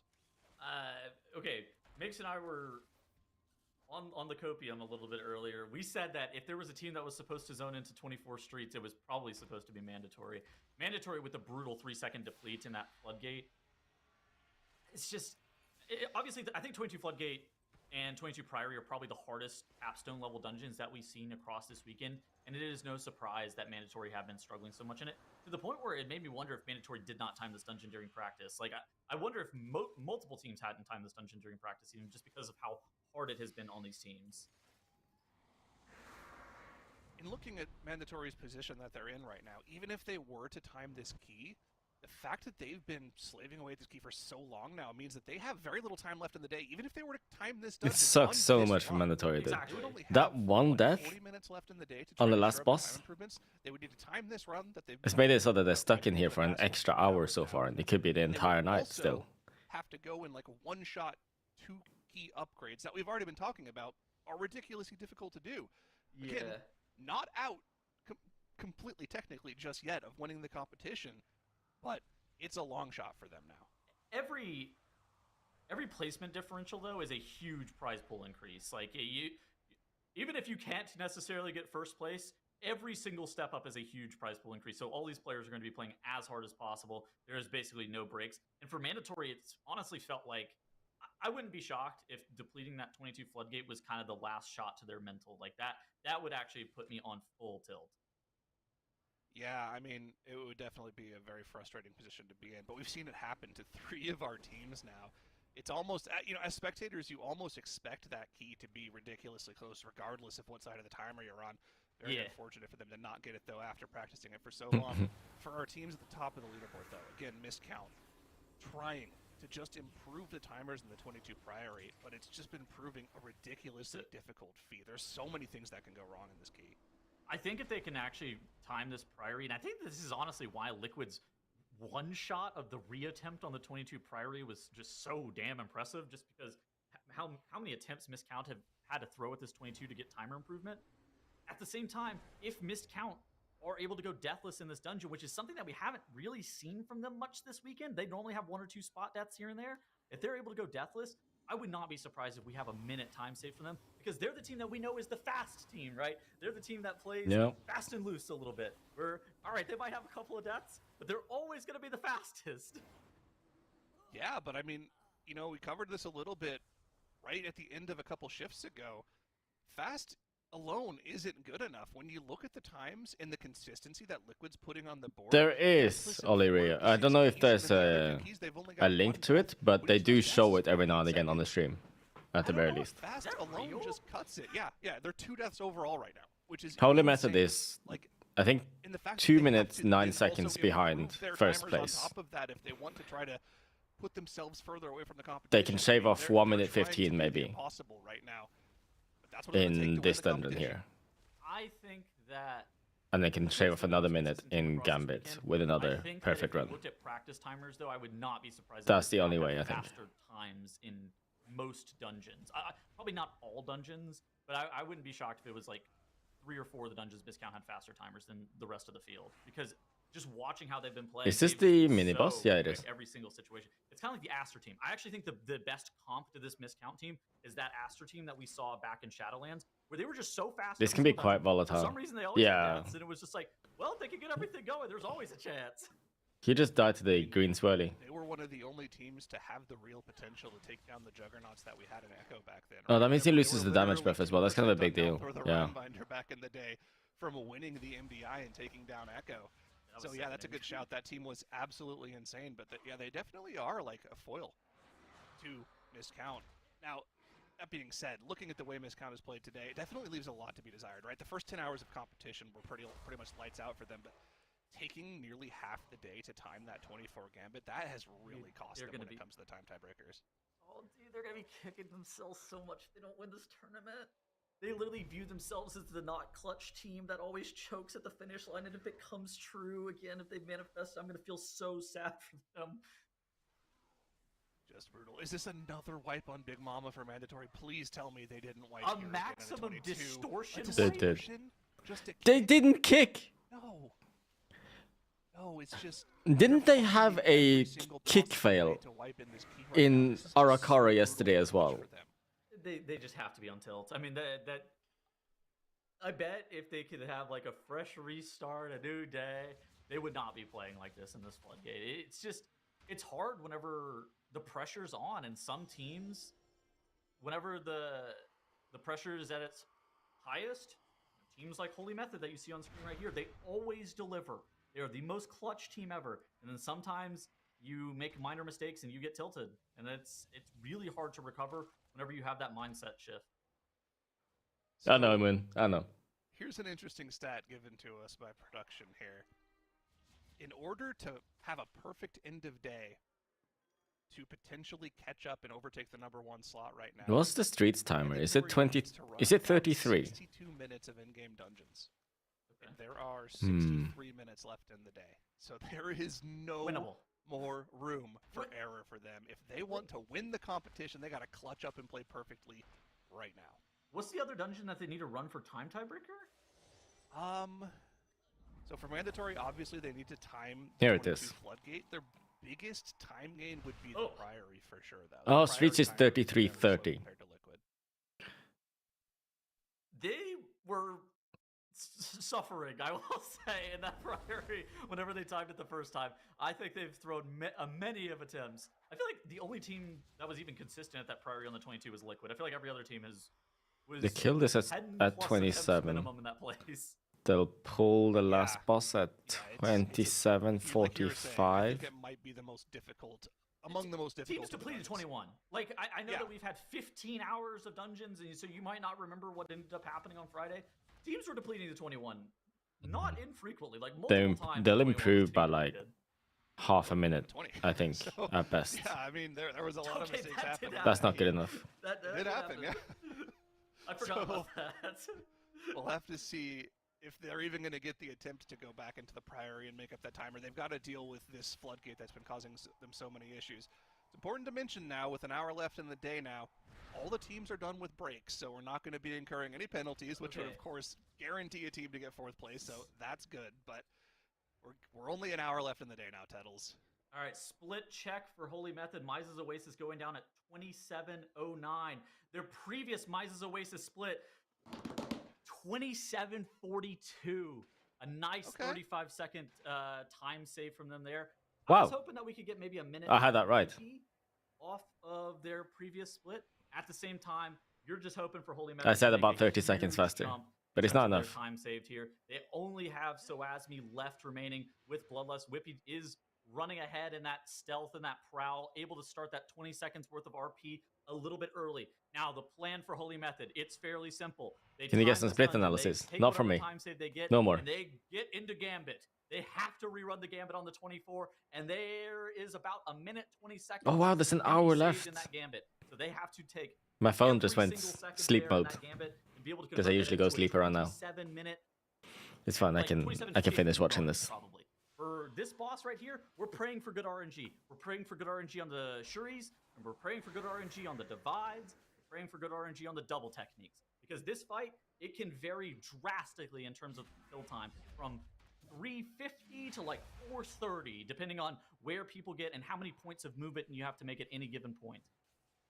Yeah, and they have to really line up their cooldowns perfectly around those buttons, right? Like, the thing is, if the boss teleports away in the middle of your Arcane Surge execute as a mage, you're feeling really bad because every single global is so powerful during that. So they really have to line these things up perfectly and make sure that they don't get that bad RNG, because every second counts, right? They can make up, like you said, up to about a minute and a half worth of time here. If they are fast enough on the boss and they get good enough RNG, we'll have to see whether or not the boss gets any bad teleport overlaps here. Of course, no walls alive. Actually, they did have Lust at the start here. So my 4 minutes estimation for this boss might have been too generous. Maybe they will have more than 30 seconds. Hunter Mage DK in this tournament.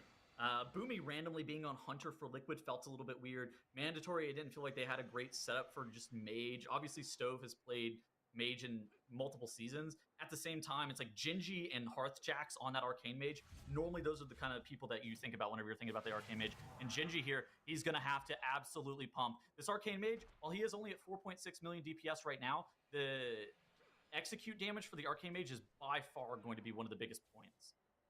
Yeah, and it looks like they're shaping up to have the 3rd surge occur pretty much right in execute here. And this is actually a really, really good Shuri. This is insane.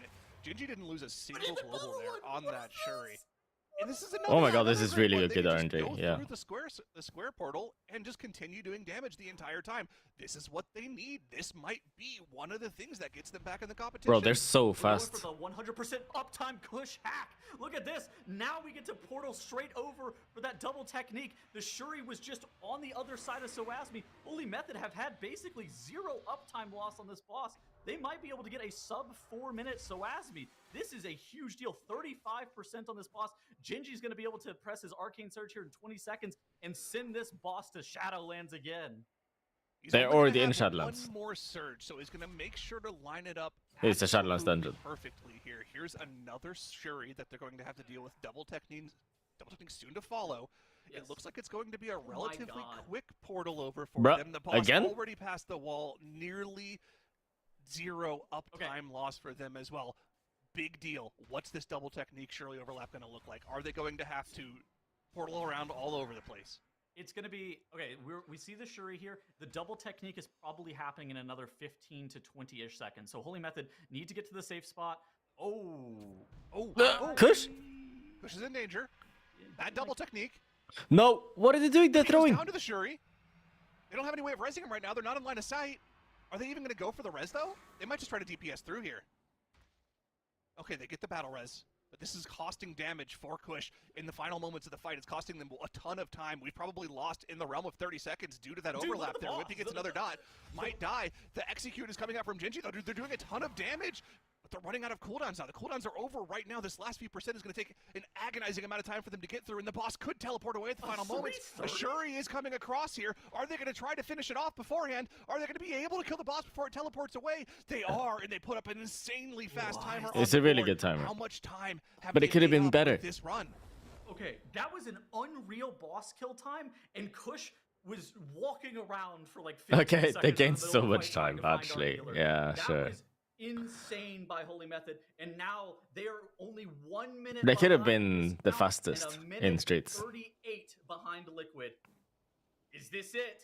They have plot armor, and Holy Method, where do they have to go? They need to go to that game. If they do, if they can match Miscount's timer in Gambit 24, they win. Put up 27:45 in that dungeon, and if Holy Method are able to put up a 27:45, they would actually be able to do it. Oh my God! If they do it again, I'm sorry for doubting.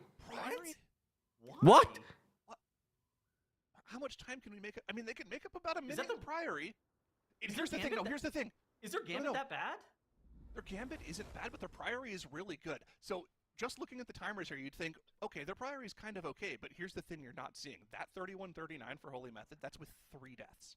So they can go insanely fast in this key. If they have a 0-death run, and they go at the same pace, they make up 45 seconds of the time. We did see them try Gambit 24 over and over and over and over again, and their splits were just weak looking compared to Liquid and Miscount. So maybe they are just saying, actually, we just aren't that good at Gambit. They could have been ahead of 30 seconds right and we know we are good at Priory if we have no deaths. If we had no deaths in that one run, it was definitely 15 seconds. That would give us a that was a pretty big time loss in Holy Method now. First place position. Talk about them. They are the most clutch team. Is this gonna be it? Are we really watching? Yeah, it's a watch party. Go on. Once more.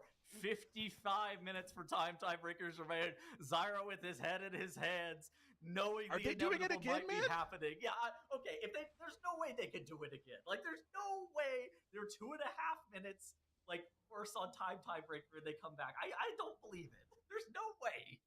I don't want to believe it. We have seen it so many times in the past. This squad just always somehow finds a way to make it work through all the adversity. They're just always there, even when they look like they're not playing well. It's ridiculous to see, but there's still about an hour of competition left. You can see the remaining timer in the bottom left corner there. Still lots of time to start. They didn't look strong in Priory either, though. It took them absolutely forever to time this 22 the first time. It really kind of has been the thorn in their side. Have they literally woken up today? They started the weekend off in Priory. I wonder. Let's see. They lost 45 minutes of day 1 to this key, and they continued those wipes on day 2. It took them 10 or so. Oh, yeah, he's talking about it now.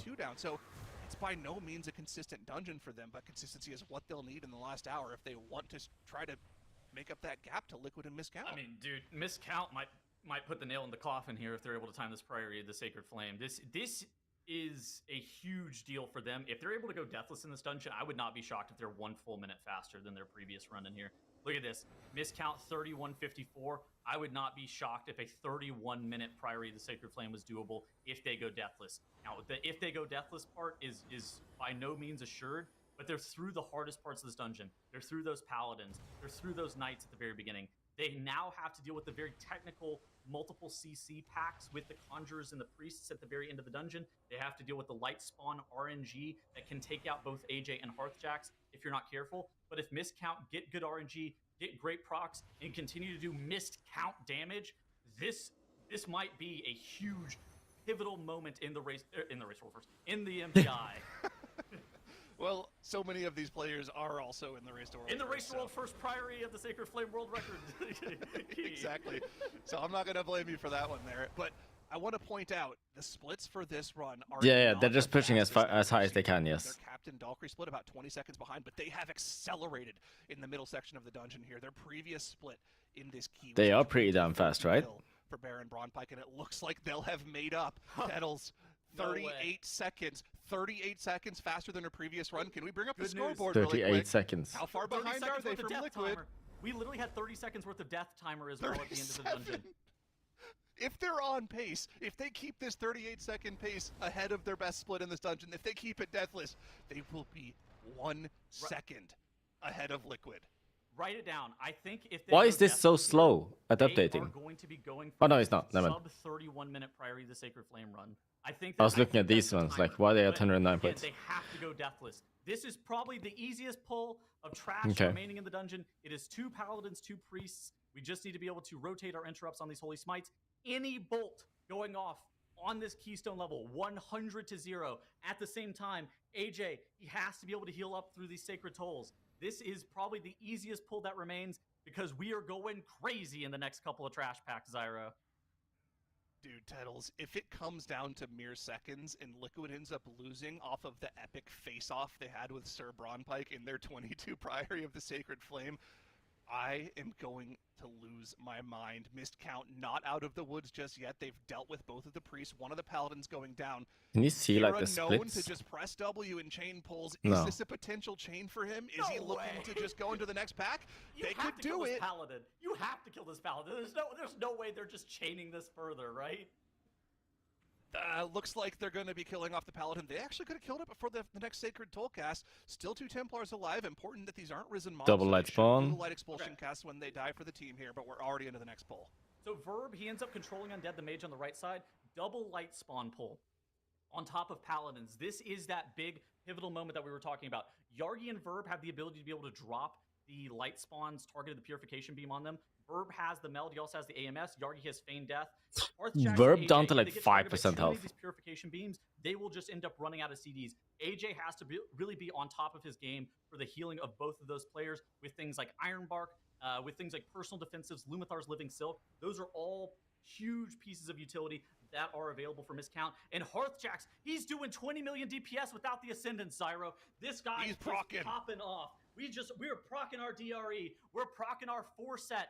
This is a huge deal for Miscount because next pull, it is Sir Braunpike. He's very When did we see Warrior in MDI? There's loads of Warriors here. He insta-pressed the Ascendants. He insta-pressed the Ascendants here.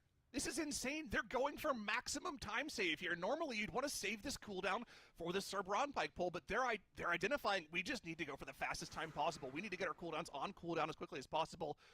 Forget safety. We just need to go for the fastest time possible. This means that Sir Braunpike pull could take even longer, but in the long run, this might save them time. This is insane. They are lusting it, but no cooldown for that makes it so much more dangerous. Nice. Great work. 1 light spawn death. The burst of light is actually desynced from one another. The Templar's healing. Unfortunately, gonna get healed there for Miscount. But it's fine. He doesn't really matter. You can just pull him into the next pack. All those Templars is tank damage, and like you said, we absolutely can chain that. And Kira loves to chain pull. Look at this. Miscount are gearing up to be pulling. What are they doing? They're waiting for this patrol. Oh, they have to wait for patrol. Light spawn get into a good pat. Bloodlust is available. And it looks like we're actually going double light spawn, triple risen mage. This pull is really obnoxious because you have to do round of kicks, and then you slam a bunch of CC over and over again until your kicks are available. So you see top left-hand corner screen, Verb, Hearthjax, and Kira kicked. Now we're going to be pressing CCs. Thunderstorm gets pressed. Implosive Trap probably gets pressed here in a couple seconds. We do have that interrupting shout, cap totem coming out. And then once all of those interrupts are available again, we're going to do a round of kicks into those Risen Mages once more. And this is probably the last very difficult pull of the dungeon for Miscount. This double light spawn purification beam. We've already pressed Brown Pack is also difficult. The Paladin no? double light spawn pull. If Hearthjax gets targeted too many times, he can go down. You see that Iron Bark pressed onto him. AJ starting to run a little bit but fake resource for those Resto Druids. AJ even going into cat form to try to get a little bit more damage out. Very aggressive play here.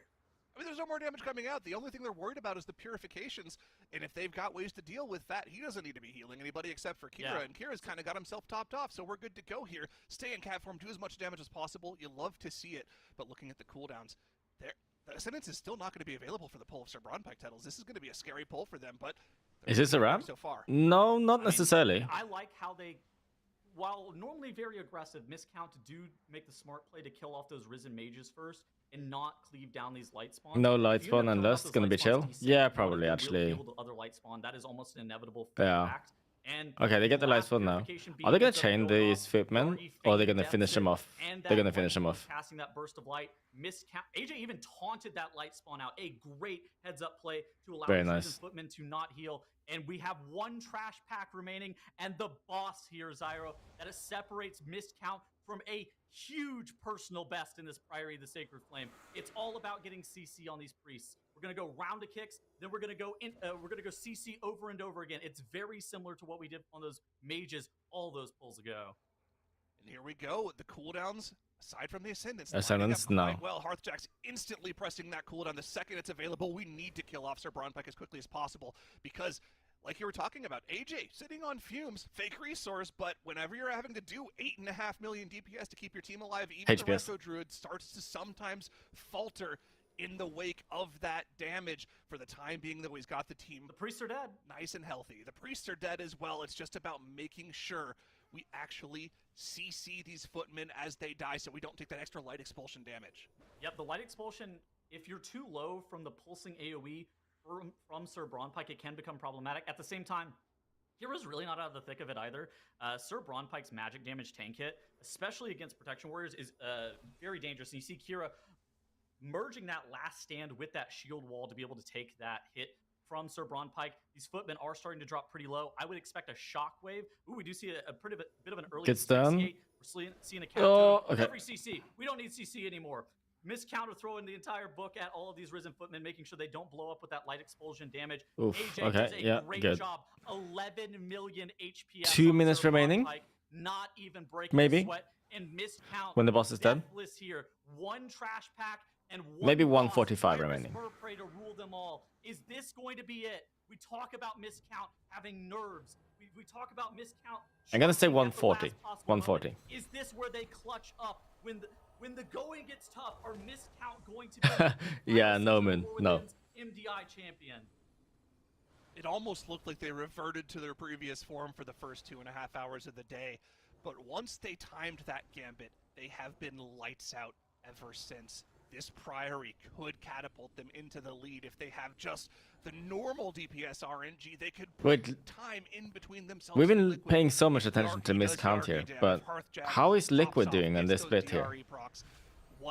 They're also deathless, and so is Holy Method. Going to stop the clock. Their previous timer, 31:54. That was with 2 deaths. They are 37 seconds behind Liquid right now. In order for them to take the lead, they would need to go faster than 31:27. That is the mark to beat in the dungeon for them here. 31:17, sorry.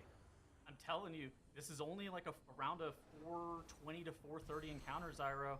We could see a big PB. Oh no, Title's mandatory. Again, Big Mama wiping them. I believe it was a tank death this time into an instant team wipe afterwards. They needed every minute they had left in the day. I don't think they have a path to victory now. It's been a really tough day for them. I don't know if there's any way of tiptoeing around it. It's been a tough weekend for them. Honestly, this entire tournament, we gave them the benefit of the doubt coming out of group play. Mandatory, it just felt like they hadn't been playing like themselves across this entire tournament. Hard to really say what the problem was, though. Tilt. Another wipe as well for Holy Method, trying to make up some of that time they need again. Holy Method not out of the competition just yet. They are in the running for a potential win, but it's going to require... Half-Tracks can't use Ascendance here because she's about to... I think we might get like a 30-45 on this on this Priory the Sacred Flame split. I think we're going to get a sub-31 here. This is insane. They are so fast. They have a mob CC'd, right? Yes. Please tell me that they have a Risen Mage, has please. A Control Undead. Okay. Risen Mage. We saw it earlier. They are going to be able to get count from that. Miscount will not be missing count today.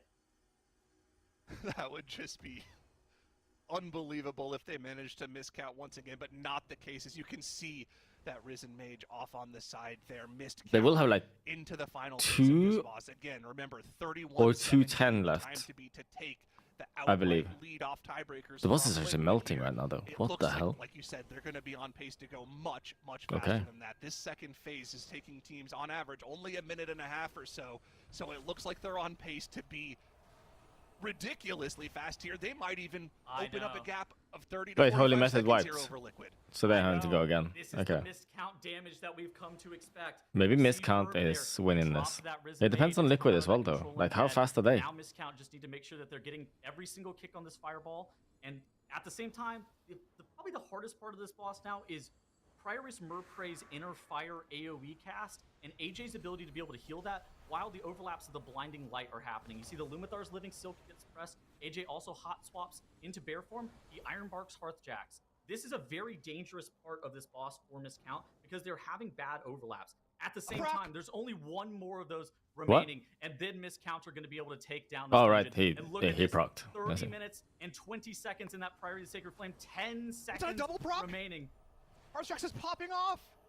They have no other cooldowns available. It's just raw damage and procs here to finish off the boss. Oh, 150 left. The only thing left in sight is going to be the something slowed down damage-wise. They have very weird pillar here now, so boss should melt now. It's a big damage loss for him, but he's not really doing any damage outside of the Ascendance procs. Otherwise, where are we going to stop the clock? How much time do we have left to give? We have to kill off both the Risen Mage and Prioris Murplay. The clock stops at 140. 49. Show us the leaderboard. How much time have they made up? How far ahead of Liquid Oh, are they? they're ahead. Holy moly. Okay. Humongous PB. A 30-49 Priory of the Sacred Flame. They're not able to take that world record tag away from Liquid, but they don't need it. They have what about Liquid, though? Because Liquid has 1 minute... They're 1 minute slower than miscount in Gambit, but they have a clean Gambit here right now. And they had an 1841 time Captain Hooktail split, Zyro. How is this looking compared to their previous best run? Are they going to be able to make up 30 seconds here? Oh, man, let's take a look. Yeah, oh, my God, titles. It's just back to back to back. The Hillbrand. Okay, listen, this is insane. The Hillbrand split previously for Liquid, 10:27. Exactly the same as it is in this run. All right. The Time Captain Hooktail split, though, that they had in their previous run, okay, 1923. They are 42 seconds faster in this run right now.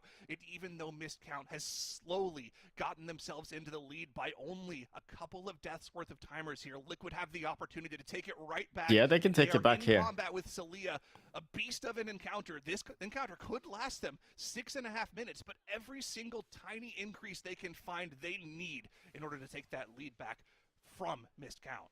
Bro, my heart, I don't know if I can take it. This is the most intense I've ever seen for a championship Sunday in MDI or TGP history. And Liquid here, they need to be able to down this boss relatively quickly. Some of the timers that we've seen for this boss kill range between the 6:30 to 7-minute marker. You are praying for like top 5% RNG from both the Hunter and the Elemental Shaman. Really heavy RNG specializations. If they're able to get good Black Arrow, good DRE, and good Gathering Storm, it could just about, that could actually just barely, 30-second differential. Get them back to first place. For Liquid if they have this boss clean now. 48. They need to go 30 seconds faster to reclaim the lead from missed count. But look at this missed count. After being the first team to one-shot the 23 Halls of Atonement, they already have the world record tag in this instance. They already have the fastest run ever in this key. They're going back for whatever time they can glean from it on the board, if any. They feel like that's their best shot to put extra room in between themselves and Liquid for the time being. Oh, So man. Liquid need a Top guy is 28, just 15, swapping. is that right? Yeah. Is that what we're looking for, Let's see. They Zyro? need 29 seconds from a 28-48. It should be a 28-19 that they need in order to tie missed count. So anything faster than a 28-19 would give them the lead. All right.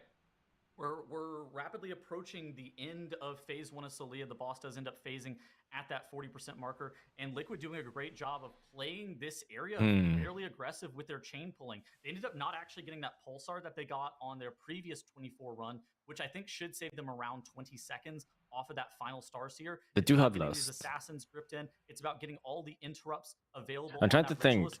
And okay, one of the kicks actually got thrown to that assassin. Totally fine. We ended up getting that mob stacked back up. Ideally, we get this boss below 45% HP, so we get no more assassin spawns. And now we push the boss prior to the next circle going off. Okay, great work from Liquid here. A huge time save. Now we have to watch. They have Ritualist. 4 It's kind of annoying minutes. to kick whenever you're trying to do this relic phase and get those From lines about from the now relic. At the same time, to kill the boss. Shine and Sevi only Yips are kick. gonna be Sevi only kick. That bolt's going off. No, we gripped it. We Okay, gripped it. they're good. We gripped it. Okay. That's what I was saying. Okay, so Shine and Yips are going to be babysitting this mob. So Shine, he's got a bunch of grips on him. Yips throws a Storm Bolt at that Ritualist. Then Shine's interrupt there. Then Boomy has interrupt. And now for Liquid here, it's just the last phase of Solia. They do have that Bloodlust available. When should that get pressed here, Zyro? It's going to get pressed On the with next lineup burn. of all of their cooldowns. It looks like it's probably going to be on the next phase after the next intermission. That's when you're going to have the Sorry, the assassins next ready. intermission, You have rather. all the wild After the next requests there. intermission. Shine might save his breath for that. I'm not 100% sure that's going to be the play, but we'll have to see what they feel like the best overlap is. Obviously, they're also going to want to pull the remaining 3 trash mobs as well with that lust as well. Okay, so we'll have look to at see this. what the play is. We actually get a good RNG collapsing star. The collapsing stars that are really near to the entire squad is hugely beneficial for Wolf Disco's ability to be able to do damage and get that collapsing star dealt with quickly. So there's never Shine gonna be sent his dangerous cooldowns. overlap. And Liquid with good RNG on collapsing stars, that it's not the biggest time save ever, but you probably get around 5 seconds from good RNG like that. Chat, need your help. Who do you think is going to be winning the global finals in the final moments of the day? There's a prediction in the chat. Spend your hard-earned channel points on that. How much We would a wanna see Titan's what you goal, think. a Is it going to be title Missed score be? Count, I don't who know. have been the fastest team throughout the entire competition and have only now reclaimed the lead? Is it going to be Liquid, who's on the final boss in Solia's Gambit, who have a chance to reclaim the lead if everything goes right for them here? Is it going to be Holy Method, the team that has so many titles to their name throughout the years, regardless of the name of the team? Or is it going to be Mandatory, who have been struggling in this 22 Floodgate, but still an outside shot at the title? All right, looking at Liquid here, they have engaged that trash pack. The final remainder of their count is going to be gathered here. They do have a Ritualist inside this pull. They need to be able to rotate their interrupts on it. Fortunately enough, the 2 12-second... Basically, they have from 2 Bouquet minutes and the left to kill Elemental this Shaman boss. And that Protection Warrior should be enough to be able to lock down this mob solo. They haven't Here, lasted Wolf yet. Disco does not have to interrupt at all. And Liquid are going for the gutsy strategy. You see that collapsing star in the middle of the room? If you were in a pub, you'd be spam pinging it. What's about to happen, Zyro? AMS, They're gonna Turtle, full stack AMZ the gets dropped down. defensives. Philly and Zevi press defensives, and Yeah. Zevi just heals through the 3 stack of that collapsing star, allowing Liquid to do way more DPS than they otherwise would have. A gutsy play, but it's what is necessary to be able to save them a bunch of time. Now we have No! What goes down? Disco goes down to the hyper light jolt. You know the line, Tettles. You know the line. All of his damage is gone, and this is the lust push for them. They just lost so much damage from that. They lost so Okay. much time. 15 seconds gone, and maybe easily 15 seconds of damage gone. You lose all your Nether Prism stacks. You lose all your Forset stacks on top of the Bloodlust. This is catastrophic for them. How much of a time loss is that? Obviously, there's the 15 That's a seconds of massive death. time loss. I feel like it's How much more time loss? is losing damage? 45 Another 15 seconds lost. Easily. That Nether Prism plus tier set combo is a ton. And they needed to beat a 28-19 in order to retake the lead. But look at the timer now, Tettles. 27:43. They're not even going to be in the realm of that. Is this just a slower run? I think is. so. Off that death, that is the most brutal death you could have possibly had at this point in the key. Yeah, it's All over. Go again. of their Oh my momentum God. is just gone. 28 minutes of a day where they only have 30 minutes left are now gone. That's tragic And for them. Liquid, who looked like They had to were go poised again. To take back the lead. All right. Have to retreat and go again.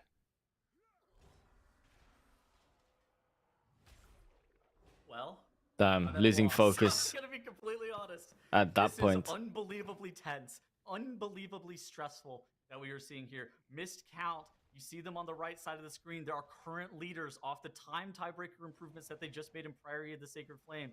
Off those 3 world record tagged dungeons that they have, they're going for the whole enchilada. They're going for more time tiebreaker improvements in this Halls of Potomac, thinking that they have more to gain. They certainly do, but they've had to reset a couple times at the start here. Again, a perfect run is what would be required for Miscount to somehow find a way to increase their time tiebreaker lead. That's what they've been doing for the past 2 hours, though, so they'd expect nothing less. We've had resets across the board, though. Mandatory resetting their Floodgate again. Holy Method resetting their Priory again. Of course, Liquid losing. That's fair, no left. I don't know anything about these players, really. I mean, I know who they are, of course, but like I don't know them personally. Like in the bottom right corner before they gear up to go again. It's I just think it's really exciting here how close the top 2 teams are and how close Holy Method got there as well. Like, I thought they were out. I think we are in the territory where but it is no longer they had a chance to come back. I think it's impossible now that Miscount improved the timers. And that would be the 30 seconds that we're talking about, just by itself, on top of any timer improvements that they can make in any other part of the dungeon. Just an unbelievable turn of events in the final moments of the day here, but still all to play for in the final moments as well. And remember, stop playing in Season 1, still worth coming back, mainly to play M+, or just wait until the next expansion? I think at this point I would just wait till the next expansion, Death Journey. Walking away with a minimum of $30,000 today, 45 for third, 60 for second, and the lion's share of the prize pool, 120 for first. So all of the teams playing for every single. Just so you know, Blizzard is majorly nerfing add-ons. A lot of functionality is being removed, so weak auras will be completely deleted, and will have very limited control over They were the team that put up the Gambit on 24 stuff in general in RUI. They haven't been playing like they have for the entirety of the weekend. Now that they're actually having to push for super fast tiebreaker criteria. If you wanna avoid having to deal with that, maybe wait until like Season 3 or something. It usually takes about 3 seasons for Blizzard to wake up. Oh, Hotjax died to a melee. All of their dungeons throughout the entirety of this weekend were dungeons that they were able to time, and we need to see that out of them in this Gambit in the bottom right. And they're going again. Here, they're playing with house money. They're going for a larger timer yeah, Sherman. in this Halls of Atonement. An unfortunate wipe there off the I haven't played the beta, no. At the same time, I will do it at some point. It's just the UI stuff. I can't be bothered to set it up yet. Yeah, I wouldn't feel secure at all with a 30-second lead against a team that... Oh, I'm sorry, Cohen. I didn't see both the messages here. It is... Tetals is one of the people commenting, yes. Write down the name of the DK for Pugs later. I don't think you'll ever find these DKs in Pugs.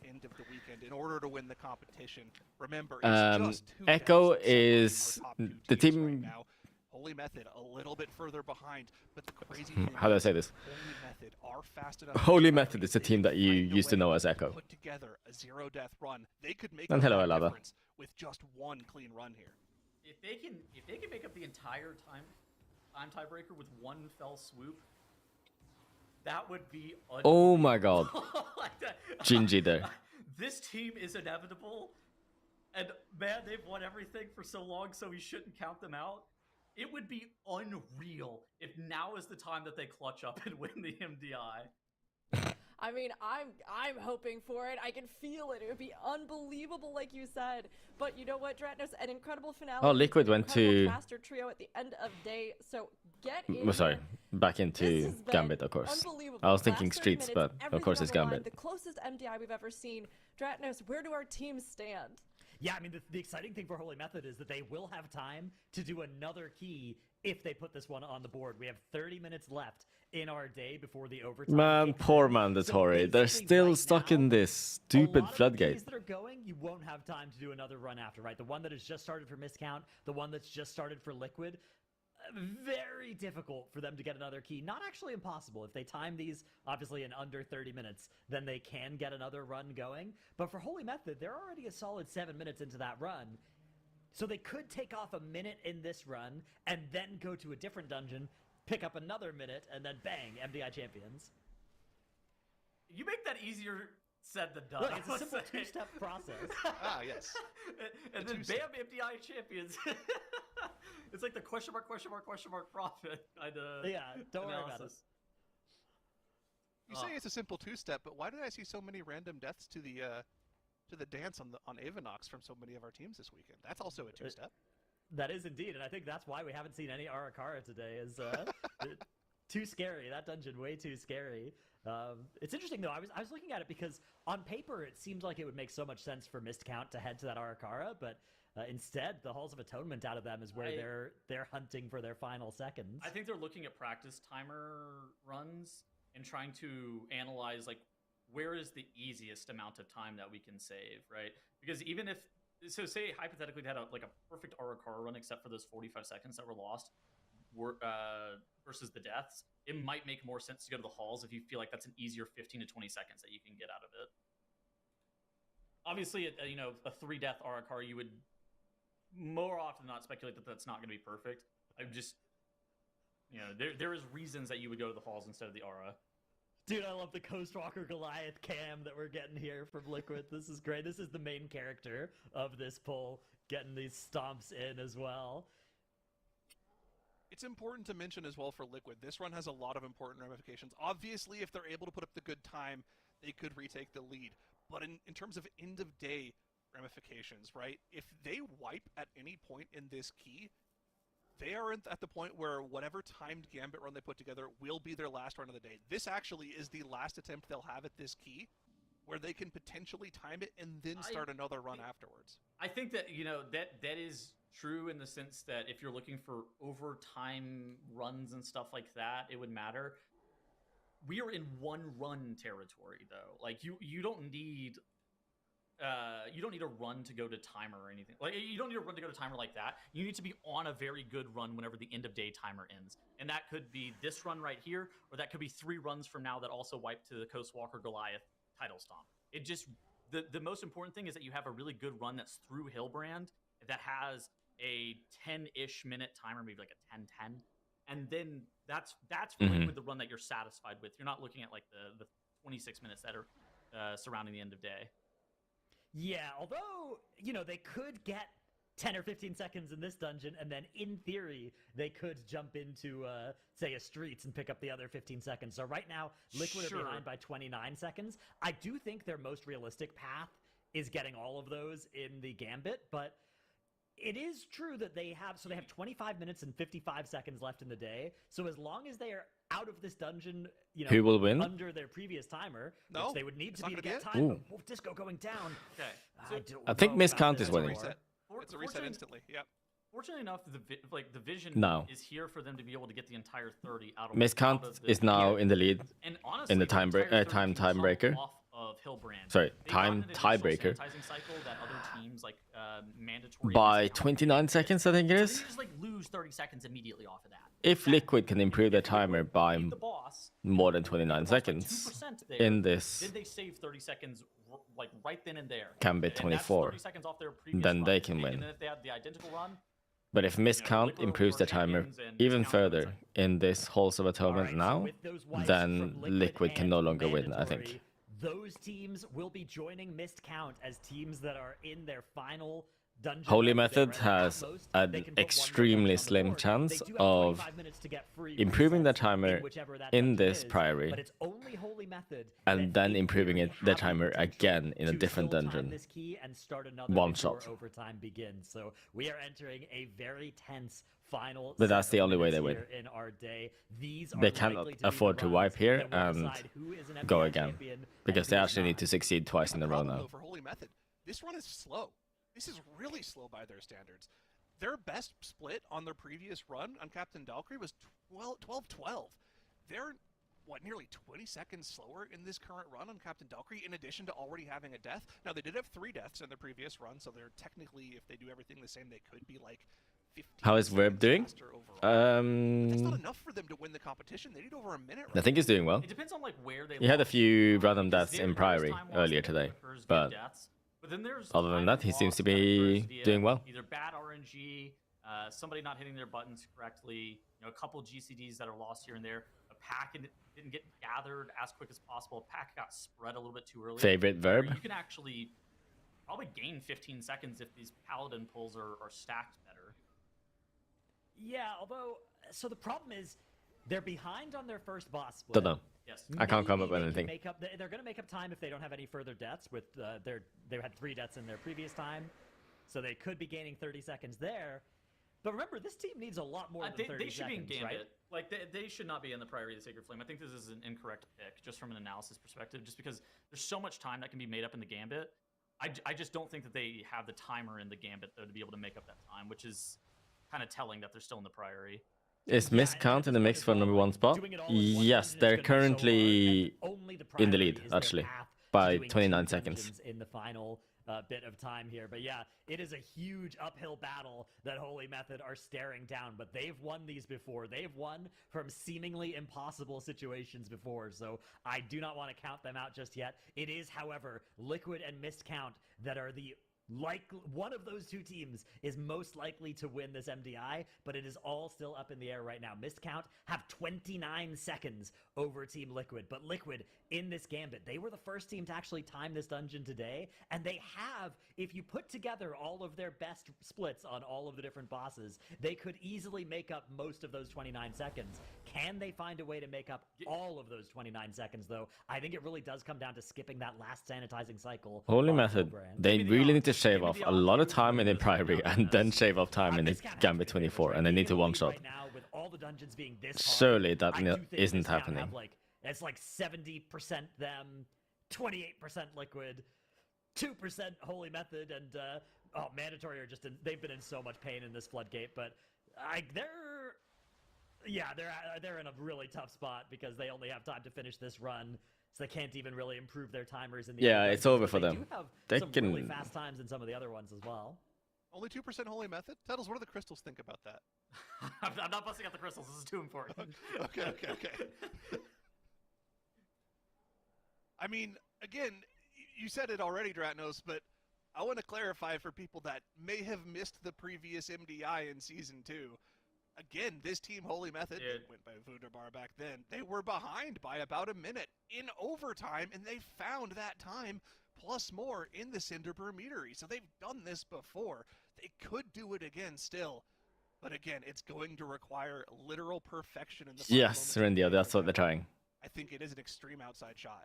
It's 3 world records to 3 world records, both Liquid and Miscount occupying all 6 of the world records from the 6 dungeons that we have seen this weekend. It is so close between these 2 teams currently.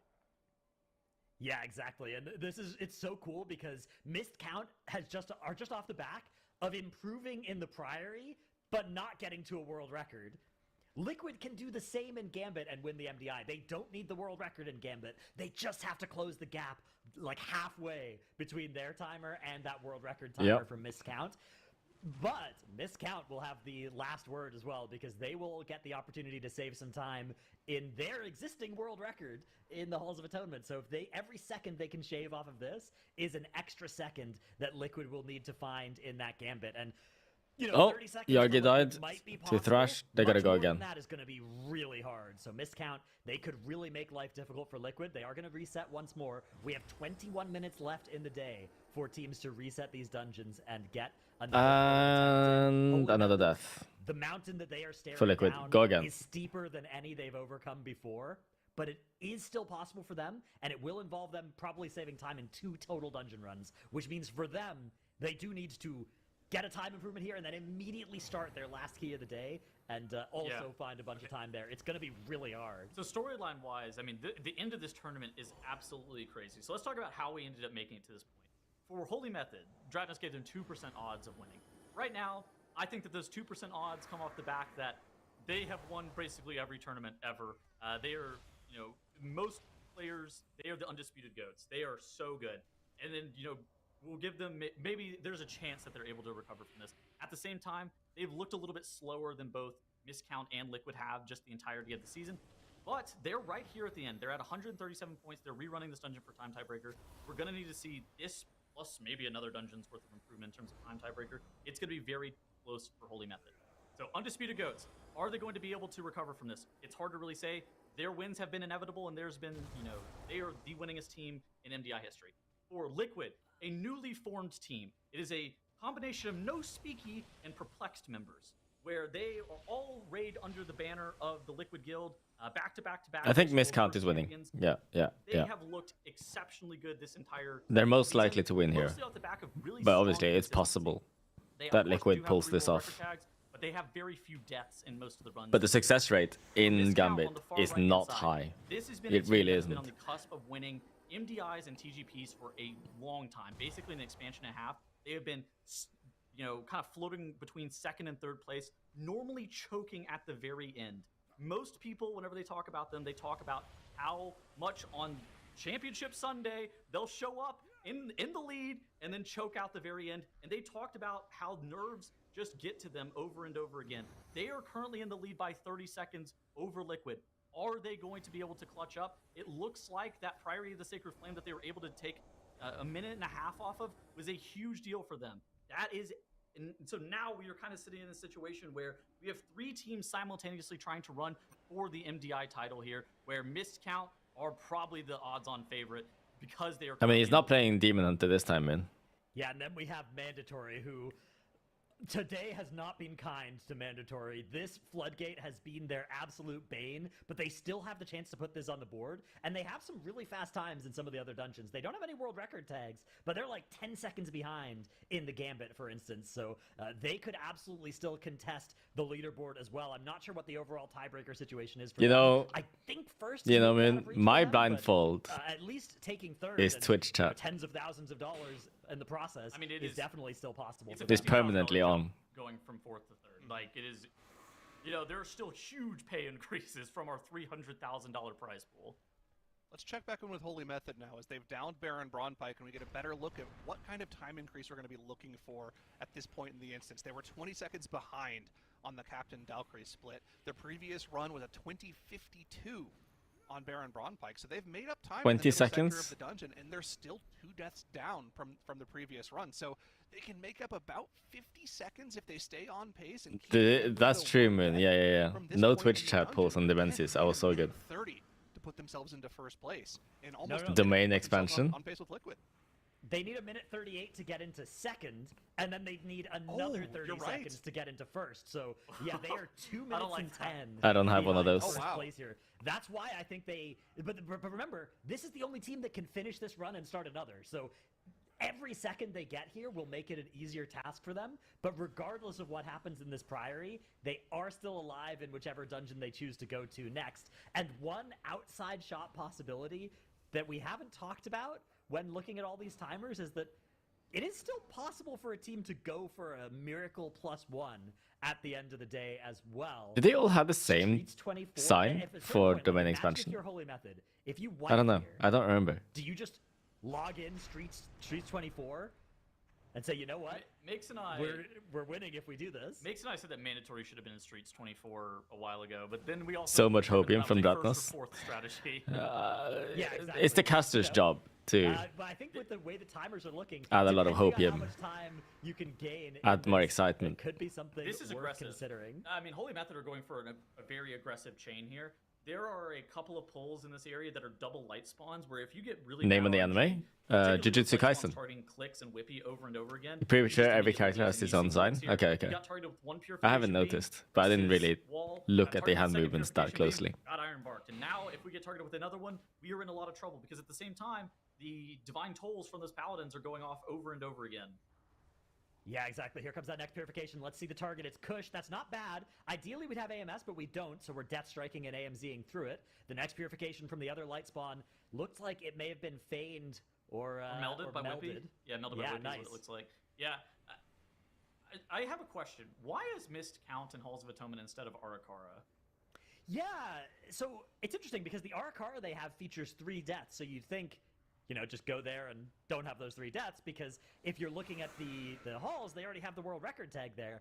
One theory... Yeah, so I was talking that to is some true, of the man. It's coaches really of this, and they were strange. speculating that maybe it was But then because again, Hearthjacks didn't want to play the Demon Hunter. they are in talking about them Arakara. now, I guess. He's playing Demon Hunter in the halls as well, so that can't be it. It can't be play one of the shaman or mage dungeons as the reason. So Oh, the burst of light. Oh, okay, befuddled. perfect. Actually, that was it's gotta be perfectly just handled. they feel like they're better at this dungeon. Remember, the way that this dungeon went for Miscount at the start of the weekend was Go again. one shot the 21+2, something that our other team struggled with, and then they one shot the 23. So maybe they feel like that's just the dungeon that's gonna go the best for them. But these first few attempts at the dungeon have not been kind. Yeah, I think it's actually pretty simple, and it's kind of like what Zyra said. While the Arakara is the biggest potential for time save for Miscount, if they think the Arakara is only, a 10% chance to actually have a successful run, then you would rather go to the Halls of Atonement, even if you only think that you can get 15 seconds of time tiebreaker differential versus your previous run.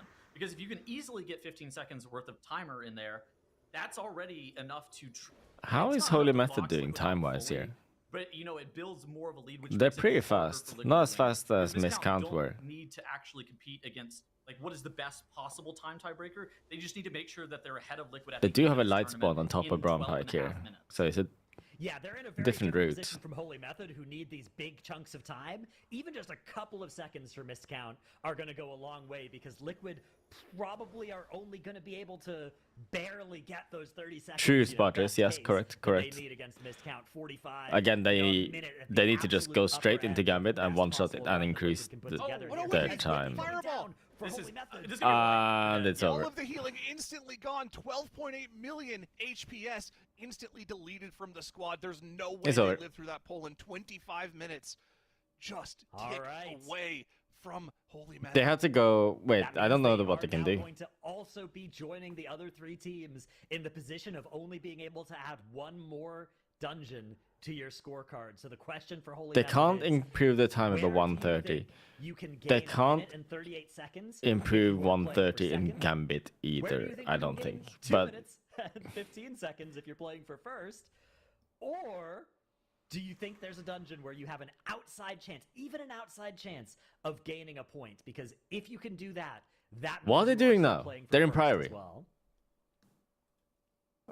they're just going to try parry again. 22? Play on the Alright. right from Holy Method. I noticed they went for what seemed a ridiculous pull. They had a light spawn on top of Sir Braunbreak. Is that They've been doing that. They are crazy. they've been for doing by that? the way. That's It's crazy that absolutely insane. the light spawn wasn't even the part that killed him. It was the very standard triple priest on top of Yeah, just missing a fireball kick, and that's or as a it's over at conjurer, that but point. yeah, I mean mage or whatever the mob is.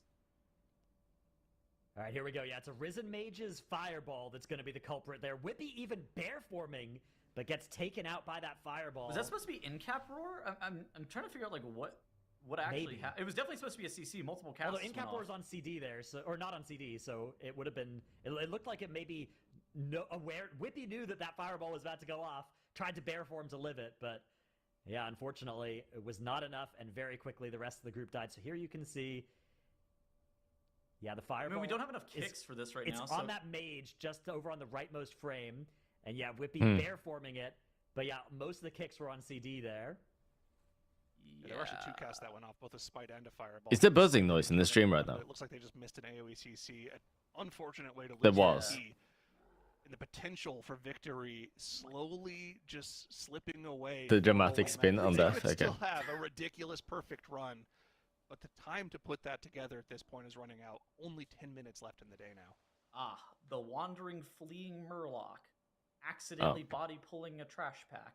For Yep, Liquid we've here. all been there. Gonna be We've sending all been, I can say with 100%. I'm surprised that certainty hasn't happened more often that anybody today. who's done a Gambit knows exactly how that feels. Liquid Didn't you guys changed have a up court case their about this at some point? Yeah, we did. Liquid changed up the way that they're tanking that Goliath from cup play till now. They used to be tanking it further up against the wall, but instead moved the pack to the hut.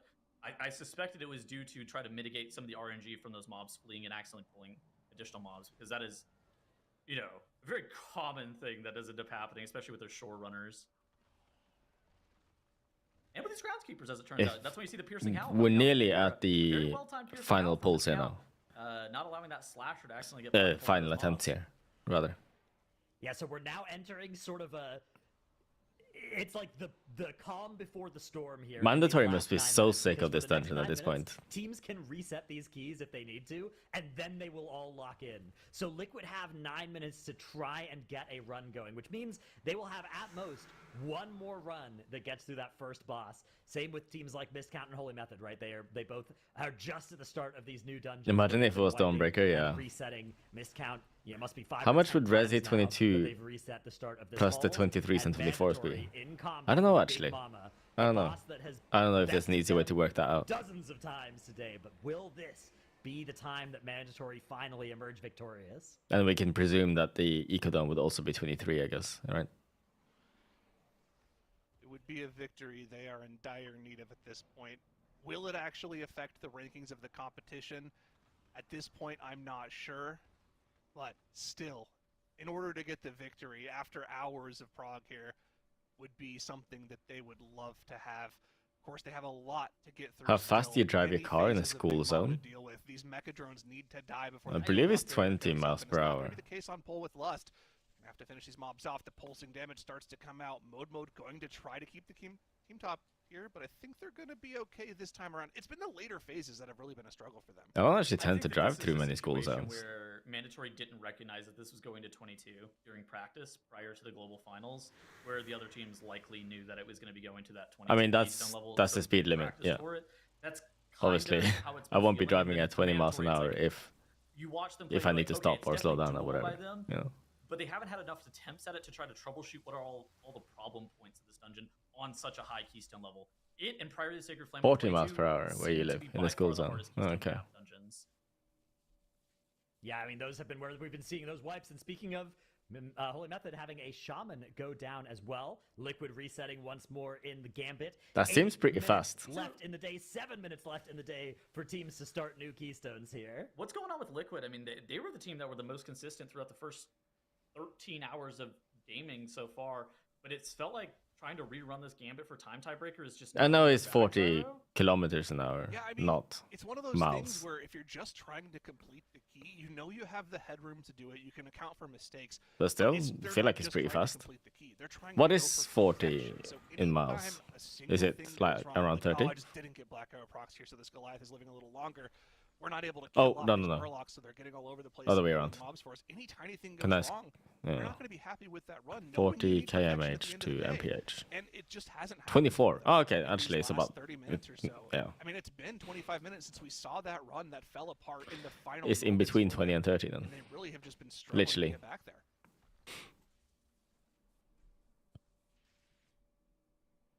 Interesting method, not full fizz or int comp. Yeah, I guess so. It's more interesting than usual, I guess, but it's still all the same. I mean, it's still all teams playing the same comps for the most part. As a team that had insane potential, they'll maybe swap out and for Miscount, the humongous victory for them. We see 5 minutes Shaman for a Demon Hunter or Mage. And you're not able to start another dungeon. Mandatory having mode go down. Are they gonna restart? He is going to be able to get battle rezzed. That is their final one, though, and they still have at least another phase to deal with. I don't think there's any way you're able to do 35% of this boss's HP, even with cooldowns, before the next barrier. So they're going to have to find a way to live through that pulsing damage once again, and then the jump start afterwards as well. Yeah, they have 5 minutes left. Kill this boss off. Remember, the split that we want to see Big Mama dead by is... They will have nightmares about floodgates. Yeah, they will. And even then, it requires perfection for the remainder of the key in order to get a shot at timing the key. 3 of our 4 teams now this weekend have had runs where they complete the dungeon. They kill off Giesel Gigazap, but they've only been 2 or 3 Everyone is on like fresh runs right now. They keep failing and have to reset. Crunching some numbers as well in the past minute here, looking between Mandatory and Holy Method, because one thing I wanted to know is what timer do Mandatory need in this floodgate to actually secure 3rd place from Holy Method? And you guys aren't going to like this. They would need the world record in floodgate, but it wouldn't be by a huge amount. They need a 32.5. Go again.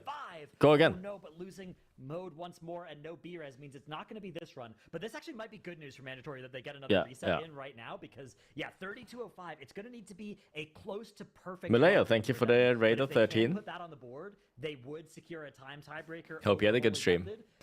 if Holy Method don't add any further time in this Priory, which of course is a big if.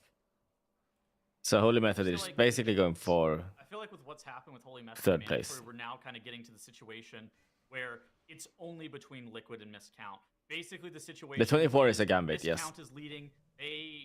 Their possibility of winning this is increased by a significant amount. They are 98% chance of winning.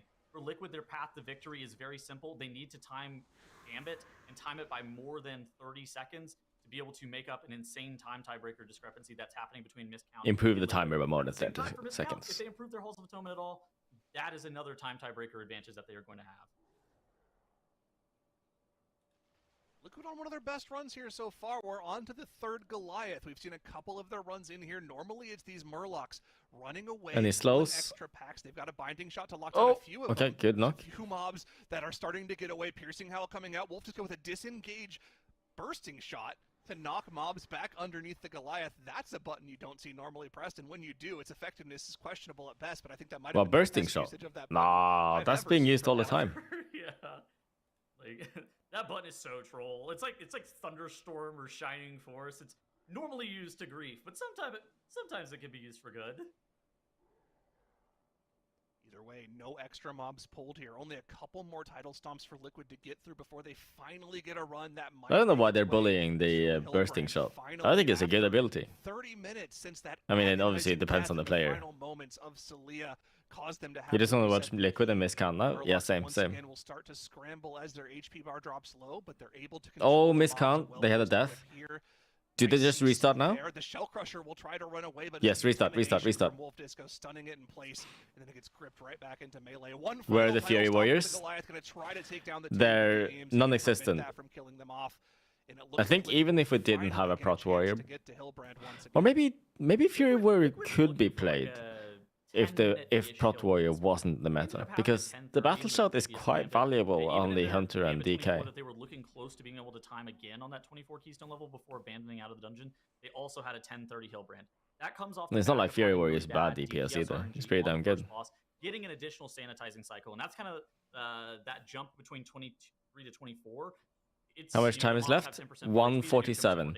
They have 1 minute and 47 seconds left to start the final run. Sanitizing cycle, you end up getting additional phases on some specific bosses. This is basically going to be the last run that any of these teams can do. And focus their damage into Hillbrand to get that 10-minute first boss split. That next year I go pump?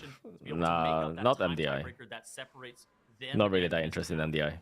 Yeah, exactly. If they can get a 10-minute first boss split and then just do the rest of the dungeon the same, they will be on the timer that they need in this dungeon. Yep. If they're slower than that, they can still make up time in the rest of the dungeon. But remember, it was a deathless dungeon run for them. If Brew, on their previous yes, set. true. So 1 minute that would have left been for the these runs to lock in. This is going to be the stars such a aligning, pivotal Rindio. section If here. Brew was Will meta, there be then any Fury further would wipes actually be and really, resets, or are these really, going to really be the good this last season. keys of the day? That is the question. This poll is so scary here at the start. No, didn't get our 4K tonight because we didn't play with the team tonight, but we are playing tomorrow.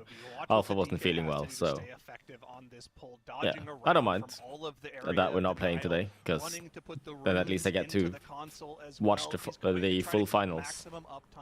Brew is very strong in the right hands, yes. He can do his conal damage in front of him and hit every single mob, but he has to navigate around all of this area of denial on the ground, and somehow, some way is still finding a way to do it.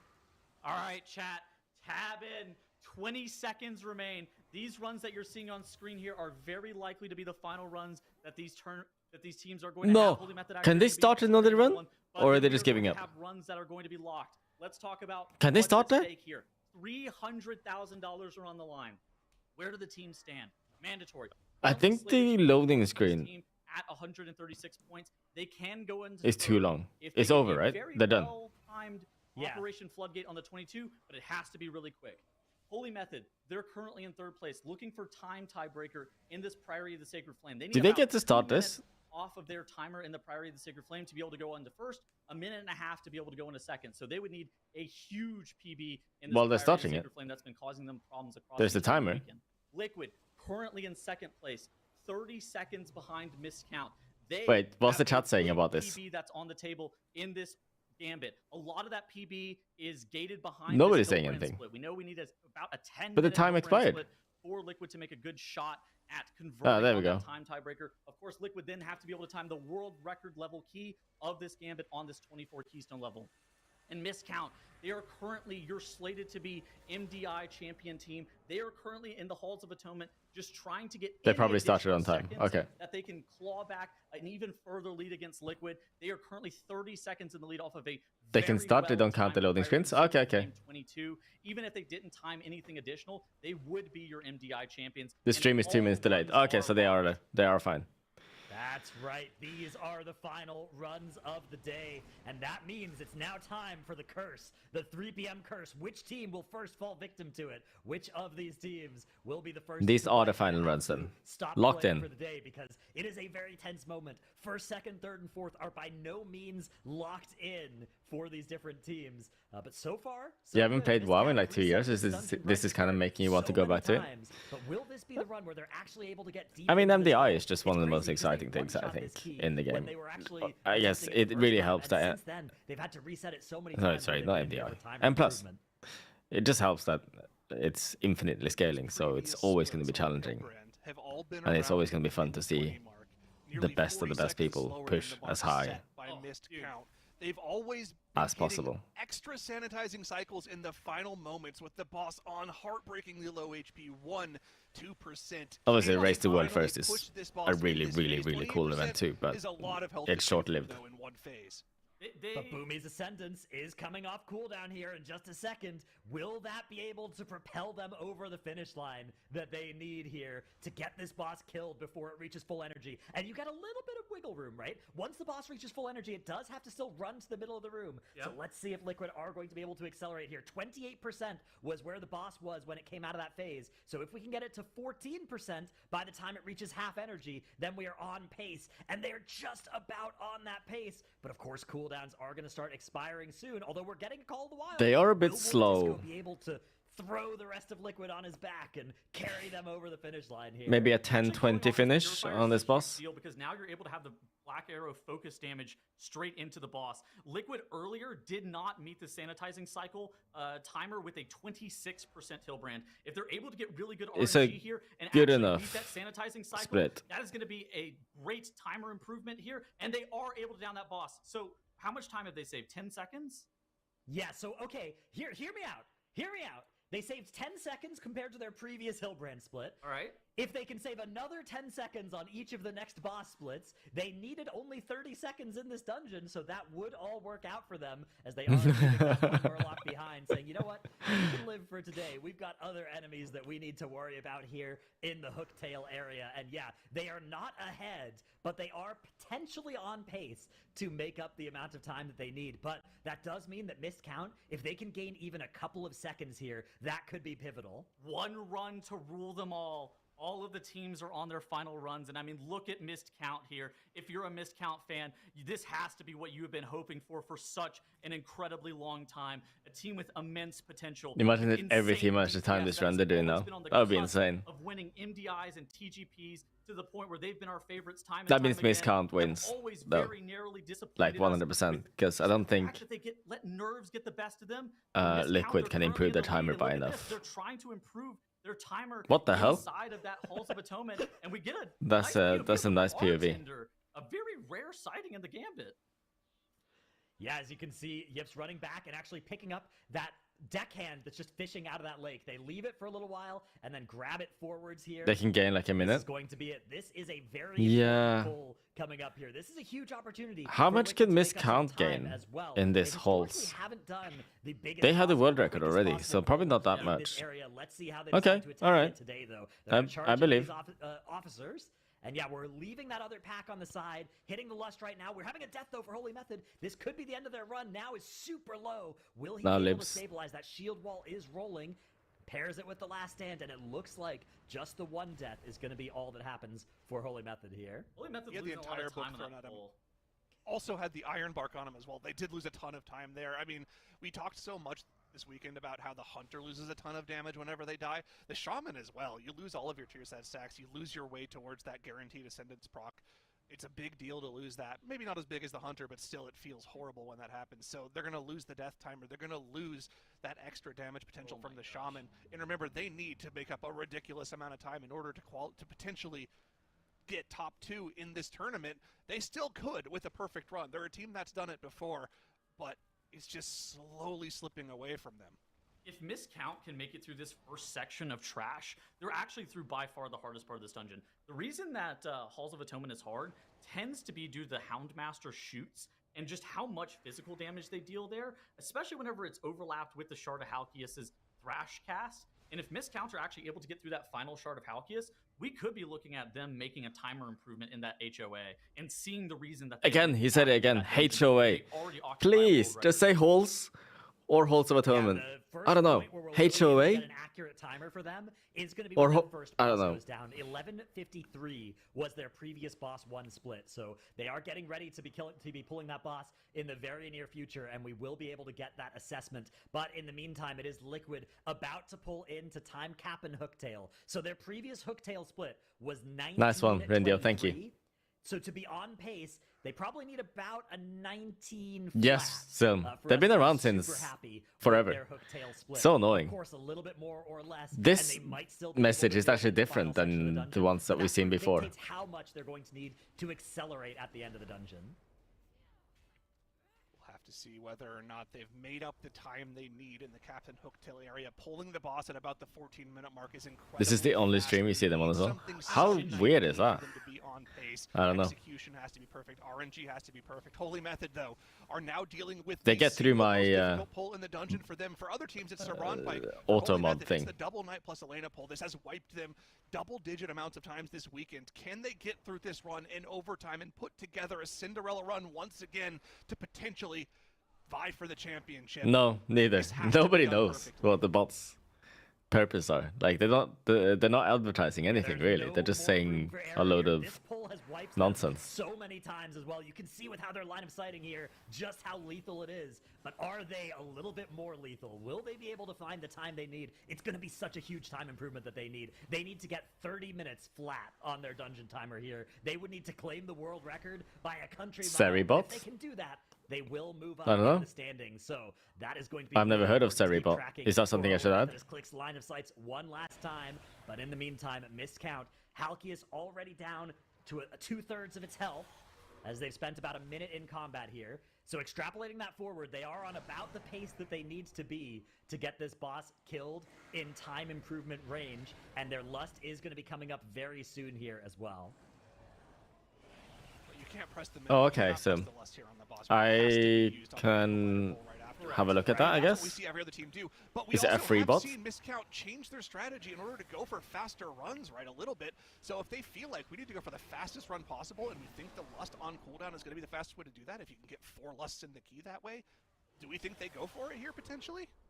No, because you don't get an extra lust in the key if you're improving your time. It is free. Okay. Yes. So I think that I'll have a look at it if I remember. For the ankle biters, as you can see, Kira immediately chaining in some more of these obliterators and dark blades. I bet that they're just kind of hoping for slightly better RNG. Maybe that's the thing is they might have like low rolled their dungeon. Like if they got like bottom 40 or 30% RNG, and then they think that they could actually make up 15 seconds if they just had like an additional run. At I see some. Okay. That could actually be a huge time save, somewhere in the order of like 15 seconds, where, in an additional 15 seconds worth of time save, whatever you're looking at time tiebreakers is a big deal.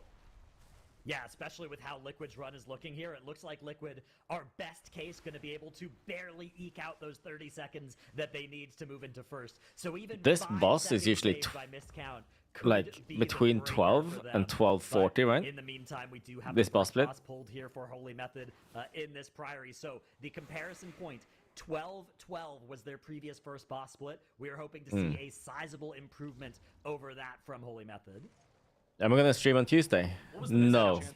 Why Tuesday? We need sub 12 for them, I think. Missed count split in Halls of Atonement. Let's take a quick look. It was 11:53 that we are looking to have beaten here, and it looks like they're going to be slightly on the wrong side of that, although still plenty of time to make it up in the rest of the dungeon. Mandatory, of course, with a slightly different route in there, so a little bit tough to directly compare. Go ahead, Sam. yeah, we're going to see that they're going to be a little slower than that. They're through the difficult part of the dungeon where you rack up a bunch I of see. deaths. And so if they're actually able to go deathless, there is a chance True, to get a 30-second PB in here. Because they did have two deaths in the Echo is the winner's name. Right? So they definitely have the room to do that. Meanwhile, talking about splits, if we go back to Liquid here, Hooktail starting Or maybe to slowly Method is chip the away at loser's 20% name. HP here. We need something sub 19. Method Their PB third has been place? 19-23 in this key, relatively slow, and I think they're on pace for a pretty solid time here. They are on pace for an 1850 on Hooktail right now. We are going to get one more Call of the Wild. Also, yeah, the other cool, I mean, we're not even necessarily going to get to that breath. This boss is just absolutely melting for Liquid. Yips is doing some absurd DPS. We are going to see Halkias go down here, and Miscount are 40 seconds behind their previous Halkias split, so they might not be improving their timer here. This could be the opportunity for Liquid. They might only need those 30 seconds in this dungeon, which, so for reference, the total timer that we're going to need here is going to be a 28:19 for when Solia goes down. So in the next 10 minutes, we will know whether Liquid have a chance to win the MDI. I mean, dude, look at the way that Yips is kiting this boss for Liquid is a huge time save. He allows himself and Ashine to get insane amounts of melee DPS uptime. Okay, now Ashine's getting boxed off the boss. I think that's the first time Ashine has been boxed off the boss the entire time. He did 6 million DPS to this boss. Absolutely insane. If you've ever played melee on this fight, you just are never on the boss. You always get pushed off by some of these barrages and the bombardments. That is a good split for Liquid right there. No. What the hell? What do you mean? You have 100% uptime on this boss as melee. Like, if you don't have uptime on this boss, something's gone really wrong. We know BM can go even higher than that, so Liquid, in spite of what range players talking the bruh on potential pace to take the competition out of the hands of Missed Count here. Hey, Holy Method is actually really fast. Already saw in their previous despite run, that one death. On exactly the same pace, but a single death can stop you in your tracks. Look at Miscount. This is that aggro Kira chain that we kind of always know and love. It's the tried and true pull where, for some reason, no other player in the world would decide to pull these Reavers into Echelon. They do way too much tank damage. Kira goes, holds my shield, and grabs Echelon here with 2 Reavers, putting that 50% Mortal Strike on top of him.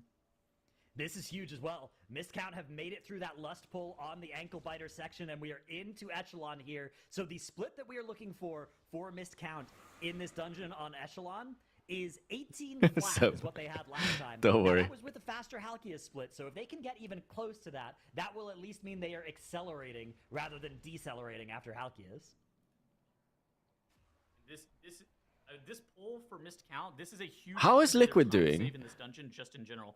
time-wise here? Some of the other teams were playing. Missed Count is also doing really well, right? Missed Count are able to make up this boss though, whenever you look at just how quickly things can go bad really fast on this boss. So I'm interested to see how this goes. Assuming that they're going to be able to play to their 100% potential. They were 25 seconds faster on Hooktail, so not enough? Okay. Well, I can still make up some time here. It's only another 5 seconds they need to make up, somehow, at the end, which is doable. And I don't think that's going to be the case for them. Shine does have the Breath and Pillar coming up in a few seconds. They're going to get one more Wandering Pulsar, but look at the HP on the Starseer, still 30%. They could still get yet another Pulsar. Last time around, they did get the extra Pulsar. If they can beat it this time Do I use LVI? I don't use LVI currently. Is LVI even going to continue to function in Midnight? I don't know if they decided that they're going to keep developing it or not. Made up the 30 seconds that we needed on our Time Captain Hooktail split. Liquid, unfortunately, does end up getting this last Wandering Pulsar that they need to cleave down prior to pulling Solia. But once this LVI said no. Okay. Go down, Yips, you see, slamming that heroic throw into oh my God. Okay. One more pulse will kill them. Okay. Zebi just heal that has been called here. And for Liquid, now we have to do some aggressive chaining. We're going to be throwing a Hex on a Ritualist, and then we're going to be grabbing that Accomplice Ritualist pack on top of some of these Cartel Assassins. And for what Liquid, was their best time previously? DPS. It is scary that you have a trash pack on top of the boss. At the same time, the only 28:48. is how quickly we can burn the boss. Unfortunate knockback, missing that Hexed Ritualist, but Yips does move the boss away. That way, there's no possibility of that CC being broken. Yeah, it's all about efficiency here. We need just full DPS on Solia. All of these other mobs. I'm not so sure if it's enough. We need to use stops and stuff on them, but we can't focus any. Oh, Method is done. Yes, some Okay. of the faster Celia kills on this level are somewhere between 6:30 to 7 minutes. And so Liquid, they're going to have to really accelerate here. They're going to have to get good RNG. This is going to be If Mandatory has like a close. giga good 30 run seconds in of this time differential floodgate, separate them and the time tiebreaker of missed count. If Liquid are able to time this dungeon can they 30 take seconds faster than their previous Holy run, Method's they will third be your place? MDI champions. Yeah, this Or is to it. mention, in the meantime, while we're watching Celia here, Holy Method have wiped. It's overtime. They cannot start another key. The best they can finish in the competition is third place. The Paladin poll claims yet another team. They could still find themselves in fourth place if Mandatory can put together a world record pace Operation Floodgate in the remnants of the day. But it's another death here for Mandatory as well. After they've finally gotten through Big Mama on their Shaman, the Aug had to be used for them as well. They didn't have to use a battle res, but again, damage stops in the tracks for them. And any death could be the difference between a third place potential finish for Mandatory or a fourth place finish. Yeah, Having a maybe death on that pull 32-05, is really we'll be able to rough, check back especially in for the as they healer. approach the end of Like, that floodgate, but the first dungeon surviving that is an on extra pace to be timed AoE here drain or two is Liquid's, really Taskmaster rough. Gambit. So Liquid need 28-19. They need to Old stop the Cricket clock would still be after awake for another 2 hours or so. 28-19 in order to move into first place over missed count. Liquid had a 6:33 Celia kill in their previous 24 run. How is If they do that again, they win. Is that it? Is that it? If they do that again, they win. They beat the timer. They pulled the boss at 20. They pulled the boss at 21:40. So that would mean their timer would be 28:13. So if they do that again, they win. Yeah, sometimes. Yeah. Well, that's true. Run in this Halls of Atonement, right? Missed count are 16 seconds behind their previous run in Echelon. So if they can accelerate a little bit, just a tiny bit here at the end of the dungeon, then they can actually gain timer as well. So it is not a binary thing. It's not pass-fail here for Liquid. They might need every little second that they can squeeze out of this boss at the end. But of course, to even have a chance, they will need to beat that 28-19 threshold. We're in one death territory for Liquid. If they have one player go down to any singular thing, Yorgi got a death there. On the wrong side of the time But tiebreaker. For miscount here, they ended up having 28-48. The Waystone is right behind us, and the player is going to be able to release. How problematic is this for miscount that was already 15 seconds behind their It was PB? the Hunter. It was the Hunter again. Hunter dying is very bad news for their Black Arrow stuff. They have their 3 Netherlands minutes, and 10 things. seconds left. It is something that'll probably cost them.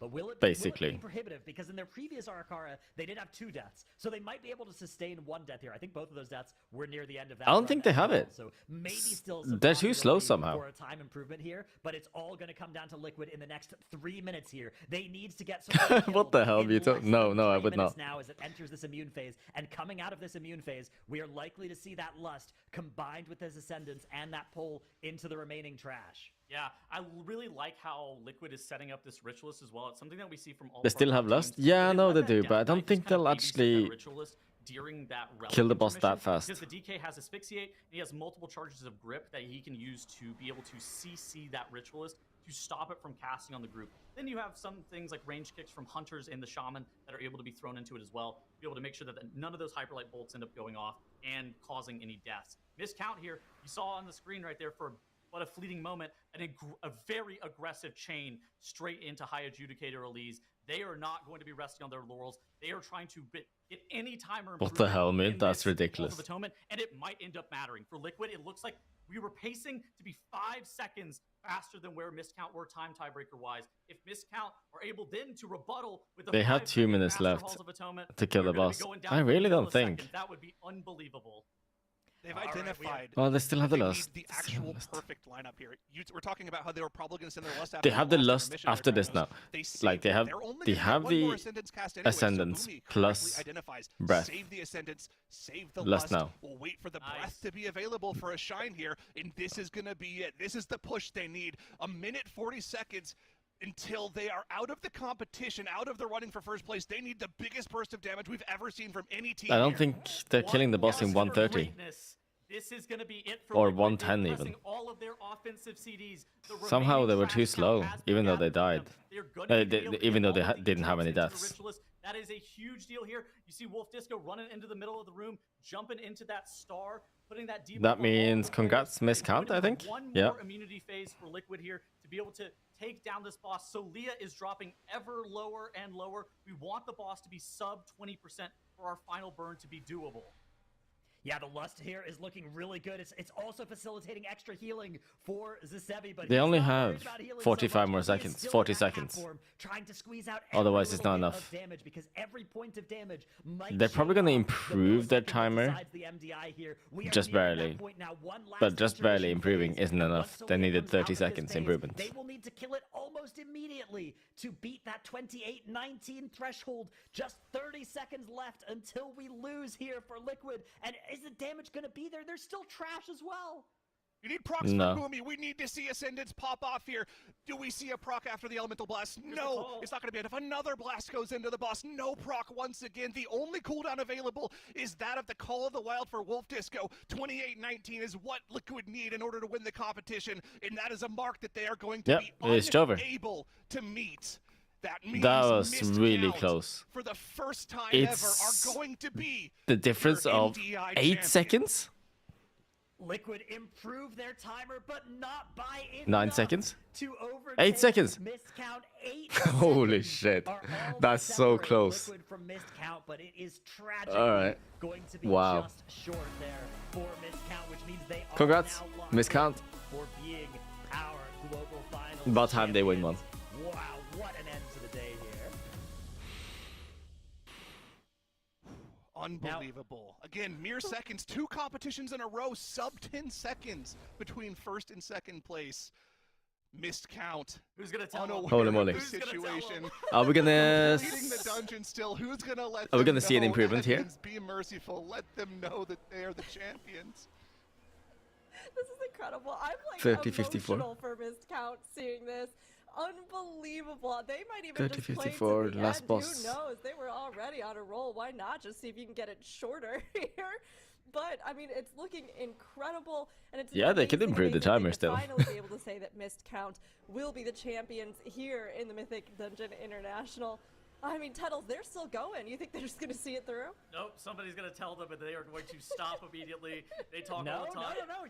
You want to win by more than 8 seconds. You know, you want to open up that lead. So I'd say keep it going. So to improve their timer in here, their previous adjudicator Elise was a little slow. Or was a little faster than this. So yeah, it looks like they are now 30 seconds slower than their previous run in here. I don't 30 seconds slower. Then they can just go out. So huge for them. Absolutely incredible performance. Why are we showing this grid? I was hoping we had like a camera POV for Kira, but the camera's off. I want to see just the elation after being told that they would win for the first time. Oh, that's got to be a feeling unlike any other. Well, you know, you can go check out the co-streamers and see Miscount Gambit carried hard. Yeah, they were so good in Gambit. So good in Gambit. Check that out. Head on over there. I mean, yeah, I wish we could get like player cams of everybody. Although, to be fair, at BlizzCon, with the global finals that'll happen there, you'll be able to see those reactions live, which is going to be so exciting. They're just still so locked in. We've been told that they are going to be notified that it's done, but they are just like, we have to do this to win. We have to do this to win. And they don't even realize yet that they have done it. But this was incredible. I mean, we still technically have, as far as I know, a run still happening from mandatory. 30-54. If we hear more on that, obviously we will let you all know. Missed count, though, taking it here at the end of day. Liquid, okay, mandatory has finished, we have been told. So that does leave us officially with our leaderboard where it is. Oh, okay. What an incredible run. Missed count here, taking it in a matter of seconds with Liquid hot on their that was so heels. close. Unbelievable play. That's crazy. That will land Holy Method, Missed count, and mandatory in fourth. I don't think they would have improved their timer. Leaderboard, I mean, this has in been that a whole, wild ride, they were Zyro, slightly and, I mean, too slow, teams, I think, to improve what it. are you thinking about the journeys they've had this season? Man, he's dancing. Oh yeah, show us the dance, Kara. You deserved it. He's done. He knows. Unbelievable. I mean, missed count. We've already talked about them so much this week, and I finally see the message from Kira in his own Twitch chat. OMFG indeed, Kira. You're finally an MDI They did it. champion. They've been working towards this for so Nice. long. Ever since we first saw them come on the scene, they had the potential. Good shit. They're finally living it up to it here. That's gonna be it for me today. It's late. I need to go sleep.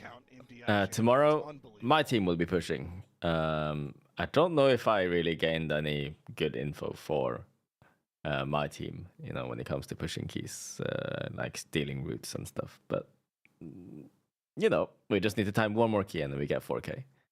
And I believe we're playing with that Pug Hunter that we played with on Friday. And he was pretty good. And he happens to have a 22 Ecodome. So we're going to be playing that tomorrow. So that'll be good. 24 Gambit tomorrow. Easy. Yeah. All right. See you all tomorrow. I hope you enjoyed watching this swimming. Actually, I had a lot of fun watching it this time. I wasn't so sure if I would, but I enjoyed watching this MDI for sure. So see you all tomorrow. And have a good night.